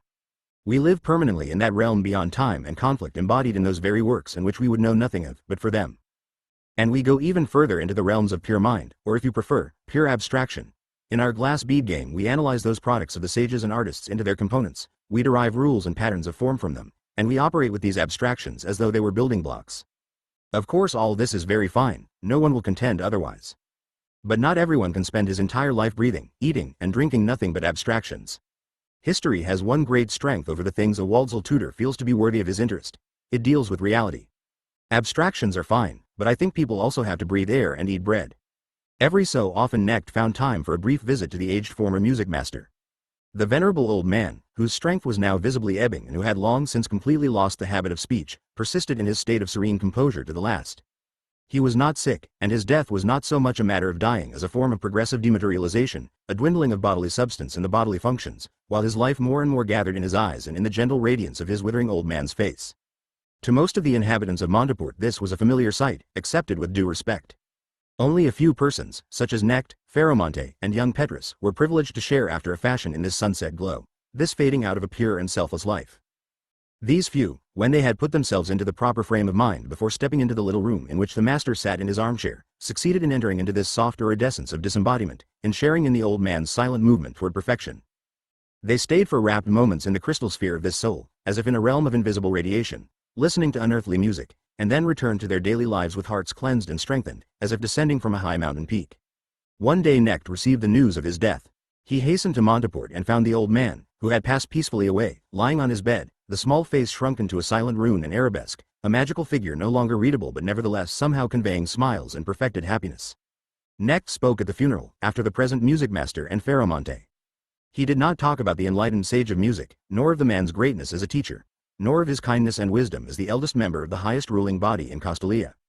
He spoke only of the grace of such an old age and death, of the immortal beauty of the spirit which had been revealed through him to those who had shared his last days. We know from several statements of Knecht's that he wanted to write the former master's biography, but official duties left him no time for such a task. He had learned to curb his own wishes. Once he remarked to one of his tutors, "It is a pity that you students aren't fully aware of the luxury and abundance in which you live. But I was exactly the same when I was still a student. We study and work, don't waste much time, and think we may rightly call ourselves industrious, but we are scarcely conscious of all we could do, all that we might make of our freedom. Then we suddenly receive a call from the hierarchy, we are needed, are given a teaching assignment, a mission, a post, and from then on move up to a higher one, and unexpectedly find ourselves caught in a network of duties that tightens the more we try to move inside it. All the tasks are in themselves small, but each one has to be carried out at its proper hour, and the day has far more tasks than hours. That is well, one would not want it to be different. But if we ever think, between classroom, archives, secretariat, consulting room, meetings, and official journeys, if we ever think of the freedom we possessed and have lost, the freedom for self-chosen tasks, for unlimited, far-flung studies, we may well feel the greatest yearning for those days, and imagine that if we ever had such freedom again we would fully enjoy its pleasures and potentialities. Knecht had an extraordinary aptitude for fitting his students and officials into their proper place in the service of the hierarchy. He chose his men for every assignment, for every post, with great care. His reports on them show keen judgment, especially of character. Other officials often sought his advice on the handling of personality problems. There was, for example, the case of the student Petrus, the former music master's last favorite pupil. This young man, the typical quiet fanatic, had done remarkably well in his unique role of companion, nurse, and adoring disciple. But when this role came to its natural end with the former magister's death, he lapsed into melancholia that was understood and tolerated for a while. Soon, however, his symptoms began to cause Music Master Ludwig, the present director of Monteport, serious concern. For Petrus insisted on remaining in the pavilion where the deceased master had spent his last days. He guarded the cottage, continued to keep its furnishings and arrangements painstakingly in their former state, and especially regarded the room in which the master had died, with its armchair, deathbed, and harpsichord, as a sort of shrine. In addition to caring for these relics, his only other activity consisted in tending the grave of his beloved master. His vocation, he felt, was to devote his life to a permanent cult of the dead man, watching over the places associated with his memory as if he were a temple servant. Perhaps he hoped to see them become places of pilgrimage. During the first few days after the funeral he had taken no food. Afterward he limited himself to the tiny and rare meals with which the master had been content during his last days. It appeared that he intended to go so far in imitatio of the master that he would soon follow him into death. Since he could not sustain this for long, however, he shifted to the mode of conduct which would presumably entitle him to become guardian of house and grave, permanent custodian of this memorial site. From all this it was plain that the young man, naturally obstinate in any case and having enjoyed for some time a distinctive position, was bent on holding on to that position and had not the slightest desire to return to the commonplace duties of life. No doubt he secretly felt that he could no longer cope with them. By the way, that fellow Petrus who was assigned to the late master as cracked, Ferromonte reported acidly in a note to Knecht. Strictly speaking, a Monteport music student was no concern of the Waldsall magister, who should have felt no call to add to his own responsibilities by interfering in a Monteport affair. But things went from bad to worse. The unfortunate young man had to be removed by force from his pavilion. His agitation did not subside with the passage of time. Distraught, still mourning, he had lapsed into a state of withdrawal in which he could not very well be subjected to the usual punishments for infractions of discipline. And since his superiors were well aware of Knecht's benevolent feelings toward the young man, the music master's office applied to him for advice and intervention. In the meantime the refractory student was being kept under observation in a cell in the infirmary. Knecht had been reluctant to become involved in this troublesome affair. But once he had given some thought to it and had decided to try to help, he took the matter vigorously in hand. He offered to take Petrus under his wing as an experiment, on condition that the young man be treated as if he were well and permitted to travel alone. With his letter to the music master's office he enclosed a brief, cordial invitation to Petrus, asking him to pay a short visit if it were convenient, and hinting that he hoped for an account of the former music master's last days. The Monteport doctor hesitantly consented. Knecht's invitation was handed to the student, and as Knecht had rightly guessed, nothing could have been more welcome to the young man, trapped as he was in the deplorable situation he had created for himself, than a swift escape from the scene of his difficulties. Petrus immediately agreed to undertake the journey, accepted a proper meal, was given a travel pass, and set out on foot. He arrived in Waldsall in fair condition. On Knecht's orders, everyone ignored the jitteriness in his manner. He was put up among the guests of the archive and found himself treated neither as a delinquent nor as a patient, nor for that matter as a person in any way out of the ordinary. He was after all not so ill as to fail to appreciate this pleasant atmosphere, and he took the road back into life thus offered him, although during the several weeks of his stay he remained a considerable nuisance to the magister. Knecht assigned him the sham task of recording, under strict supervision, his master's last musical exercises and studies, and in addition systematically employed him for minor routine jobs in the archives. This on the pretext that the archives personnel were overburdened at the moment, and it would be good of him to lend a hand whenever he had the time. In short, the temporary deviant was guided back to the right road. After he had calmed down and seemed ready to fit himself into the hierarchy, Knecht began exerting a direct educational influence upon him. In a series of brief talks the magister relieved the youth of his delusion that setting up the deceased music master as the subject of an idolatrous cult was either a religious act or one tenable in Castalia. Since, however, Petrus was still terror-stricken at the prospect of returning to Monteport, although he seemed otherwise cured, a post of assistant music teacher in one of the lower elite schools was provided for him. In that capacity he henceforth behaved quite acceptably.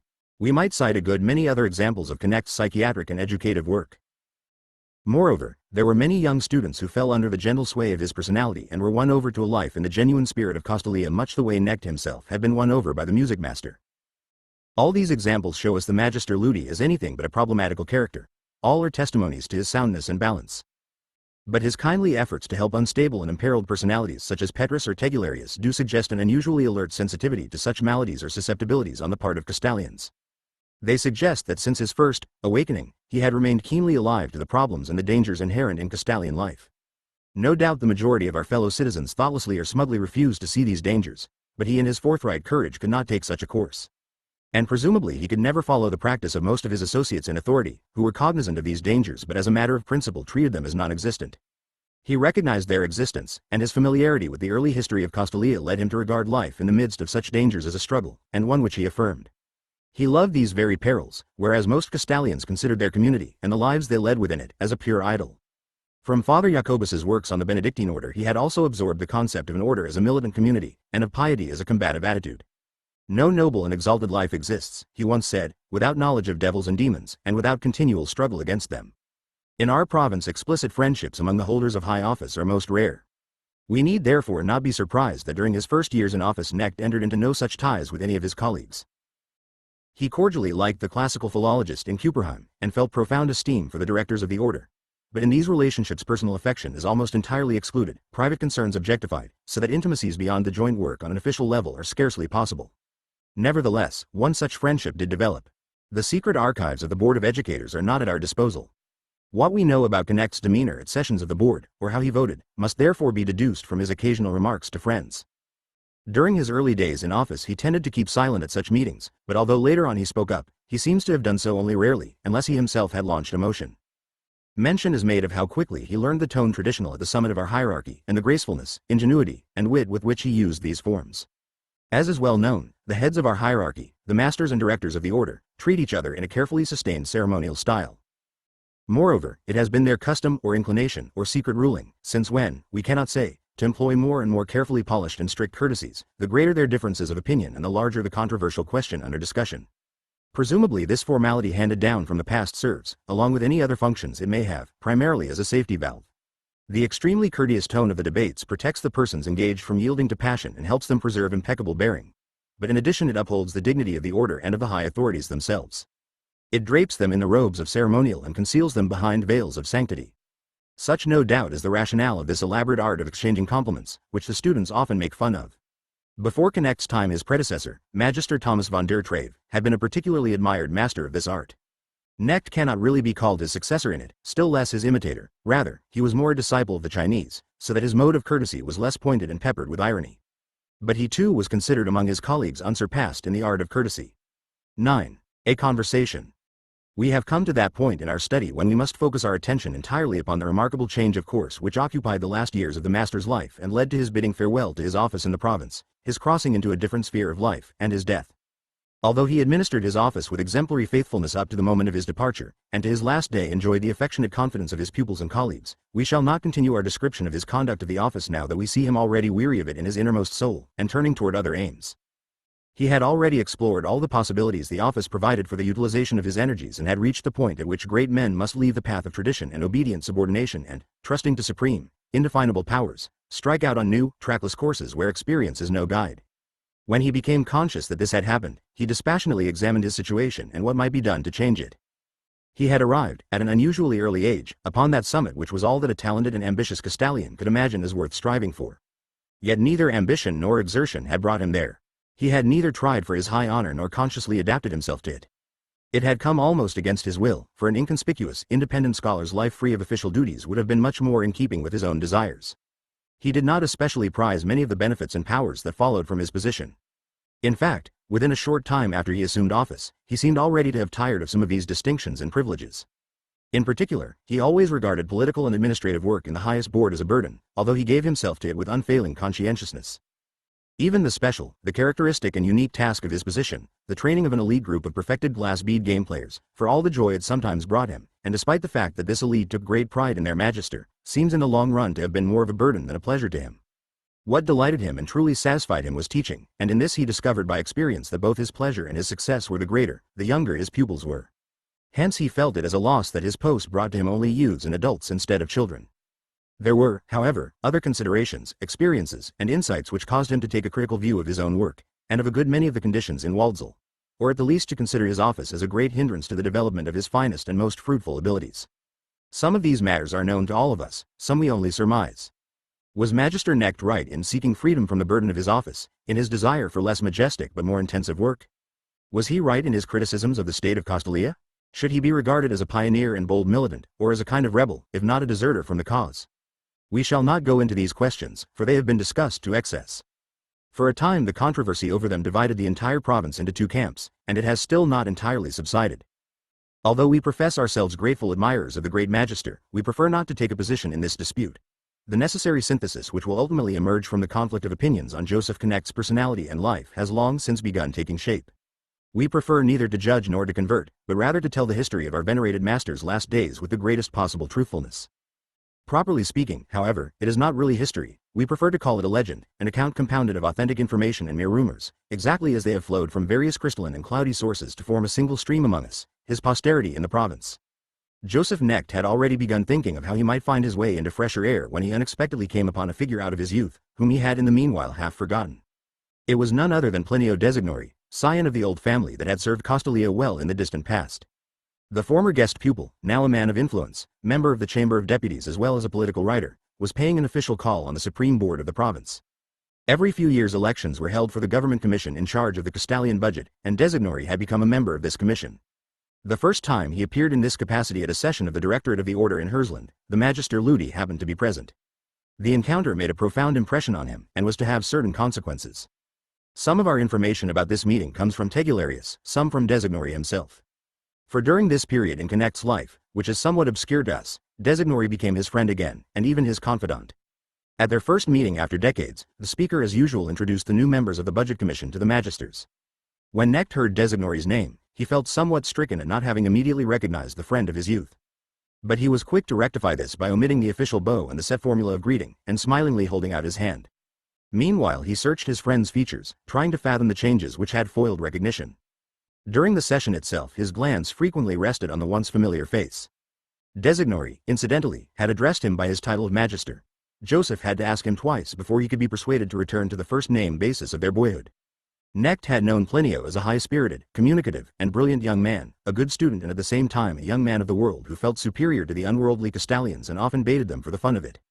Perhaps he had been somewhat vain, but he had also been open-hearted, without pettiness, and had charmed, interested, and attracted his schoolmates. Some of them, in fact, had been dazzled by his good looks, his self-assurance, and the aura of foreignness that surrounded him, the hospitant from the outside world. Years later, toward the end of his student days, Knecht had seen him again, and had been disappointed. Plinio had then seemed to him shallower, coarsened, wholly lacking his former magic. They had parted coolly, with constraint. Now Plinio once more seemed a totally different person. Above all he seemed to have wholly laid aside or lost his youthful gaiety, his delight in communication, argument, talk, his active, winning, extroverted character.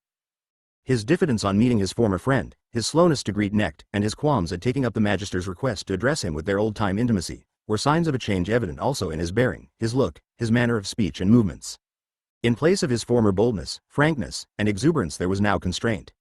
He was subdued, reticent, withdrawn. Perhaps it was stiffness, perhaps only fatigue.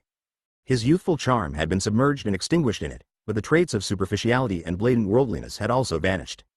The whole man, but especially his face, seemed marked, partly ravaged, partly ennobled by the expression of suffering. While the glass bead game master followed the proceedings, he dwelt with part of his mind on this change, wondering what kind of suffering had overwhelmed this lively, handsome, life-loving man, and set such a mark on him. It seemed to Knecht an alien suffering, of a kind he had never known, and the more he pondered and probed, the more he felt sympathetically drawn to this suffering man. Mingled with this sympathy and affection was a faint feeling as if he were somehow to blame for his friend's sorrow, as if he must in some way make amends. After considering and rejecting a variety of suppositions about Plinio's sadness, it occurred to him that the suffering in the man's face was most uncommon. It was, rather, a noble, perhaps a tragic suffering, and its mode of expression was also of a type unknown in Castalia. Knecht recalled having sometimes seen a similar expression on the faces of people who lived in the world, although he had never seen it in so pronounced and fascinating a form. He realized that he knew it also from portraits of men of the past, portraits of scholars or artists in which a touching, half-morbid, half-faded sorrow, solitariness, and helplessness could be read. To the Magister, with his artist's fine sensitivity to the secrets of expressions and his educator's perception of the various shades of character, there were certain physiognomic signs which he instinctively went by, without ever having reduced them to a system. So, for example, he could recognize a peculiarly Castalian and a peculiarly worldly way of laughing, smiling, showing merriment, and likewise a peculiarly worldly type of suffering or sadness. He now detected this worldly sadness in Designori's face, expressed there with the greatest purity and intensity, as though this face were meant to be representative of many, to epitomize the secret sufferings and morbidity of a multitude. He was disturbed and moved by this face. It seemed to him highly significant that the world should have sent his lost friend here, so that Plinio and Joseph might truly and validly represent respectively the world and the order, just as they had once done in their schoolboy debates. But it struck him as even more important and symbolic that in this lonely countenance, overlaid by sorrow, the world had dispatched to Costalia not its laughter, its joy in living, its pleasure in power, its crudeness, but rather its distress, its suffering. That Designori seemed rather to avoid than to seek him, that he responded so slowly and with such resistance, gave Necht much food for thought. It also pleased him, for he had no doubt that he would nonetheless be able to win Plinio over. To be sure, his former schoolmate, thanks to his education in Costalia, was not one of those unyielding, sulky, or downright hostile commission members, such as Necht had dealt with more than once. On the contrary, he was an admirer of the order and a patron of the province, which was indebted to him for many a service in the past. He had, however, given up the glass bead game many years before. We are in no position to report in detail how the magister gradually regained his friend's trust. Those of us who are familiar with the master's serenity and affectionate courtesy may imagine the process in our own way. Necht steadily continued to court Plinio, and who in the long run could have resisted the magister when he was seriously concerned to win someone's heart. In the end, several months after that first reunion, Designry accepted the repeated invitation to visit Waldsall. One windy, slightly overcast autumn afternoon, the two men drove through a countryside constantly alternating between light and shade toward the site of their schooldays and early friendship. Necht was in a blithe frame of mind, while his guest was silent but moody, undergoing abrupt alternations, like the harvested fields between sunlight and shadow, between the joys of return and the sadness of alienation. Near the village, they alighted and tramped on foot along the old paths which they had walked together as schoolboys, remembering schoolmates and teachers and some of their topics of discussion in those long-ago days. Designori stayed a day as Knecht's guest, looking on at all of his official acts and labors, as had been agreed. At the end of the day, the guest was due to leave early next morning. They sat together in Knecht's living room, already on the verge of their old intimacy. The course of the day, during which he had been able to observe the magister's work hour by hour, had made a great impression upon Designori. That evening the two men had a conversation which Designori recorded immediately after his return home. Although it incorporates a few unimportant matters which some readers may feel disturb the even flow of our account, we think it advisable to set down the complete text. "I had in mind to show you so many things," the magister said, "and now I did not get to them after all. For example, my lovely garden. Do you still recall the magister's garden and Master Thomas's plantings? Yes, and so many other things. I hope there will be future occasions for seeing them. But in any case, you have had the chance to check on a good many of your recollections, and you also have some idea of the nature of my official duties and my routine. I am grateful to you for that," Plinio said. "Only today have I begun to divine again what your province really is, and what remarkable secrets it contains, although over the years I have thought about all of you here far more than you suspect. You have afforded me a glimpse of your office and of your life, Joseph, and I hope this will not be the last time and that we shall have many opportunities to discuss the things I have seen here, which I cannot yet talk about today. On the other hand, I am well aware that I should in some way be requiting your cordiality, and that my reserve must have taken you aback. However, you will visit me too some day, and see my native ground.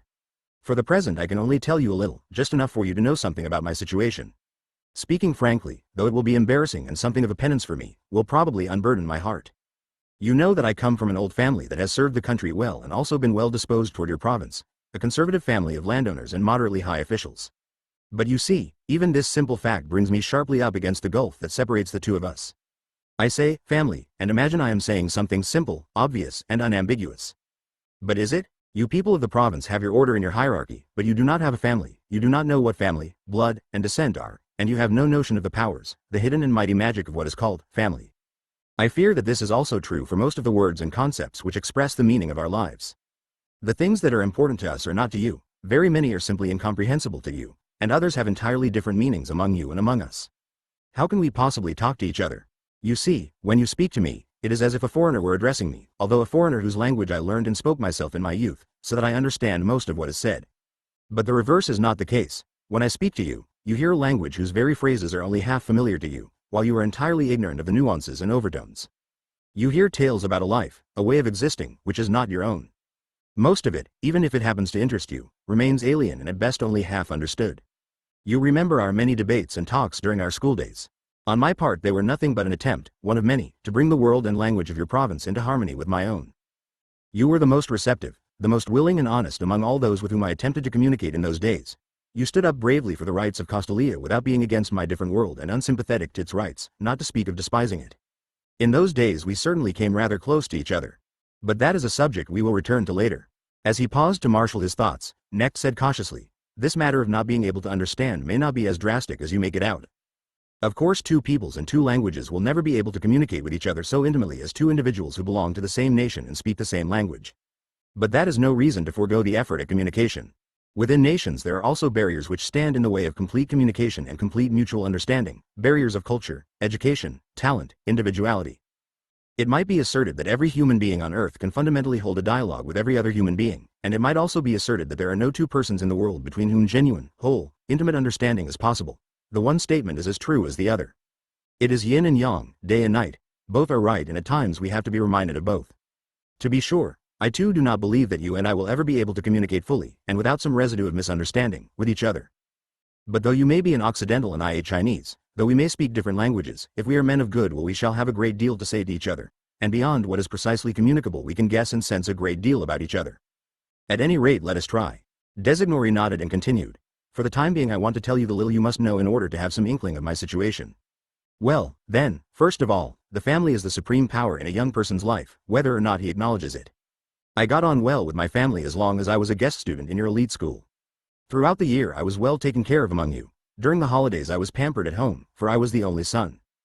I had a deep and in fact a passionate love for my mother. Separation from her was the only grief I felt each time I departed.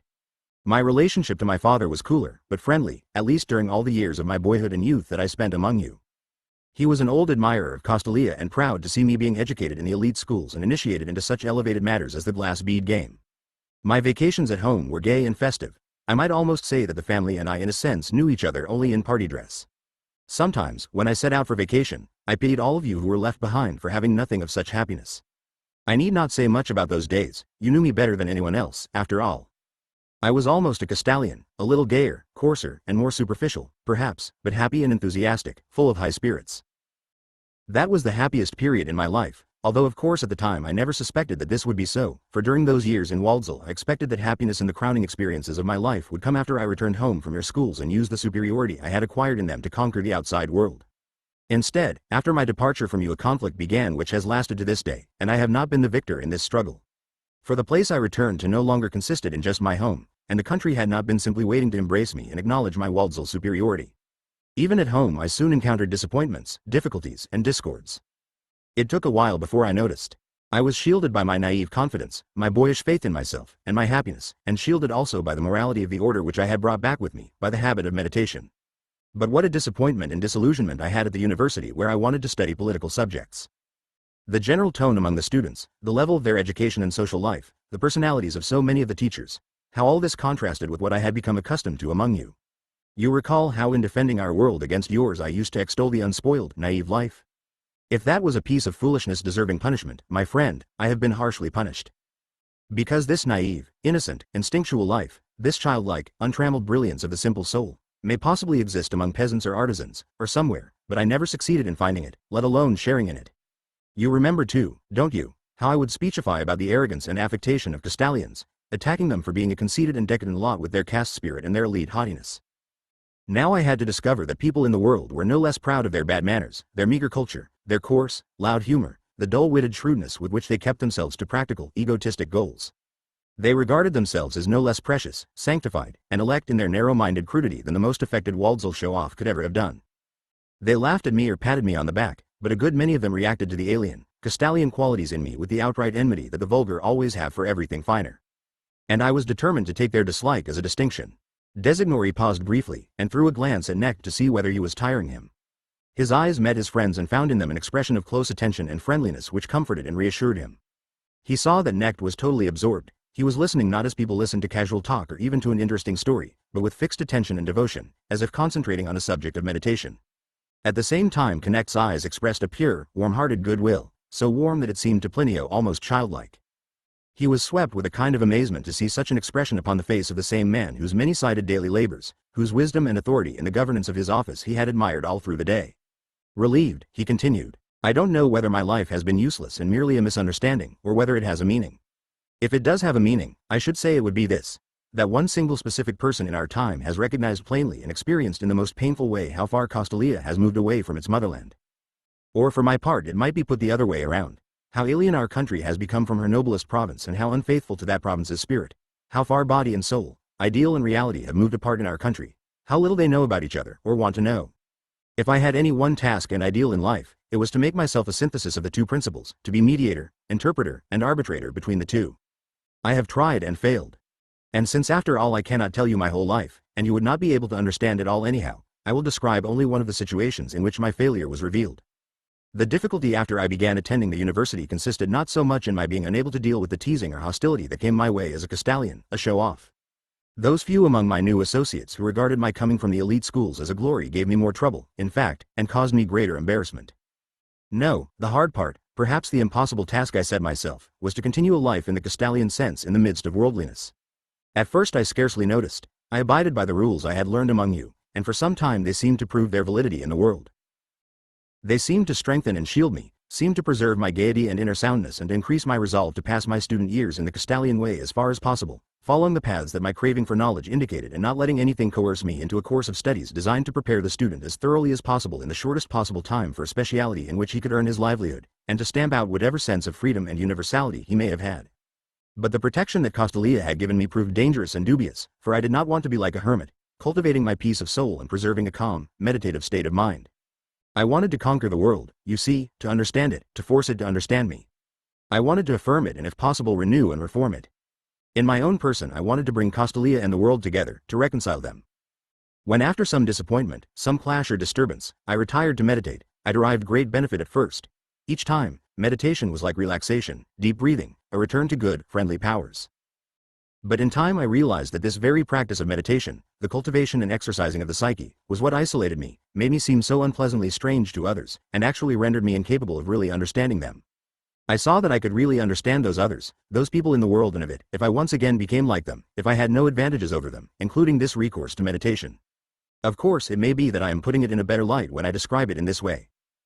Perhaps it was simply that without associates trained to the same practices, without supervision by teachers, without the bracing atmosphere of Waldsall, I gradually lost the discipline, that I grew sluggish and inattentive and succumbed to carelessness, and that in moments of guilty conscience I then excused myself on the ground that carelessness was one of the attributes of this world, and that by giving way to it I was coming closer to an understanding of my environment.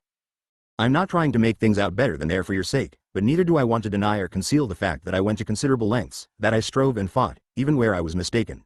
I was serious about the whole problem. But whether or not my attempt to find a meaningful place for myself was mere conceit on my part, in any case, it ended as it was bound to end. The world was stronger than I was, it slowly overwhelmed and devoured me. It was exactly as if life took me at my word and molded me wholly to the world whose rightness, naive strength, and ontological superiority I so highly praised and defended against your logic in our Waldsall disputations. You remember. And now I must remind you of something else which you probably forgot long ago, since it meant nothing to you. But it meant a great deal to me. It was important and terrible. My student years had come to an end, I had adapted, had been defeated, but not entirely. Inwardly I still thought of myself as your equal and imagined that I had made certain adjustments, shed certain customs, more out of prudence and free choice than as the consequence of defeat. And so I also clung to a good many of the habits and needs of my earlier years. Among them was the glass bead game, which probably had little point, since without constant practice and constant association with equal and especially with better players, it's impossible to learn anything, of course. Playing alone can at best replace such practice the way talking to oneself replaces real, serious dialogue. So without really understanding how I stood, what had happened to my player's skill, my culture, my status as an elite pupil, I struggled to save at least some of these values. In those days, whenever I sketched a game pattern or analyzed a game movement for one of my friends who knew something about the game but had no notion of its spirit, it probably seemed akin to magic to these total ignoramuses. Then, in my third or fourth year at the university, I took part in a game course in Waldsall. Seeing the countryside and the town again, visiting our old school and the players' village, gave me melancholy pleasure, but you were not here, you were studying somewhere in Monteport or Cupperheim at the time, and were considered an ambitious eccentric. My game course was only a series of summer classes for pitiable worldlings and dilettantes like myself. Nevertheless, I worked hard at it and was proud at the end of the course to receive the usual C, that passing mark which qualifies the holder for future vacation courses of the same sort. Well, then, a few years later I once again summoned up the energy and signed up for a vacation course under your predecessor. I tried to prepare myself for Waldsall. I read through my old exercise books, made some stabs at the technique of concentration, in short, within my modest limits I composed myself, gathered my energies, and put myself in the mood for the course rather the way a real glass bead game player readies himself for the great annual game. And so I arrived in Waldsall, where after this longer interval I found myself a good deal more alienated, but at the same time enchanted, as if I were returning to a lovely land I had lost, in whose language I was no longer very fluent. And this time my fervent wish to see you again was granted. Do you by any chance recall, Joseph? Knecht looked earnestly into his eyes, nodded and smiled slightly, but said not a word. Good, Designori continued. So you remember. But just what do you remember? A casual reunion with a schoolmate, a brief encounter and disappointment, after which one goes on and thinks no more about it, unless the other fellow tactlessly reminds one about it decades later. Isn't that it? Was it anything else? Was it more than that for you?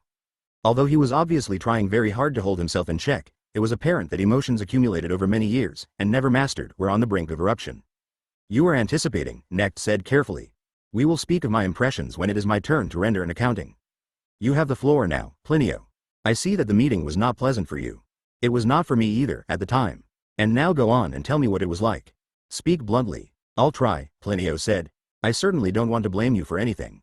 I must concede that you behaved with absolute courtesy toward me, more than that. When I accepted your invitation to come here to Waldsall, where I have not been since that second course, not even since my appointment to the Castalian Commission, I made up my mind to confront you with what I experienced at that time, whether or not this visit turned out pleasantly. And now I mean to continue. I had come to the course and been put up in the guest house. The people in the course were almost all about my age, some were even a good deal older. There were at most 20 of us, the majority Castalians, but either poor, indifferent, or slack glass bead game players, or rank beginners who had tardily decided that they ought to obtain some familiarity with the game. It was a relief to me that I knew none of them. Although our instructor, one of the archive assistants, really tried hard and was most friendly toward us, the whole thing had from the start the feeling of being a half-baked, useless affair, a make-up course whose random collection of students no more believes in its importance or chance of success than does the teacher, although no one involved will admit it. Why, you might have wondered, should this handful of people get together to engage in something they had no capacity for nor enough interest in to go at it with perseverance and devotion, and why should a skilled specialist bother to give them instruction and assign them exercises which he himself scarcely thought would come to anything? At the time I didn't know. I found out from more experienced persons later on, that I simply had bad luck with this course, that another group of participants might have made it stimulating and useful, even inspiring. It often suffices, I was later told, to have two members of the class who kindle each other, or who already know each other and are good friends, to give the whole course, for all the participants and the teacher as well, the necessary impetus. But you are the game master, after all, you must know all about such matters. Well, then, I had rotten luck.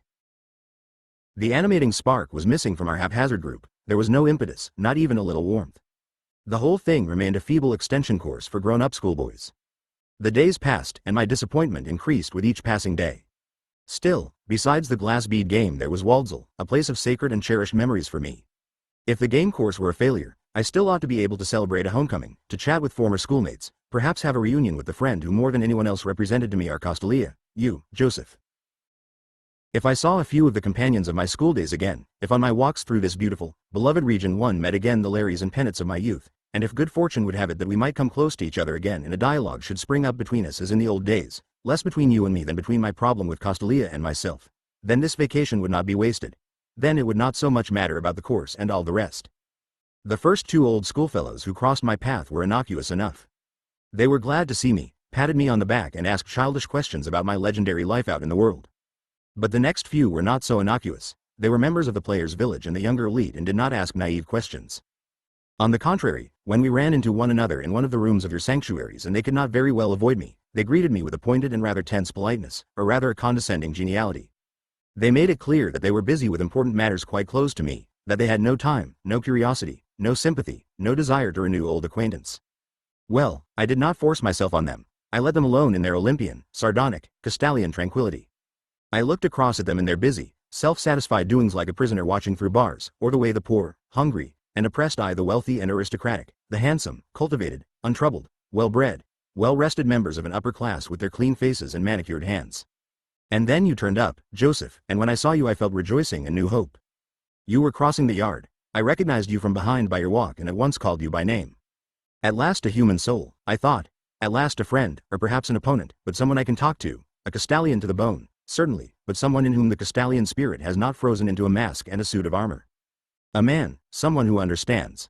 You must have noticed how glad I was and how much I expected from you, and in fact you met me halfway with the greatest courtesy. You still recognize me, I meant something to you, it gave you pleasure to see my face again. And so we did not leave it at that brief warm greeting in the yard. You invited me and devoted, or rather sacrificed, an evening to me. But what an evening that was! The two of us tormented ourselves trying to seem jocose, civil, and comradely toward each other, and how hard it was for us to drag that lame conversation from one subject to another. Where the others had been indifferent to me, with you it was worse. This strained and profitless effort to revive a lost friendship was much more painful. That evening finally put an end to my illusions. It made me realize with unsparing clarity that I was not one of your comrades, not seeking the same goals, not a Castalian, not a person of importance, but a nuisance, a fool trying to ingratiate himself, an uncultivated foreigner. And the fact that all this was conveyed to me with such politeness and good manners, that the disappointment and impatience were so impeccably masked, actually seemed to me the worst of it. If you had upbraided me, what has become of you, my friend? How could you let yourself degenerate this way? The ice would have been broken and I would have been happy. But nothing of the sort. I saw that my notion of belonging to Castalia had come to nothing, that my love for all of you and my studying the glass bead game and our comradeship were all nothing. Elite tutor Knecht had taken note of my unfortunate visit to Waldsall. For my sake he had put himself through a whole evening of boredom, and shown me the door with undeviating courtesy. Designori, struggling with his agitation, broke off and with a tormented expression looked across at the Magister. Knecht sat there, all attention, absorbedly listening, but not in the least upset. He sat looking at his old friend with a smile that was full of friendly sympathy. Since Designori did not continue, Knecht rested his eyes on him, with a look of goodwill and satisfaction, in fact with a touch of amusement. For a minute or longer Plinio obliquely met that gaze. Then he cried out forcefully, although not angrily, "You're laughing." "Laughing? You think it was all fine?" "I must admit," Knecht said smilingly, "that you have described that episode remarkably well, splendidly. That is exactly how it was, and perhaps the lingering sense of insult and accusation in your voice was needed for you to bring it out as effectively as you did and to recall the scene to my mind with such perfect vividness. Also, although I'm afraid you still see the whole affair in somewhat the same light as you did then, and have not fully come to terms with it, you told your story with objective correctness. The story of two young men in a rather embarrassing situation in which both had to dissemble, and one of whom, that is, you, made the mistake of concealing the painfulness of the whole matter behind a gay exterior, instead of dropping the masquerade. It seems as if you were to this day blaming me more than yourself for the fruitlessness of that encounter, although it was absolutely up to you to have set its terms. Have you really failed to see that? But still you have described it very well, I must say. You've called back the whole sense of oppression and embarrassment over that weird evening. For a while I've felt as if I had to fight for composure again, and I've been ashamed for the two of us. No, your story is exactly right. It's a pleasure to hear a story so well told. Well now, Plinio began, rather astonished, and with an offended and mistrustful note lingering in his voice, it's good that my story has amused at least one of us. If you want to know, it didn't amuse me. But you do see, Knecht said, how merrily we can now regard this story, which isn't exactly to the credit of either of us. We can laugh at it. Laugh? Why should we? Because this story about the ex-Castalian Plinio who struggled to master the glass bead game and worked so hard for his former friend's appreciation is now past and over with for good, exactly like the story of the tutor Knecht who in spite of all his training in Castalian manners was a total duffer when it came to dealing with this Plinio who suddenly blew in on him, so that today after so many years that clumsy behavior can be held up to him as in a mirror. Once again, Plinio, you have an excellent memory and you've told the story well. I couldn't have done it justice. It's fortunate that the tale is over and done with and we can laugh at it. Designori was perplexed. He could not help feeling the warmth and pleasantness of the Magister's good humor. It was obviously far removed from mockery. And he felt also that an intense seriousness lay behind this gaiety. But in telling his story he had too painfully relived the bitterness of that episode, and his narrative had been so much in the nature of a confession that he could not change key so readily.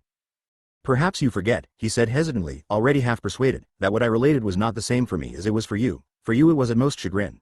For me it was defeat and collapse, and incidentally also the beginning of important changes in my life. When I left Waldsall that time, just as soon as the course ended, I resolved never to return here, and I was close to hating Castalia and all of you. I had lost my illusions and had realized that I would never again belong among you, perhaps had never belonged as much as I had imagined. It would not have taken much more to make me into a renegade and an outright enemy of everything Castalian. Knecht fixed him with a look at once cheerful and penetrating. Certainly, he said, and of course you're going to tell me all about that soon, I very much hope. But for the present I see our relationship as this. In our early youth we were friends, were parted and took very different paths. Then we met again, this at the time of your unlucky holiday course. You'd become half or entirely a person of the world. I was a rather conceited Waldseller, much preoccupied with Castalian forms. And today we have recalled this disappointing and shaming reunion. We have seen ourselves in our awkwardness at that time and we have been able to laugh at it, because today everything is completely different. I freely admit that the impression you made on me at that time did in fact embarrass me greatly. It was an altogether unpleasant, negative impression. I could make nothing of you. To me you unexpectedly, disturbingly, and annoyingly seemed unfinished, coarse, worldly. I was a young Castalian who knew nothing of the world and actually wanted to know nothing of it. And you, well, you were a young foreigner whose reason for visiting us I could not rightly understand. I had no idea why you were taking a game course, for you seem to have almost nothing of the elite pupil left in you. You grated on my nerves as I did on yours. Of course I could not help striking you as an arrogant Waldzeller without any basis for his arrogance, who was bent on keeping his distance from a non-Castalian and amateur at the game. And to me you were a kind of barbarian, semi-cultured, who seemed to be making bothersome and groundless claims upon my interest and my friendship. We fended each other off, we came close to hating each other. There was nothing we could do but part, because neither of us had anything to give the other and neither of us could be fair to the other. But today, Plinio, we have been able to revive that shamefully buried memory, and we may laugh at that scene and at the pair of us, because today we have come together as different men and with quite different intentions and potentialities, without sentimentality, without repressed feelings of jealousy and hatred, without conceit. Both of us grew up long ago, both of us are men now. Designori smiled with relief, but still he asked, "Are we so sure of that? After all, we had goodwill enough even then." "I should think we had," Necht said, laughing. "And with all our goodwill we drove and strained ourselves until we couldn't bear it any longer. At that time we disliked each other instinctively. To each of us the other was unfamiliar, disturbing, alien, and repugnant, and only an imaginary sense of obligation, of belonging together, forced us to play out that tedious farce for a whole evening. I realized that soon after your visit. Neither of us had properly outgrown either our former friendship or our former opposition. Instead of letting that relationship die, we thought we had to exhume it and somehow continue it. We felt indebted to it and had no idea how to pay the debt. Isn't that so?" "I think," Plinio said thoughtfully, "that even today you are still being somewhat overpolite. You say, 'we both,' but in fact it was not the two of us who were seeking and unable to find each other.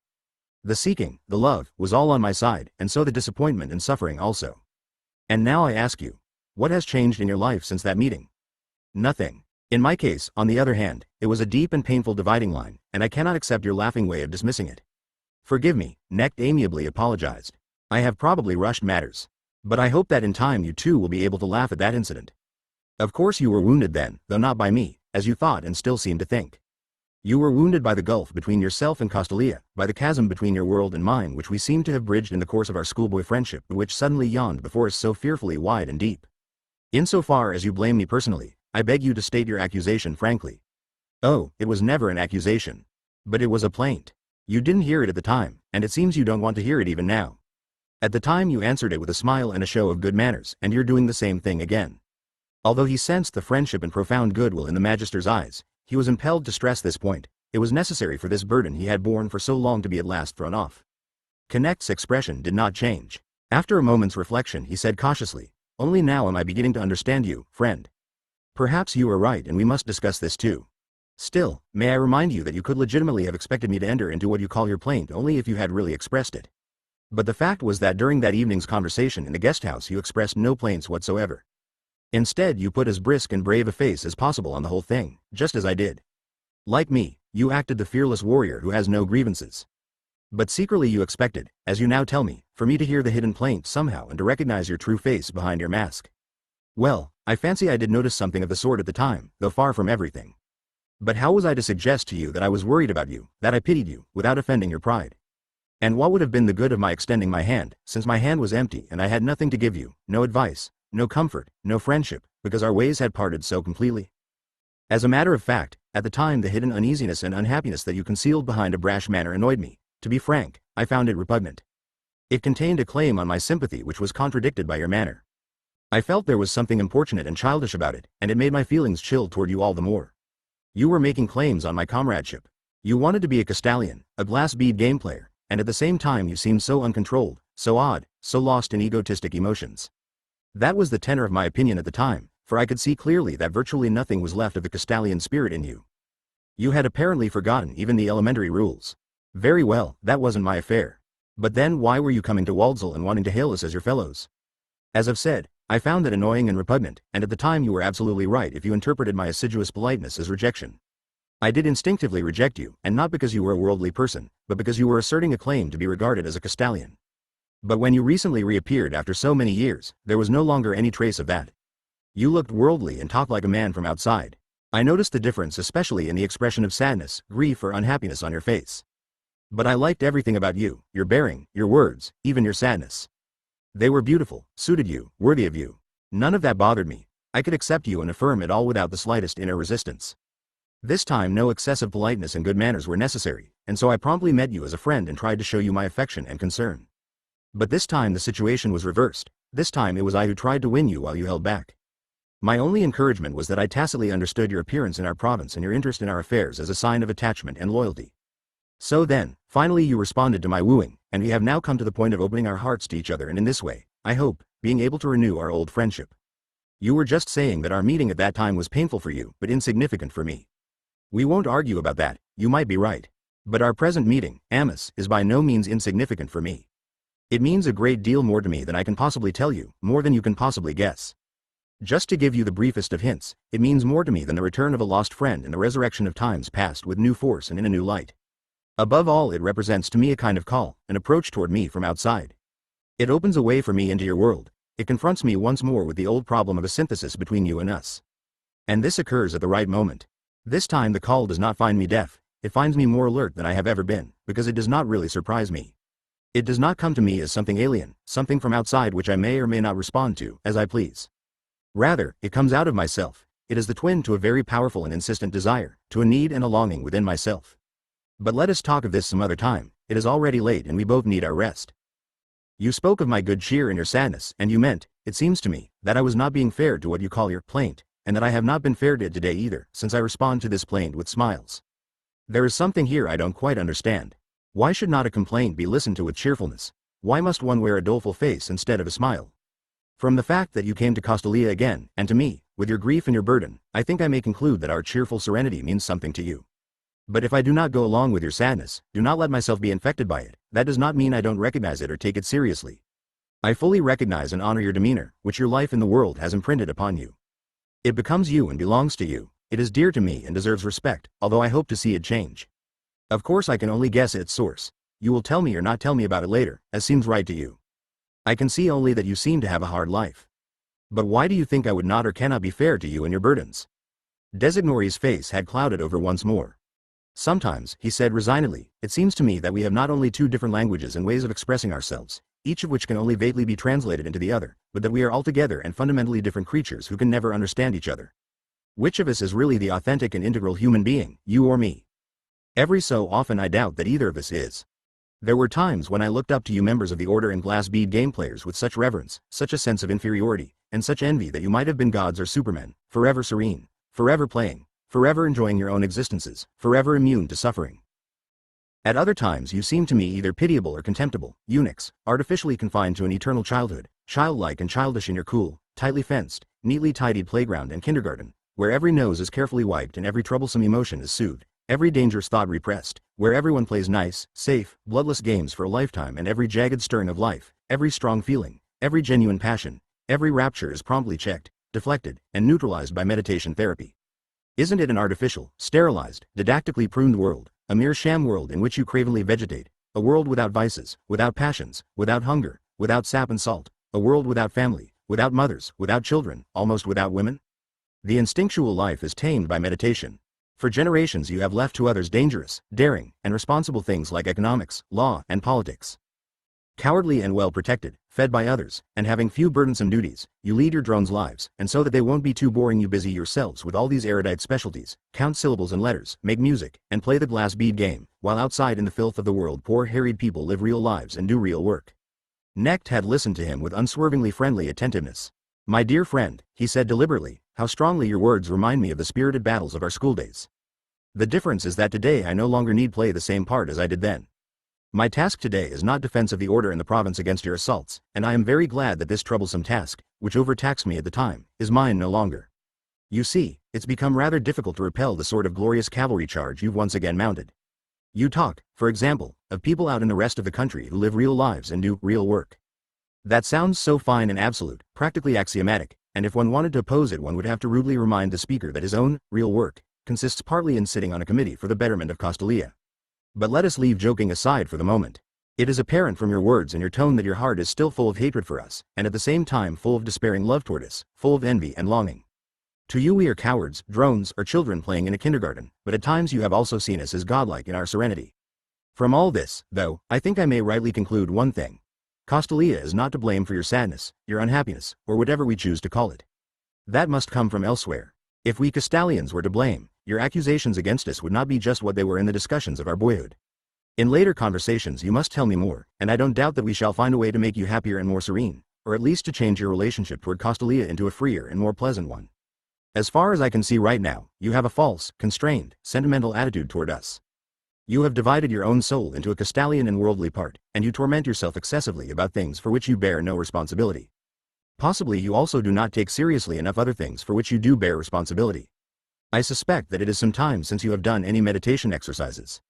Isn't that so? Designori gave an anguished laugh. How keen you are, Domini. Some time, you say? Many, many years have passed since I gave up the magic of meditation. Now you are suddenly so concerned about me. That time you met me here in Waldsall during the vacation course and showed me so much courtesy and contempt, and turned down my plea for comradeship in so polished a manner, I left here with the firm resolve to put an end to everything Castalian about me. From then on I gave up the glass bead game, ceased meditating, even music was spoiled for me for a considerable time. Instead I found new friends who gave me instruction in worldly amusements. We drank and whored, we tried all available narcotics, we sneered at decency, reverence, idealism. Of course the thing didn't go on very long at such a crude level, but long enough to remove completely the last traces of Castalian veneer. And then, years later, when I occasionally realized that I had gone too far and badly needed some of the techniques of meditation, I had become too proud to start again. Too proud? Necht murmured. Yes, too proud. I had meanwhile plunged into the world and become a man of the world. I wanted nothing more than to be one with the others. I wanted no other life than the world's life, its passionate, childlike, crude, ungoverned life vacillating forever between happiness and fear. I disdained the idea of procuring a degree of relief and some transcendence over others by employing your methods. The Magister gave him a sharp look.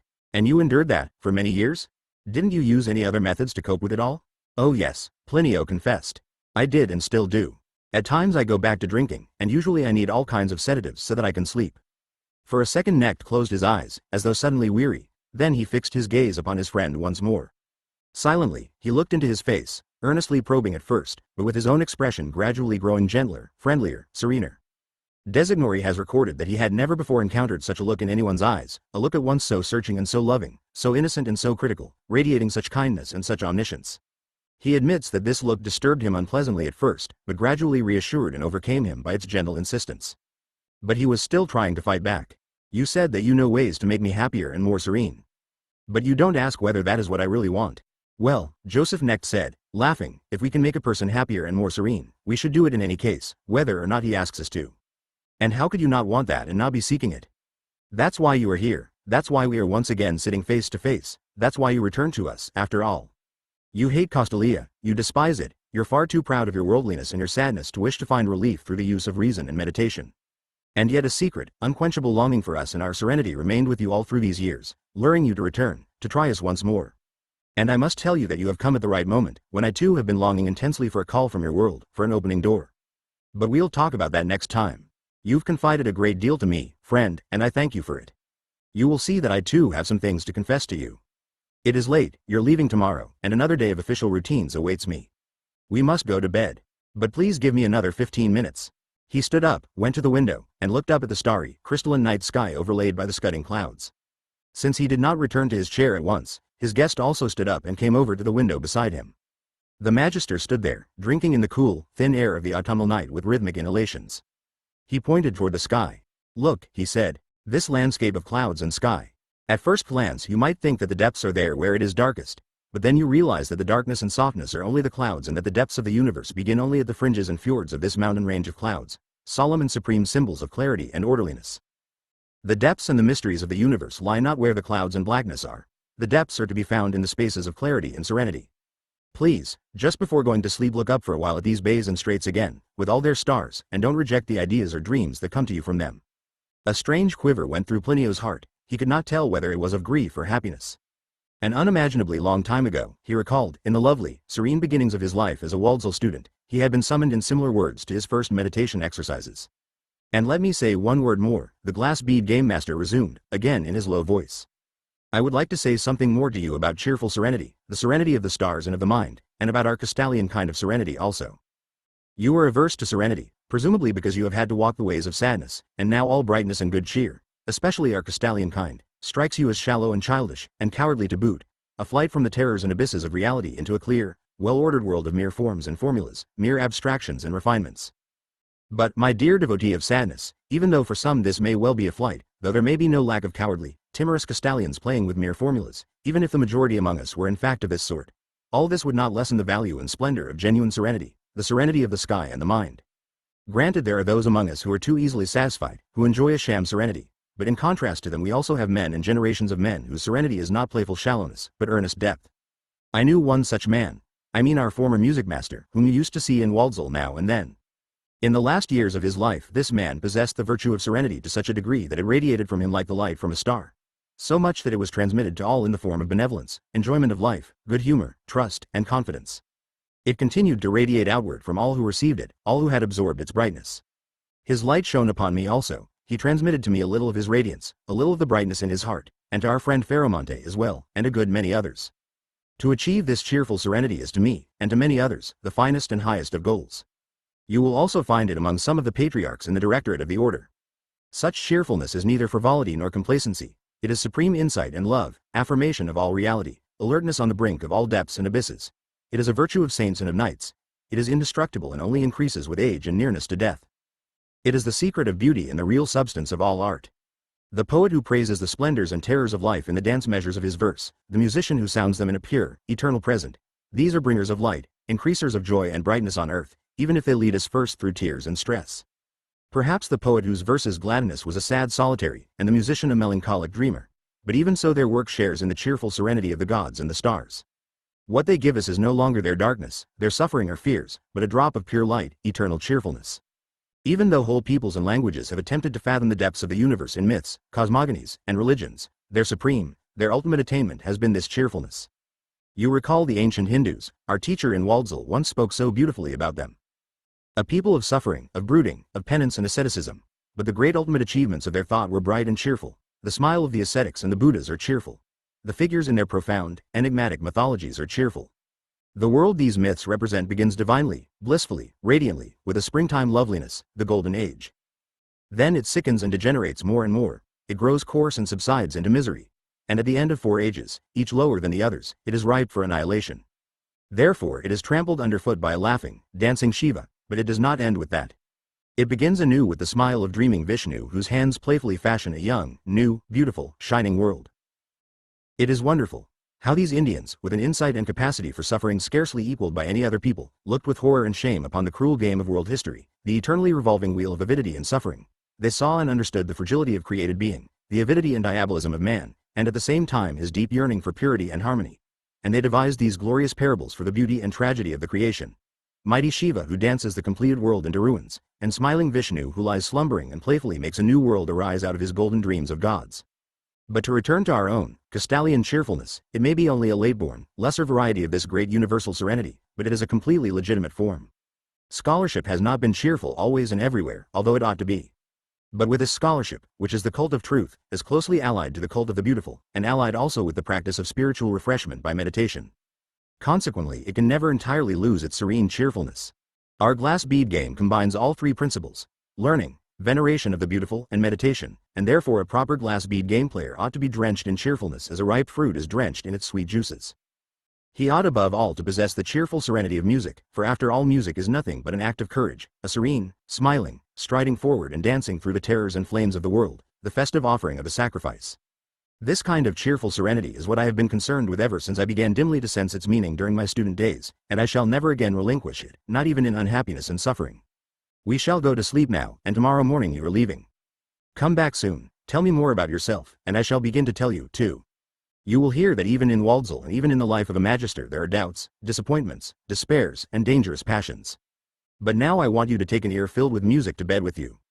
A glance into the starry sky and an ear filled with music is a better prelude to sleep than all your sedatives. He sat down and carefully, very softly, played a movement from the Purcell Sonata which was one of Father Jacobus's favorite pieces. The notes fell into the stillness like drops of golden light, so softly that along with them the song of the old fountain in the yard could be heard. Gently, austerely, sparingly, sweetly, the lovely separate voices met and mingled. Bravely and gaily they paced their tender rondo through the void of time and transitoriness, for a little while making the room and the night hour vast as the universe. And when the friends bade each other good night, the guest's face had changed and brightened, although his eyes had filled with tears. 10. Preparations. Now that Knecht had managed to break the ice, a vital association, revitalizing to the two of them, began between himself and Designori. The latter, who for long years had lived in resigned melancholia, had to admit that his friend was right. What had drawn him back to the pedagogic province was in fact the longing for a cure, for brightness, for Castalian cheerfulness. While Tegularius observed the new development with jealous mistrust, Plinio began visiting frequently, even when he had no commission business. Soon Magister Necht knew all he needed to know about him. Designori's life had been neither so extraordinary nor so complicated as Necht had imagined after those initial revelations. In his youth Plinio had suffered certain disappointments and humiliations, the more painful to one of his active, enthusiastic temperament, of which we have already heard. He had failed in his efforts to become a mediator between the world and Castalia. He had not contrived to create a synthesis of the worldly and Castalian components in his background and character, and had instead turned into an isolated and embittered outsider. Nevertheless, he was not simply a failure. In defeat and renunciation he had in spite of everything shaped a selfhood. In him Castalian education seemed to have miscarried.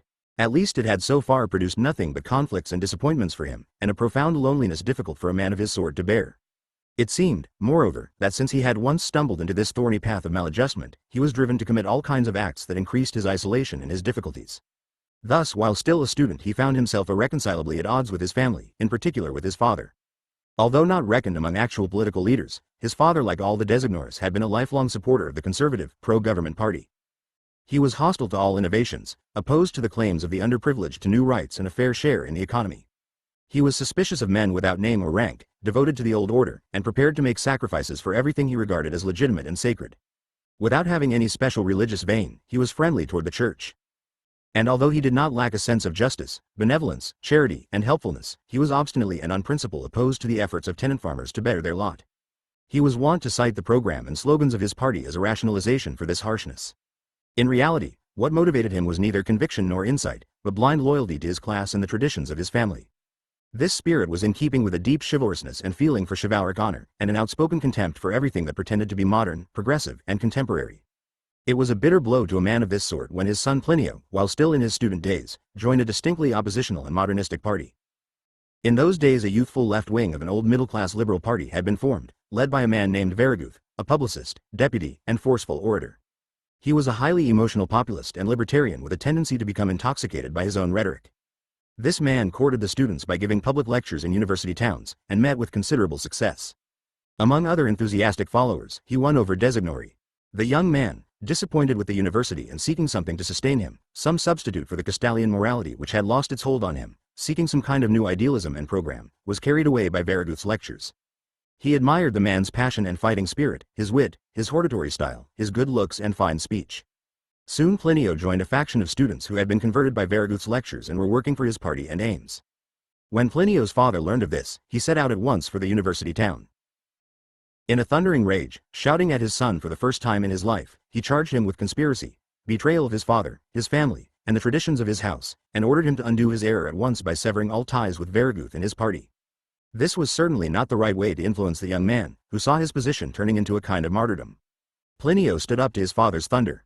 He hadn't attended the elite school for 10 years and the university for several, he declared, in order to give up his power of judgment. He was not going to let a clique of selfish landowners prescribe his views on government, economics, and justice. In framing this reply, he profited by the example of Veriguth, who modeled himself on the great tribunes of the people in never speaking of his own or class interests, but only of pure absolute justice and humanity. Plinio's father burst into bitter laughter and suggested that his son at least finish his studies before he meddled in grown-up affairs, and fancied that he knew more about human life and justice than venerable generations of noble families whose degenerate scion he was and whom he was now traitorously stabbing in the back. With every word the quarrel grew more bitter and insulting, until the father suddenly stopped in icy shame, as though a mirror had shown him his own face distorted with rage. In silence, he took his leave. From then on, Plinio's old pleasant and intimate relationship to his paternal home was never restored. He remained loyal to his faction and its neoliberalism. What is more, after completing his studies he became Veriguth's disciple, assistant, and intimate associate, and a few years later his son-in-law. Since Designori's psychic equilibrium had been disturbed by his education in the elite schools, or perhaps we should say by his difficulties in readjusting to the world and to life back home, so that he was already beset by problems, these new relationships threw him into an exposed, complex, and delicate situation. He gained something of indubitable value, a kind of faith, political convictions, and membership in a party which satisfied his youthful craving for justice and progressiveness. In Veriguth he acquired a teacher, leader, and older friend whom at first he uncritically admired and loved, and who moreover seemed to need him and appreciate him. He gained a direction and goal, work and a mission in life. That was a good deal, but it had to be dearly bought. To some degree the young man came to terms with the loss of his natural position in his father's family and among his peers.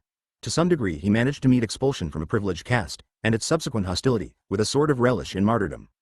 But there were some things he could never get over, above all the gnawing sense that he had inflicted pain on his beloved mother, had placed her in an uncomfortable position between his father and himself, and by doing so had probably shortened her life.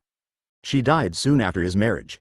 After her death Plinio scarcely ever visited his home, and when his father died he sold the ancient family seat. Among those who have made heavy sacrifices for a position in life, a government post, a marriage, a profession, there are some who contrive to love their position and affirm it the more on the strength of these very sacrifices. What they have suffered for constitutes their happiness and their fulfillment.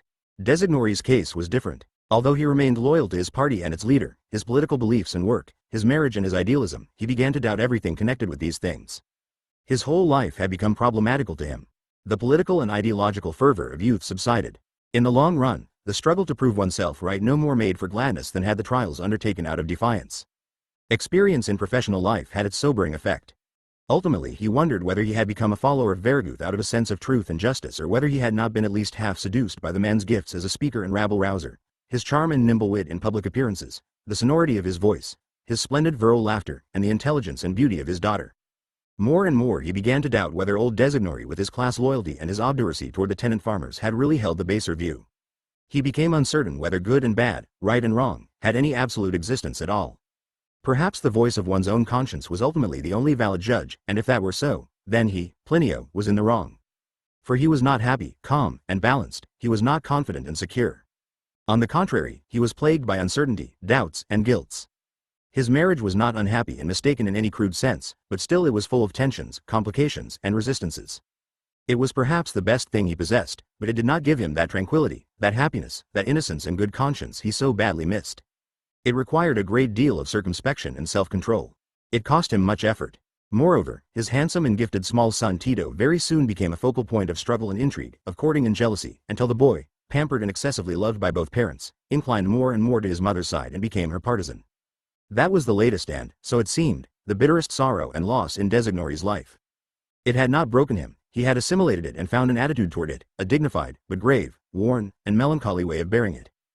While Knecht was gradually learning all this from his friend in the course of frequent visits, he had also told him a great deal about his own experiences and problems. He was careful not to let Plinio fall into the position of the one who has made his confession only to regret it at a later hour or, with a change of mood, to wish to take it all back. On the contrary, he won Plinio's confidence by his own candor and strengthened it by his own revelations. In the course of time he showed his friend what his own life was like, a seemingly simple, upright, regulated life within a clearly structured hierarchic order, a career filled with success and recognition, but nevertheless a hard and completely lonely life of many sacrifices. And although as an outsider there was much that Plinio could not entirely grasp, he did understand the main currents and basic emotions. Certainly he could comprehend Knecht's craving to reach out to the youth, to the younger pupils unspoiled by miseducation, and sympathize with his desire for some modest employment such as that of a Latin or music teacher in a lower school, free of glamour and of the eternal obligation to play a public role.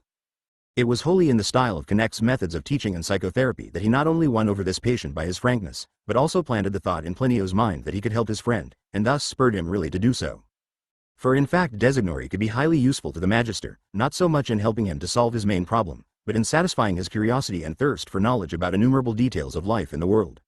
We do not know why Knecht undertook the difficult task of teaching his melancholy boyhood friend to smile and laugh again, or whether any thought of a reciprocal service was involved.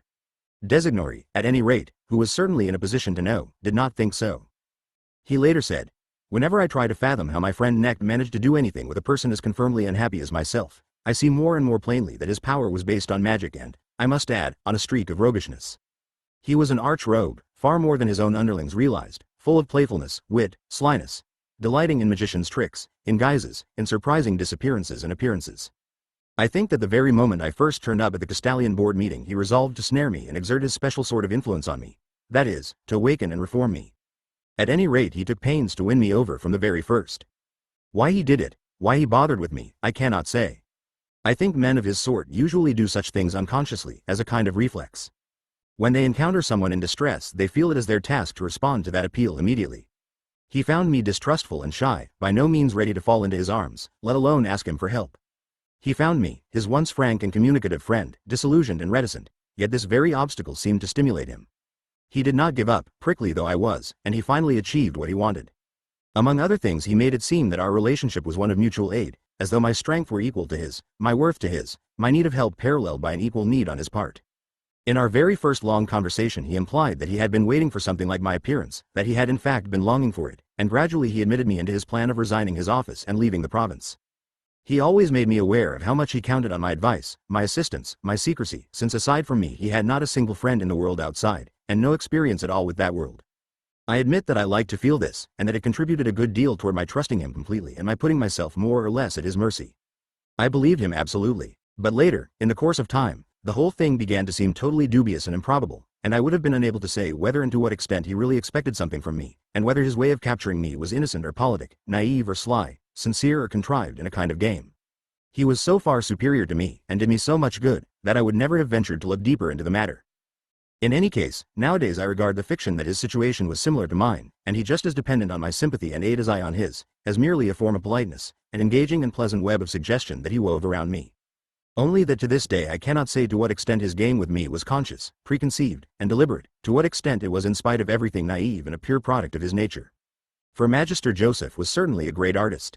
On the one hand his urge to educate, to influence, to heal and help and develop the personalities of others, was so strong that he scarcely scrupled about the means he used. On the other hand it was impossible for him to undertake even the smallest task without devoting himself totally to it. But one thing is certain, that at the time he took me under his wing like a friend and like a great physician and guide. He did not let go of me once he held me, and ultimately he awakened me and cured me as far as that was possible.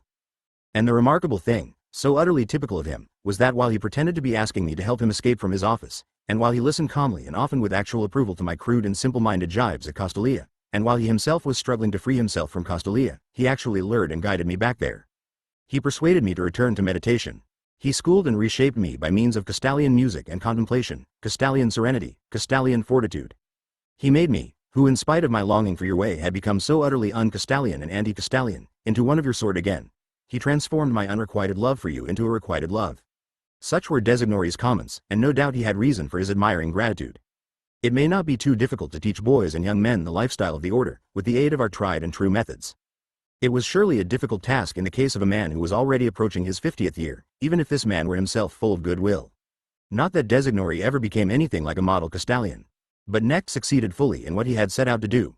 In lifting the bitter weight of unhappiness, in leading Designori's touchy, vulnerable soul back to something like harmony and serenity, and in replacing a number of his bad habits by good ones.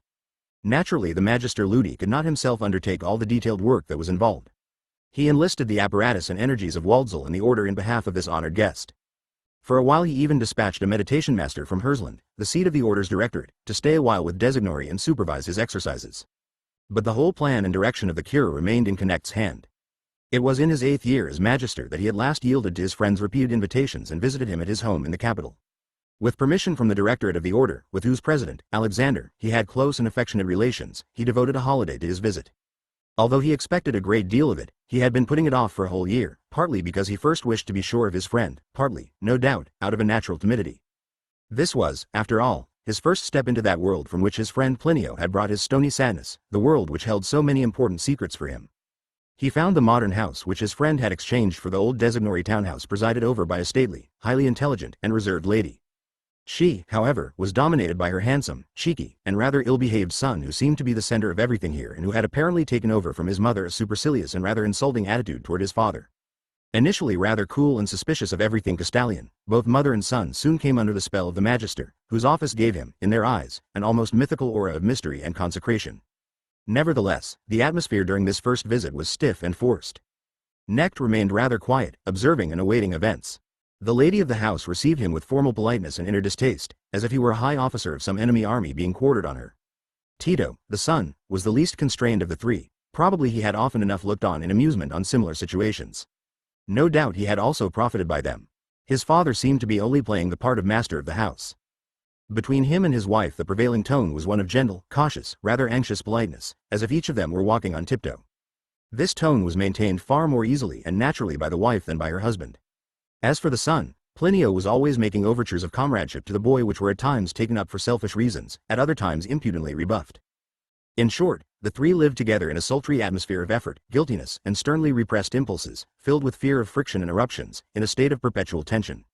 The style of behavior and speech, like the style of the whole house, was a little too careful and deliberate, as though a solid wall had to be built against eventual breaches and assaults.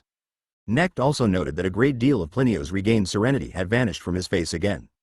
Though in Waldsall or in the guest house of the order in Hersland he was by now almost free of gloom, in his own house he still stood in the shadows, and provoked as much criticism as pity. The house was a fine one. It bespoke wealth and luxurious tastes. In each room the furnishings were of the right proportions for the space. Each was tuned to a pleasant harmony of 2 or 3 colors, with here and there a valuable work of art. Knecht looked about him with pleasure, but in the end all these delights to the eye struck him as a shade too handsome, too perfect, and too well thought out. There was no sense of growth, of movement, of renewal. He sensed that this beauty of the house and its belongings was also meant as a land of spell, a defensive gesture, and that these rooms, pictures, vases, and flowers enclosed and accompanied a life of vain longing for harmony and beauty which could be attained only in the form of tending such well-coordinated surroundings. It was in the period after this visit, with its somewhat unedifying impressions, that Knecht sent a meditation teacher to his friend's home. After having spent a single day in the curiously taut and charged atmosphere of this house, the magister understood much that he had not wished to know but needed to learn for his friend's sake. Nor was this first visit the last. He came again, several times, and on some of these occasions the talk turned to education and the difficulties with young Tito. In these conversations Tito's mother took a lively part. The magister gradually won the confidence and liking of this highly intelligent and skeptical woman. Once, when he said half-jokingly that it was a pity her boy had not been sent to Castalia early, while there was still time for him to be educated there, she took the remark seriously as if it were a reproof, and came to her own defense. She doubted, she said, whether Tito would have been admitted. He was gifted enough, certainly, but hard to handle, and she would never have wished to impose her own ideas on the boy. After all, a similar attempt in the case of his father had not worked out well. Besides, neither she nor her husband had ever thought to claim the old Designori family privilege for their son, since they had broken with Plinio's father and the whole tradition of the ancient house. Finally, she added, with a painful smile, that in any case she would not have been able to part with her child, since he was all that made her life worth living. Knecht gave a great deal of thought to this last remark, which obviously had been made without reflection. So her house, in which everything was so distinguished, elegant, and harmonious, so her husband, her politics, her party, the heritage of the father she had once adored, so all this was not enough to give meaning to her life. Only her child could make it worth living. And she would rather allow this child to grow up under the harmful conditions that prevailed in this house than be separated from him for his own good. For so sensible and seemingly so cool and intellectual a woman, this was an astonishing confession. Knecht could not help her as directly as he had her husband, nor did he have the slightest intention of trying. But as a result of his rare visits and of the fact that Plinio was under his influence, some moderation and a reminder of better ways were introduced into the warped and wrong-headed family situation. The magister himself, however, as he gained increasing influence and authority in the Designori household with each succeeding visit, found himself more and more puzzled by the life of these worldly people. Unfortunately, we know very little about his visits in the capital and the things he saw and experienced there, so that we must content ourselves with the matters we have already indicated. Knecht had not hitherto approached the president of the order in Hersland any more closely than his official functions demanded. He probably saw him only at those plenary sessions of the Board of Educators which took place in Hersland, and even then the president generally performed only the more formal and ornamental duties, the reception and congé of his colleagues, with the principal work of conducting the session being left to the speaker. The previous president, who at the time of Knecht's assuming office was already an old man, had been highly respected by the Magister Ludi, but had made not a single gesture toward lessening the distance between them. For Knecht he was scarcely a human being, no longer had any personality. He hovered, a high priest, a symbol of dignity and composure, silent summit and crowning glory, above the entire hierarchy. This venerable man had recently died, and the order had elected Alexander its new president.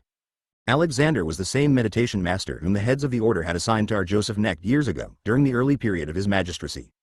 Ever since, the magister had retained an affectionate gratitude for this exemplary representative of the spirit of hierarchy.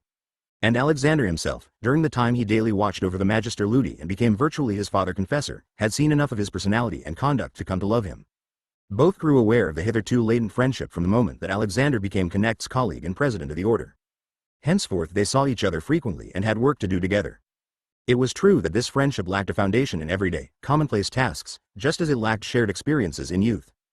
It was rather the mutual sympathy of two colleagues at the summit of their respective vocations, who expressed their friendliness by a slightly greater warmth in greetings and leave-takings, by the deftness of their mutual comprehension, at most by a few minutes of chatting during brief breaks at a sitting of the board. Constitutionally, the president, who was also called master of the order, was in no way superior to his colleagues, the other magisters. But he had acquired an indefinable superiority due to the tradition that the master of the order presided over the meetings of the Supreme Board. And as the order had grown more meditative and monastic during the last several decades, his authority had increased, although only within the hierarchy in the province, not outside it. Within the Board of Educators, the president of the order and the master of the glass bead game had more and more become the twin exponents and representatives of the Castalian spirit. As against the ancient disciplines handed down from pre-Castalian eras, such as grammar, astronomy, mathematics, or music, The glass bead game and discipline of the mind through meditation had become the truly characteristic values of Castalia. It was therefore of some significance that the two present leaders in these fields stood in a friendly relationship to each other. For each it was a vindication of his own worth, for each an extra dash of warmth and satisfaction in his life. For both it was an additional spur to the fulfillment of their task of embodying in their own persons the deepest values, the sacral energies of the Castalian world. To Knecht, therefore, this meant one more tie, one more counterpoise to his growing urge to renounce everything and achieve a breakthrough into a new and different sphere of life. Nevertheless, this urge developed inexorably. Ever since he himself had become fully aware of it, that may have been in the 6th or 7th year of his magistracy, it had grown steadily stronger. Subscribing as he did to the idea of awakening, he had unfalteringly received it into his conscious life and thinking. We believe we may say that from that time on the thought of his coming departure from his office and from the province was familiar to him. Sometimes it seemed like a prisoner's belief in eventual freedom, sometimes like knowledge of impending death, as it must appear to a man gravely ill. During his first frank conversation with Plinio, he had for the first time expressed the thing in words. Perhaps he had done so only in order to win over his friend and persuade him to open his heart, but perhaps also he had intended, by this initial act of communication, to turn this new awakening of his, this new attitude toward life, in an outward direction. That is, by letting someone into his secret, he was taking a first step toward making it a reality. In his further conversations with Designori, Knecht's desire to shed his present mode of life sooner or later, to undertake the leap into a new life, assumed the status of a decision. Meanwhile, he carefully built on his friendship with Plinio, who by now was bound to him not only by his former admiration, but also by the gratitude of a cured patient. In that friendship Knecht now possessed a bridge to the outside world and to its life so laden with enigmas. It need not surprise us that the Magister waited so long before allowing his friend Tegularius a glimpse of his secret and of his plan for breaking away. Although he had shaped each of his friendships with kindness and with regard for the good of the other, he had always managed to keep a clear, independent view of these relationships, and to direct their course. Now, with the re-entry of Plinio into his life, a rival to Fritz had appeared, a new old friend with claims upon Knecht's interest and emotions. Knecht could scarcely have been surprised that Tegularius reacted with signs of violent jealousy. For a while, until he had completely won over Designori, the Magister may well have found Fritz's sulky withdrawal a welcome relief. But in the long run another consideration took a larger place in his thoughts. How could he reconcile a person like Tegularius to his desire to slip away from Waldsal and out of his magistracy? Once Knecht left Waldsal, he would be lost to this friend forever. To take Fritz along on the narrow and perilous path that lay before him was unthinkable, even if Fritz should unexpectedly manifest the desire and the courage for the enterprise. Knecht waited, considered, and hesitated for a very long time before initiating Fritz into his plans. But he finally did so, after his decision to leave had long been settled. It would have been totally unlike him to keep his friend in the dark, and more or less behind his back prepare steps whose consequences would deeply affect him as well. If possible, Knecht wanted to make him, like Plinio, not only an initiate, but also a real or imaginary aid, since activity makes every situation more bearable. Knecht had, of course, long ago made his friend privy to his ideas about the doom for ending the Castalian organization, as far as he cared to communicate these ideas and Tegularius to receive them. After he resolved to tell Fritz of his intentions, the Magister used these ideas as his link. Contrary to his expectations, and to his great relief, Fritz did not take a tragic view of the plan. Rather, the notion that a Magister might fling his post back at the board, shake the dust of Castalia from his feet, and seek out a life that suited his tastes, seemed to please Fritz. The idea actually amused him. Individualist and enemy of all standardization that he was, Tegularius invariably sided with the individual against authority. If there were prospect of fighting, taunting, outwitting the powers of officialdom, he was always for it. His reaction gave Knecht a valuable clue as to how to go on. With an easier conscience, and laughing inwardly, the Magister promptly entered into his friend's attitude. He did not disabuse Fritz of his notion that the whole thing was a kind of coup de main against bureaucracy, and assigned him the part of an accomplice, collaborator, and conspirator. It would be necessary to work out a petition from the Magister to the board, he said, an exposition of all the reasons that prompted him to resign his office. The preparation of this petition was to be chiefly Tegularius's task. Above all, he must assimilate Knecht's historical view of the origins, development, and present state of Castalia, then gather historical materials with which Knecht's desires and proposals could be documented. That this would lead him into a field he had hitherto rejected and scorned, the field of history, seemed not to disturb Tegularius at all, and Knecht quickly taught him the necessary procedures. Soon Tegularius had immersed himself in his new assignment with the eagerness and tenacity he always had for odd and solitary enterprises. This obstinate individualist took a fierce delight in these studies which would place him in a position to challenge the bigwigs and the hierarchy in general, and show them their shortcomings. Joseph Knecht took no such pleasure in these endeavors, nor had he any faith in their outcome. He was determined to free himself from the fetters of his present situation, leaving himself unencumbered for tasks which he felt were awaiting him. But he fully realized that he could not overpower the board by rational arguments, nor delegate Tegularius any part of the real work that had to be done. Nevertheless, he was very glad to know that Fritz was occupied and diverted for the short while that they would still be living in proximity to each other. The next time he saw Plinio Designori he was able to report, "Friend Tegularius is now busy, and compensated for what he thinks he has lost because of your reappearance on the scene. His jealousy is almost cured, and working on something for me and against my colleagues is doing him good. He is almost happy. But don't imagine, Plinio, that I count on anything concrete coming out of this project, aside from the benefit to himself. It is most unlikely that our highest authority will grant this petition of mine. In fact, it's out of the question. At best they will reply with a mild reprimand. What dooms my request is the nature of our hierarchy itself. A board that would release its Magister Ludi in response to a petition, no matter how persuasively argued, and would assign him to work outside Costalia, wouldn't be to my liking at all.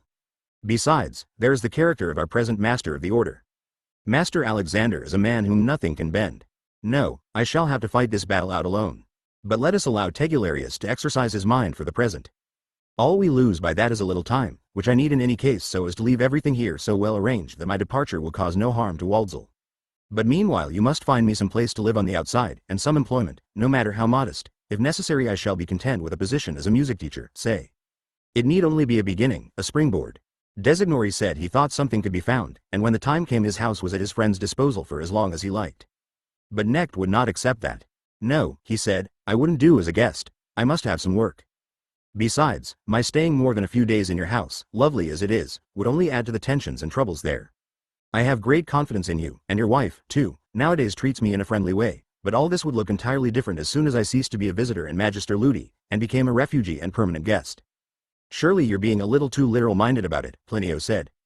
Once you've made your break and are living in the capital, you'll soon be offered a suitable post, at least a professorship at the university.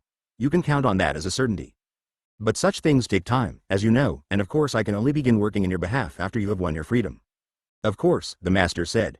Until then my decision must remain secret. I cannot offer myself to your authorities before my own authority here has been informed and has made its decision. That goes without saying. But for the present, you know, I am not at all seeking a public appointment. My wants are few, probably fewer than you can imagine. I need a little room in my daily bread, but above all work to do, some task as a teacher. I need one or a few pupils to whom I can be near and whom I can influence. A university post is the last thing on my mind. I would be just as glad, no, I would by far prefer, to work with a boy as a private tutor, or something of the sort. What I am seeking and what I need is a simple, natural task, a person who needs me. Appointment at a university would from the start mean my fitting into a traditional, sanctified, and mechanized bureaucracy, and what I crave is just the opposite of that. Hesitantly, Designori brought up the project that had been on his mind for some time. I do have something to propose, he said, and hope you will at least think it over. If you can possibly accept it, you would be doing me a service too. Since that first day I visited you here you have given me a great deal of help. You've also come to know my household and know how things stand there. My situation isn't good, but it is better than it has been for years. The thorniest problem is the relationship between me and my son. He is spoiled and impudent. He's made himself a privileged position in our house. As you know, this was virtually pressed on him while he was still a child and courted by both his mother and myself. Since then he's decidedly gone over to his mother's side, and gradually whatever authority I might have had over him has been adroitly taken out of my hands. I had resigned myself to that, as I have to so much else in my botched life. But now that I have recovered somewhat, thanks to you, I've regained hope. You can see what I am driving at. I would think it a piece of great good fortune if Tito, who is having difficulties in school anyhow, were to have a tutor who would take him in hand. It's a selfish request, I know, and I have no idea whether the task appeals to you at all. But you've encouraged me to make the suggestion, as least. Knecht smiled and extended his hand. Thank you, Plinio. No proposal could be more welcome to me. The only thing lacking is your wife's consent. Furthermore, the two of you must be prepared to leave your son entirely to me for the time being. If I am to do anything with him, the daily influence of his home must be excluded. You must talk to your wife and persuade her to accept this condition. Go at it cautiously, give yourselves time. Do you really think you can do something with Tito? Designori asked. Oh yes, why not? He has good blood and high endowments from both parents. What is missing is the harmony of these forces. My task will be to awaken in him the desire for this harmony, or rather to strengthen it and ultimately to make him conscious of it. I shall be happy to try. Thus Joseph Knecht had his two friends occupied with his affair, each in a different way. While Designori in the capital presented the new plan to his wife and tried to couch it in terms acceptable to her, Tegularius sat in a carrel in the library at Waldsall following up Knecht's leads and gathering material for the petition. The magister had put out good bait in the reading matter he had prescribed. Fritz Tegularius, the fierce despiser of history, sank his teeth into the history of the warring epoch and became thoroughly infatuated with it. With his enthusiasm for any pastime, he ferreted out more and more anecdotes from that epoch in the dark prehistory of the order. Soon he had collected such copious notes that when he presented them to his friend, Knecht could use only a tenth of them. During this period Knecht made several visits to the capital. Because a sound, integrated personality often finds easy access to troubled and difficult people, Designori's wife came to trust him more and more. Soon she consented to her husband's plan. Tito himself, on one of these visits, boldly informed the magister that he no longer wished to be addressed with the familiar pronoun, as if he were a child, since everyone nowadays, including his teacher, used the polite pronoun to him. Knecht thanked him with perfect courtesy and apologized. In his province, he explained, the teachers used the familiar form to all students, even those who were quite grown up. After dinner he invited the boy to go for a walk with him and show him something of the city. In the course of the walk Tito guided him down a stately street in the old part of the city, where the centuries-old houses of wealthy patrician families stood in an almost unbroken row. Tito paused in front of one of these substantial, tall, and narrow buildings and pointed to a shield over the doorway. "Do you know what that is?" he asked. When Knecht said he did not, he explained. "Those are the Designori arms, and this is our old house. It belonged to the family for 300 years. But we are living in our meaningless, commonplace house just because after grandfather's death my father took it into his head to sell this marvelous old mansion and build himself a fashionable place that by now isn't so modern anymore. Can you understand anyone's acting like that? Are you very sorry about the old house?" Knecht asked. "Very sorry," Tito said passionately, and repeated his question. "Can you understand anyone's acting like that?" "Things become understandable if you look at them in the right light," the magister said. "An old house is a fine thing, and if the two had stood side by side and your father were choosing between them, he probably would have kept the old one. Certainly, old houses are beautiful and distinguished, especially so handsome a one as this. But it is also a beautiful thing to build one's own house, and when an ambitious young man has the choice of comfortably and submissively settling into a finished nest, or building an entirely new one can well see that he may decide to build. As I know your father, and I knew him when he was a spirited fellow just about as old as you are, the sale of the house probably hurt no one more than himself. He had had a painful conflict with his father and his family, and it seems his education in our Costalia was not altogether the right thing for him. At any rate it could not deter him from several impatient acts of passion. Probably the sale of the house was one of those acts. He meant it as a thrust at tradition, a declaration of war upon his family, his father, the whole of his past and his dependency. At least that is one way to see it. But man is a strange creature, and so another idea does not appear altogether improbable to me, the idea that by selling this old house your father wanted primarily to hurt himself rather than the family. To be sure, he was angry at the family. They had sent him to our elite schools, had given him our land of education, only to confront him on his return with tasks, demands, and claims he could not handle. But I would rather go no further in psychological analysis. In any case the story of this sale shows how telling the conflict between fathers and sons can be. This hatred, this love turned to hate. In forceful and gifted personalities this conflict rarely fails to develop. World history is full of examples. Incidentally, I could very well imagine a later young Designori who would make it his mission in life to regain possession of the house for the family at all costs. "Well," Tito exclaimed, "wouldn't you think he was right? I would not like to judge him. If a later Designori recalls the greatness of his family and the obligations that such greatness imposes, if he serves the city, the country, the nation, justice, and welfare with all his energies and in the process grows so strong that he can recover the house, then he will be a worthy person and we would want to take our hats off to him. But if he knows no other goal in life besides this house business, then he is merely obsessed, a fanatic, a man surrendering to a passion, and in all probability someone who never grasped the meaning of such youthful conflicts with a father and so went on shouldering their load long after he became a man. We can understand and even pity him, but he will not increase the fame of his lineage. It is fine when an old family remains affectionately attached to its residents, but rejuvenation and new greatness spring solely from sons who serve greater goals than the aims of the family." Although on this walk Tito listened attentively and quite willingly to his father's guest, on other occasions he exhibited dislike and fresh defiance. In this man, whom his otherwise discordant parents both seemed to hold in high esteem, Tito sensed a power which threatened his own pampered freedom, so that at times he treated Knecht with outright rudeness. Each time, however, he would be sorry and try to make up for such breaches, for it offended his self-esteem to have shown weakness in the face of the serene courtesy that surrounded the magister like a coat of shining armor. Secretly, too, in his inexperienced and rather unruly heart, he sensed that this was a man he might love and revere. He felt this particularly one half-hour when he came upon Knecht alone, waiting for his father, who was busy with affairs. As Tito entered the room he saw their guest sitting still, with eyes half-closed, in a statuesque pose, radiating such tranquility and peace in his meditation that the boy instinctively checked his stride and began to tiptoe out of the room again. But at that point the magister opened his eyes, gave him a friendly greeting, rose, indicated the piano in the room, and asked whether he liked music. Tito said he did, although he had not had music lessons for quite some time and had left off practicing because he was not doing so well in school and those drill masters who called themselves teachers were always keeping after him. Still in all he'd always enjoyed listening to music. Knecht opened the piano, sat down at it, found it was tuned, and played an andante movement of Scarlatti's which he had recently used as the basis for a glass bead game exercise. Then he stopped, and seeing the boy rapt and attentive, began outlining more or less what took place in such an exercise. He dissected the music, giving examples of some of the analytical methods that could be used and the ways the music could be translated into the hieroglyphs of the game. For the first time Tito saw the Magister not as a guest, not as a learned celebrity whom he resented as a danger to his own self-esteem. Rather, he saw him at his work, a man who had acquired a subtle, exacting art and practiced it with a masterly hand. Tito could only dimly sense the meaning of that art, but it seemed to be deserving of full devotion and to call forth all the powers of an integrated personality. That this man thought him grown up and intelligent enough to be interested in these complicated matters also gave him greater assurance. He grew quiet, and during this half-hour he began to divine the sources of this remarkable man's cheerfulness and unruffled calm. During this last period Connect's official activities were almost as strenuous as they had been in the difficult time after his assumption of office. He was determined to leave all the areas under his control in exemplary condition.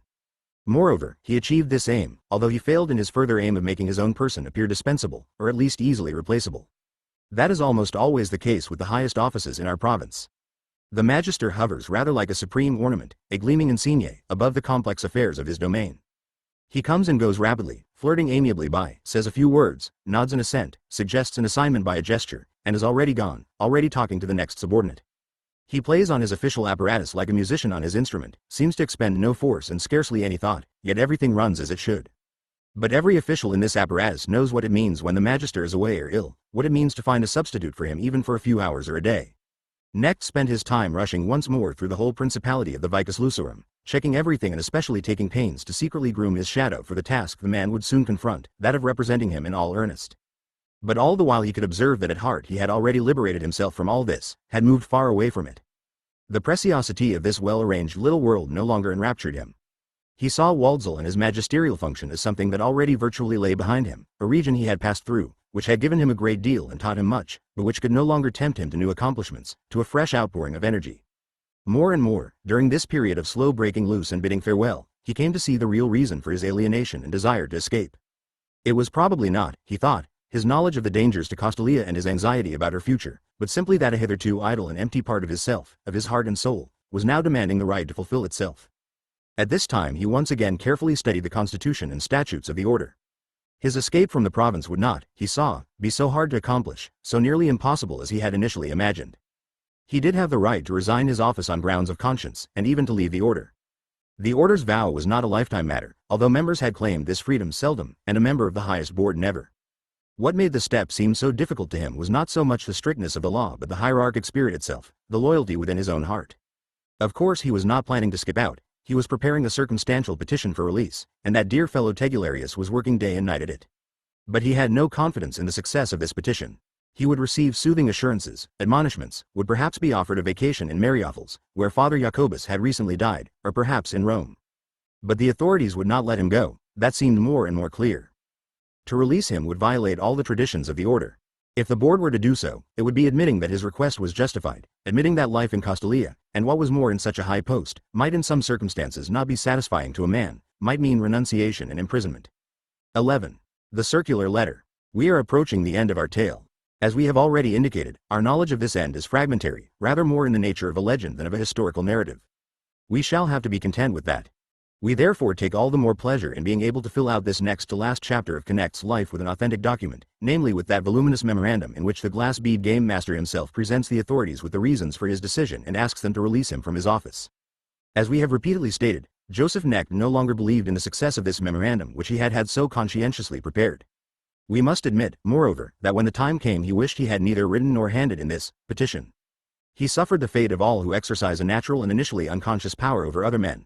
This power is not exercised without a certain cost to its possessor. Although the Magister had been glad to win his friend Tegularis's support for his plans, and to have made him a promoter and associate in them, the consequences went far beyond what he had conceived or wished. He had coaxed or misled Fritz into undertaking a task whose value he himself, as its author, no longer believed in. But when his friend at last presented him with the fruits of his labors, he could no longer undo the work. Nor, since the purpose of the assignment had been to make Fritz better able to bear their separation, could he lay the data aside and leave them unused without thoroughly offending and disappointing his friend. At the time, we are convinced, Knecht would much rather have brusquely resigned his office and declared his withdrawal from the order instead of choosing the roundabout mode of the petition, which in his eyes had become virtually a farce. But consideration for Tegularius caused him to restrain his impatience for a while longer. It would no doubt be interesting if we had his industrious friend's manuscript at our disposal.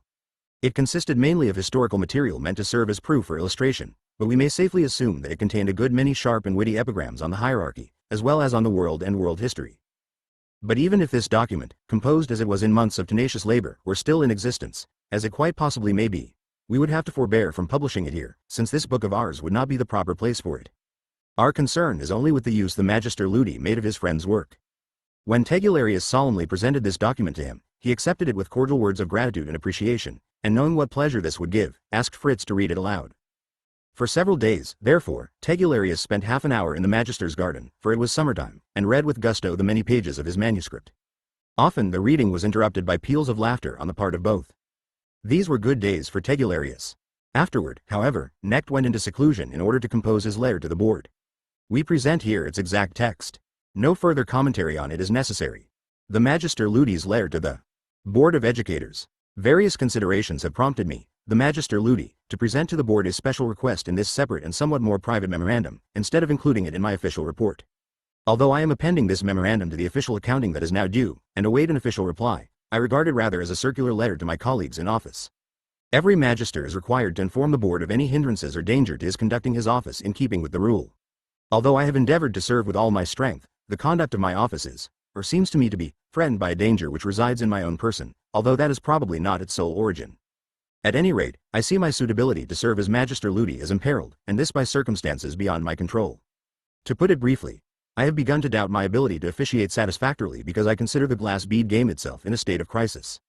The purpose of this memorandum is to convince the board that the crisis exists, and that my awareness of it demands that I seek a position other from the one I now hold. Permit me to clarify the situation by a metaphor. A man sits in an attic room engaged in a subtle work of scholarship.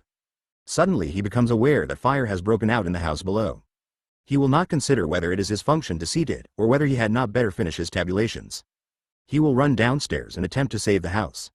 Here I am sitting in the top story of our Castalian edifice, occupied with the glass bead game, working with delicate, sensitive instruments, and instinct tells me, my nose tells me, that down below something is burning, our whole structure is imperiled, and that my business now is not to analyze music or define rules of the game, but to rush to where the smoke is. Most of us brothers of the order take Castalia, our order, our system of scholarship and schooling, together with the game and everything associated with it, as much for granted as most men take the air they breathe and the ground they stand on. Hardly anyone ever thinks that this air and this ground could sometime not be there, that we might some day lack air or find the ground vanishing from under us. We have the good fortune of living well protected in a small, neat, and cheerful world, and the great majority of us, strange as it may seem, hold to the fiction that this world has always existed and that we were born into it. I myself spent my younger years in this extremely pleasant delusion, although I was perfectly well aware of the reality that I was not born in Castalia, but only sent here by the educational authorities and raised here. I knew also that Castalia, the order, the board, the colleges, the archives, and the glass bead game have not always existed, are by no means a product of nature, but a belated and noble creation of man's will, and transitory like all such things. I knew all this, but it had no reality for me. I simply did not think of it, ignored it, and I knew that more than 3/4 of us will live and die in this strange and pleasant illusion. But just as there have been centuries and millennia without the order and without Castalia, there will again be such eras in the future. And if today I remind my colleagues in the honorable board of this platitude, and call upon them to turn their eyes for once to the dangers that threaten us, if I assume for a moment the unenviable and often ludicrous role of prophet, warner, and sermonizer, I do so fully prepared to accept mocking laughter. But I hope nevertheless that the majority of you will read my memorandum to the end and that some of you may even agree with me on a few of its points. That in itself would be a good deal. An institution such as our Castalia, a small province dedicated to the things of the mind, is prone to internal and external perils. The internal perils, or at least a good many of them, are known to us. We keep watch for them and take the necessary measures. Every so often we send individual pupils back, after having admitted them to the elite schools, because we discover in them ineradicable traits and impulses which would make them unfitted for our community and dangerous to it. Most of them, we trust, are not lesser human beings on that score, but merely unsuited to Castalian life, and after their return to the world are able to find conditions more appropriate to them, and develop into capable men. Our practice in this respect has proved its value, and on the whole our community can be said to sustain its dignity and self-discipline and to fulfill its task of being and constantly recruiting a nobility of the mind. Presumably we have no more than a normal and tolerable quota of the unworthy and slothful among us. The conceit that can be observed among the members of our order is rather more objectionable. I am referring to that class arrogance to which every aristocracy inclines, and with which every privileged group is charged, with or without justification. The history of societies shows a constant tendency toward the formation of a nobility as the apex and crown of any given society. It would seem that all efforts at socialization have as their ideal some kind of aristocracy, of rule of the best, even though this goal may not be admitted. The holders of power, whether they have been kings or an anonymous group, have always been willing to further the rise of a nobility by protection and the granting of privileges. This has been so no matter what the nature of the nobility, political, by birth, by selection and education. The favored nobility has always basked in the sunlight, but from a certain stage of development on, its place in the sun, its privileged state, has always constituted a temptation and led to its corruption. If, now, we regard our order as a nobility and try to examine ourselves to see to what extent we are in our special position by our conduct toward the whole of the people and toward the world, to what extent we have already been infected by the characteristic disease of nobility, hubris, conceit, class arrogance, self-righteousness, exploitativeness, if we conduct such a self-examination, we may be seized by a good many doubts. The present-day Castalian may not be lacking in obedience to the rules of the order, in industry, in cultivated intelligence, but does he not often suffer from a severe lack of insight into his place in the structure of the nation, his place in the world and world history? Is he aware of the foundation of his existence? Does he know himself to be a leaf, a blossom, a twig or root of a living organism? Does he have any notion of the sacrifices the nation makes for his sake, by feeding and clothing him, by underwriting his schooling and his manifold studies? And does he care very much about the meaning of our special position? Does he have any real conception of the purpose of our order and life? There are exceptions, granted, many and praiseworthy exceptions. Nevertheless, I am inclined to answer all these questions with a no. The average Castalian may regard the man of the outside world, the man who is not a scholar, without contempt, envy, or malice, but he does not regard him as a brother, does not see him as his employer, does not in the least feel that he shares responsibility for what is going on outside in the world. The purpose of his life seems to him to be cultivation of the scholarly disciplines for their own sake, or perhaps even to be taking pleasurable strolls in the garden of a culture that pretends to be a universal culture without ever being quite that. In brief, this Castalian culture of ours, sublime and aristocratic though it certainly is, and to which I am profoundly grateful, is for most of those associated with it not an instrument they play on like a great organ, not active and directed toward goals, not consciously serving something greater or profounder than itself. Rather, it tends somewhat toward smugness and self-praise, toward the cultivation and elaboration of intellectual specialism. I know there are a large number of Castalians who are men of integrity and worth, who really desire only to serve. I mean the teachers who are the products of our system, who then go out into the country to engage in unselfish and incalculably important service far from the pleasant climate and the intellectual luxuries of our province. These fine teachers out there are, strictly speaking, the only ones among us who are really carrying out the purpose of Castalia. Through their work alone we are repaying the nation for the many benefits we receive from it. Granted that every one of his brothers of the order knows that our supreme and most sacred task consists in preserving the intellectual foundation of our country and our world. That foundation has proved to be a moral element of the highest efficacy, for it is nothing less than the sense of truth, on which justice is based, as well as so much else. But if we examine our real feelings, most of us would have to admit that we don't regard the welfare of the world, the preservation of intellectual honesty and purity outside as well as inside our tidy province, as the chief thing. In fact, it is not at all important to us. We are only too glad to leave it to those brave teachers out there to pay our debt to the world by their self-sacrificing work, and so more or less justify the privileges we enjoy, we glass bead game players, astronomers, musicians, and mathematicians. It is part of the above-mentioned arrogance and caste spirit that we do not much care whether we earn our privileges by accomplishments. Even though our abstemious way of life is prescribed by the order, a good many of us plume ourselves on it, as if it were a virtue we were practicing purely for its own sake instead of its being the least that we owe to the country that makes our Castalian existence possible. I shall content myself with merely referring to these internal defects and dangers. They are not insignificant, although in peaceful times they would not come anywhere near imperiling our existence. But as it happens, we Castalians are dependent not only on our own morality and rationality. We depend vitally on the condition of the country and the will of the people.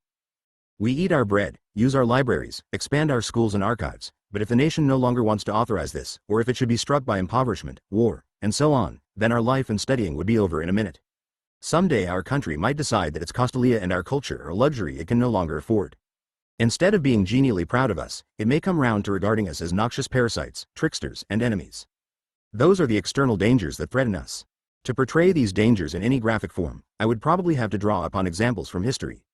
And if I were talking to the average Castalian, I would surely encounter a measure of passive resistance, and almost childish ignorance and indifference. As you know, among Castalians interest in world history is extremely weak. Most of us, in fact, not only lack interest but also respect for history. We fail to do it justice, I might say. Over the years I have done considerable searching into the sources of this feeling, this mixture of indifference and arrogance toward world history, and I have found that it derives from two causes. First, the content of history strikes us as rather inferior. I am not speaking of intellectual and cultural history, which is of course within our purview. Insofar as we have any notions at all about world history, we see it as consisting in brutal struggle for power, goods, lands, raw materials, money, in short, for those material and quantitative things which we regard as far from the realm of mind and rather contemptible. For us the 17th century is the age of Descartes, Pascal, Froberger, not of Cromwell or Louis XIV. The second reason we fight shy of history is our traditional and I would say valid distrust of a certain kind of history writing which was very popular in the age of decadence before the founding of our order. A priori we have not the slightest confidence in that so-called philosophy of history of which Hegel is the most brilliant and also most dangerous representative. In the following century it led to the most repulsive distortion of history and destruction of all feeling for truth. To us, a bias for this sham philosophy of history is one of the principal features of that era of intellectual debasement and vast political power struggles which we occasionally call the century of wars, but more often the age of the feuilleton. Our present culture, the order in Castalia, arose out of the ruins of that age, out of the struggle with an eventual defeat of its mentality, or insanity. But it is part of our intellectual arrogance that we confront world history, especially in modern times, in much the same spirit that the hermits and ascetics of early Christianity confronted the Theatrum Mundi, the great theater of the world. History seems to us an arena of instincts and fashions, of appetite, avarice, and craving for power, of bloodlust, violence, destruction, and wars, of ambitious ministers, venal generals, bombarded cities, and we too easily forget that this is only one of its many aspects. Above all we forget that we ourselves are a part of history, that we are the product of growth and are condemned to perish if we lose the capacity for further growth and change. We are ourselves history and share the responsibility for world history and our position in it. But we gravely lack awareness of this responsibility. Let us glance at our own history, at the periods in which the present pedagogic provinces arose, in our own country and in so many others. Let us glance at the origins of the various orders and hierarchies of which our order is one. We see immediately that our hierarchy and our homeland, our beloved Castalia, was certainly not founded by people who held so proudly detached an attitude toward world history as we do. Our predecessors and founders began their work in a shattered world at the end of the Age of Wars. Our official explanation of that age, which began approximately with the so-called First World War, is all too one-sided. The trouble was, we say, that the things of the mind did not count in those days, that the powerful rulers considered intellect itself merely a weapon of inferior quality, and meant only for occasional use. This attitude, we say, was a consequence of feuilletonistic corruption. Very well, the anti-intellectuality and brutality of that period are all too visible to us. When I call it anti-intellectual, I do not mean to deny its imposing achievements in intelligence and methodology. But we in Castalia are taught to consider intellect primarily in terms of striving for truth, and the kind of intellect manifested in those days seems to have had nothing in common with striving for truth. It was the misfortune of that age that there was no firm moral order to counter the restiveness and upheaval engendered by the tremendously rapid increase in the human population. What remnants there were of such a moral order were suppressed by the contemporary sloganizing. And those struggles produced their own strange and terrible conflicts. Much like the era of church schism introduced by Luther 4 centuries earlier, the entire world was gripped by an immense unrest. Everywhere lines of battle formed. Everywhere bitter enmity sprang up between old and young, between fatherland and humanity, between red and white. We in our day can no longer reconstruct, let alone comprehend and sympathize with the impetus and power of such labels as red and white, let alone the real meanings of all those battle cries. Much as in Luther's time, we find all over Europe, and indeed over half the world, believers and heretics, youths and old men, advocates of the past and advocates of the future, desperately flailing at each other. Often the battlefronts cut across frontiers, nations, and families. We may no longer doubt that for the majority of the fighters themselves, or at least for their leaders, all this was highly significant, just as we cannot deny many of the spokesmen in those conflicts a measure of robust good faith, a measure of idealism, as it was called at the time. Fighting, killing, and destroying went on everywhere, and everywhere both sides believed they were fighting for God against the devil. Among us, that savage age of high enthusiasms, fierce hatreds, and altogether unspeakable sufferings has fallen into a kind of oblivion. That is hard to understand, since it was so closely linked with the origin of all our institutions, was the basis and cause of those institutions. A satirist might compare this loss of memory with the kind of forgetfulness that parvenu adventurers who have at last obtained a patent of nobility have for their birth and parentage. Let us continue to dwell a little longer on those warlike times. I have read a good many of their documents, taking less interest in the subjugated nations and destroyed cities than in the attitude of the intellectuals of the day. They had a hard time of it, and most of them did not endure. There were martyrs among the scholars as well as among the clergy, and the example of their martyrdom was not entirely without some effect, even in those times so accustomed to atrocities. Still in all, most men of mind did not stand up under the pressures of that violent age. Some capitulated and placed their talents, knowledge, and techniques at the disposal of the rulers. Let us recall the well-known statement of a university professor in the Republic of the Massagetes. Not the faculty but His Excellency the General can properly determine the sum of 2 and 2. Others put up a struggle as long as it was possible to do so in a reasonably safe fashion and published protests. A world-famous author of the time, so we read in Ziegenhals, in a single year signed more than 200 such protests, warnings, appeals to reason, and so on, probably more than he had actually read. But most learned the art of silence. They also learned to go hungry and cold, to beg and hide from the police. They died before their time and were envied for this by the survivors. Countless numbers took their own lives.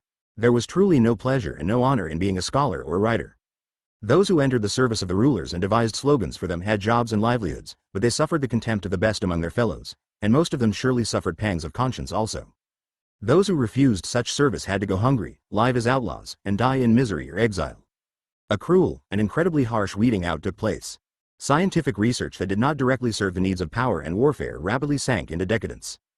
The same was true for the whole educational system. History, which each of the leading nations of any given period referred exclusively to itself, underwent revision and fantastic simplification. Historical philosophy and feuilletonism dominated the field. So much for details. Those were wild and violent times, chaotic and Babylonian times in which peoples and parties, old and young, red and white, no longer understood each other. After sufficient bloodletting and debasement, it came to its end. There arose a more and more powerful longing for rationality, for the rediscovery of a common language, for order, morality, valid standards, for an alphabet and multiplication table no longer decreed by power blocks and alterable at any moment. A tremendous craving for truth and justice arose, for reason, for overcoming chaos. This vacuum at the end of a violent era concerned only with superficial things. This sharp universal hunger for a new beginning and the restoration of order gave rise to our Costalia. The insignificantly small, courageous, half-starved but unbowed band of true thinkers began to be aware of their potentialities. With heroic asceticism and self-discipline they set about establishing a constitution for themselves. Everywhere, even in the tiniest groups, they began working once more, clearing away the rubble of propaganda. Starting from the very bottom, they reconstructed intellectual life, education, research, culture. Their labors were fruitful. Out of those intrepid and impoverished beginnings they slowly erected a magnificent edifice. In the course of generations they created the order, the board of educators, the elite schools, the archives and collections, the technical schools and seminaries, and the glass bead game. Today we live as their heirs in a building almost too splendid. And let it be said once again, we live in it like rather vapid and complacent guests. We no longer want to know anything about the enormous human sacrifices our foundation walls were laid on, nor anything about the ordeals of which we are the beneficiaries, nor anything about history which favored or at least tolerated the building of our mansion, which sustains and tolerates us today and possibly will go on doing so for a good many Castalians and magisters after our day, but which sooner or later will overthrow and devour our edifice as it overthrows and devours everything it has allowed to grow. Let me return from history and draw my conclusion. What all this means to us at the present time is this: our system has already passed its flowering. Some time ago it reached that summit of blessedness which the mysterious game of world history sometimes allows to things beautiful and desirable in themselves. We are on the downward slope.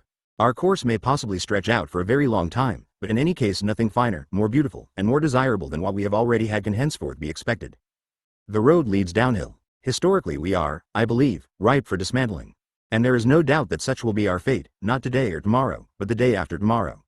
I do not draw this conclusion from any excessively moralistic estimate of our accomplishments and our abilities. I draw it far more from the movements which I see already on the way in the outside world. Critical times are approaching.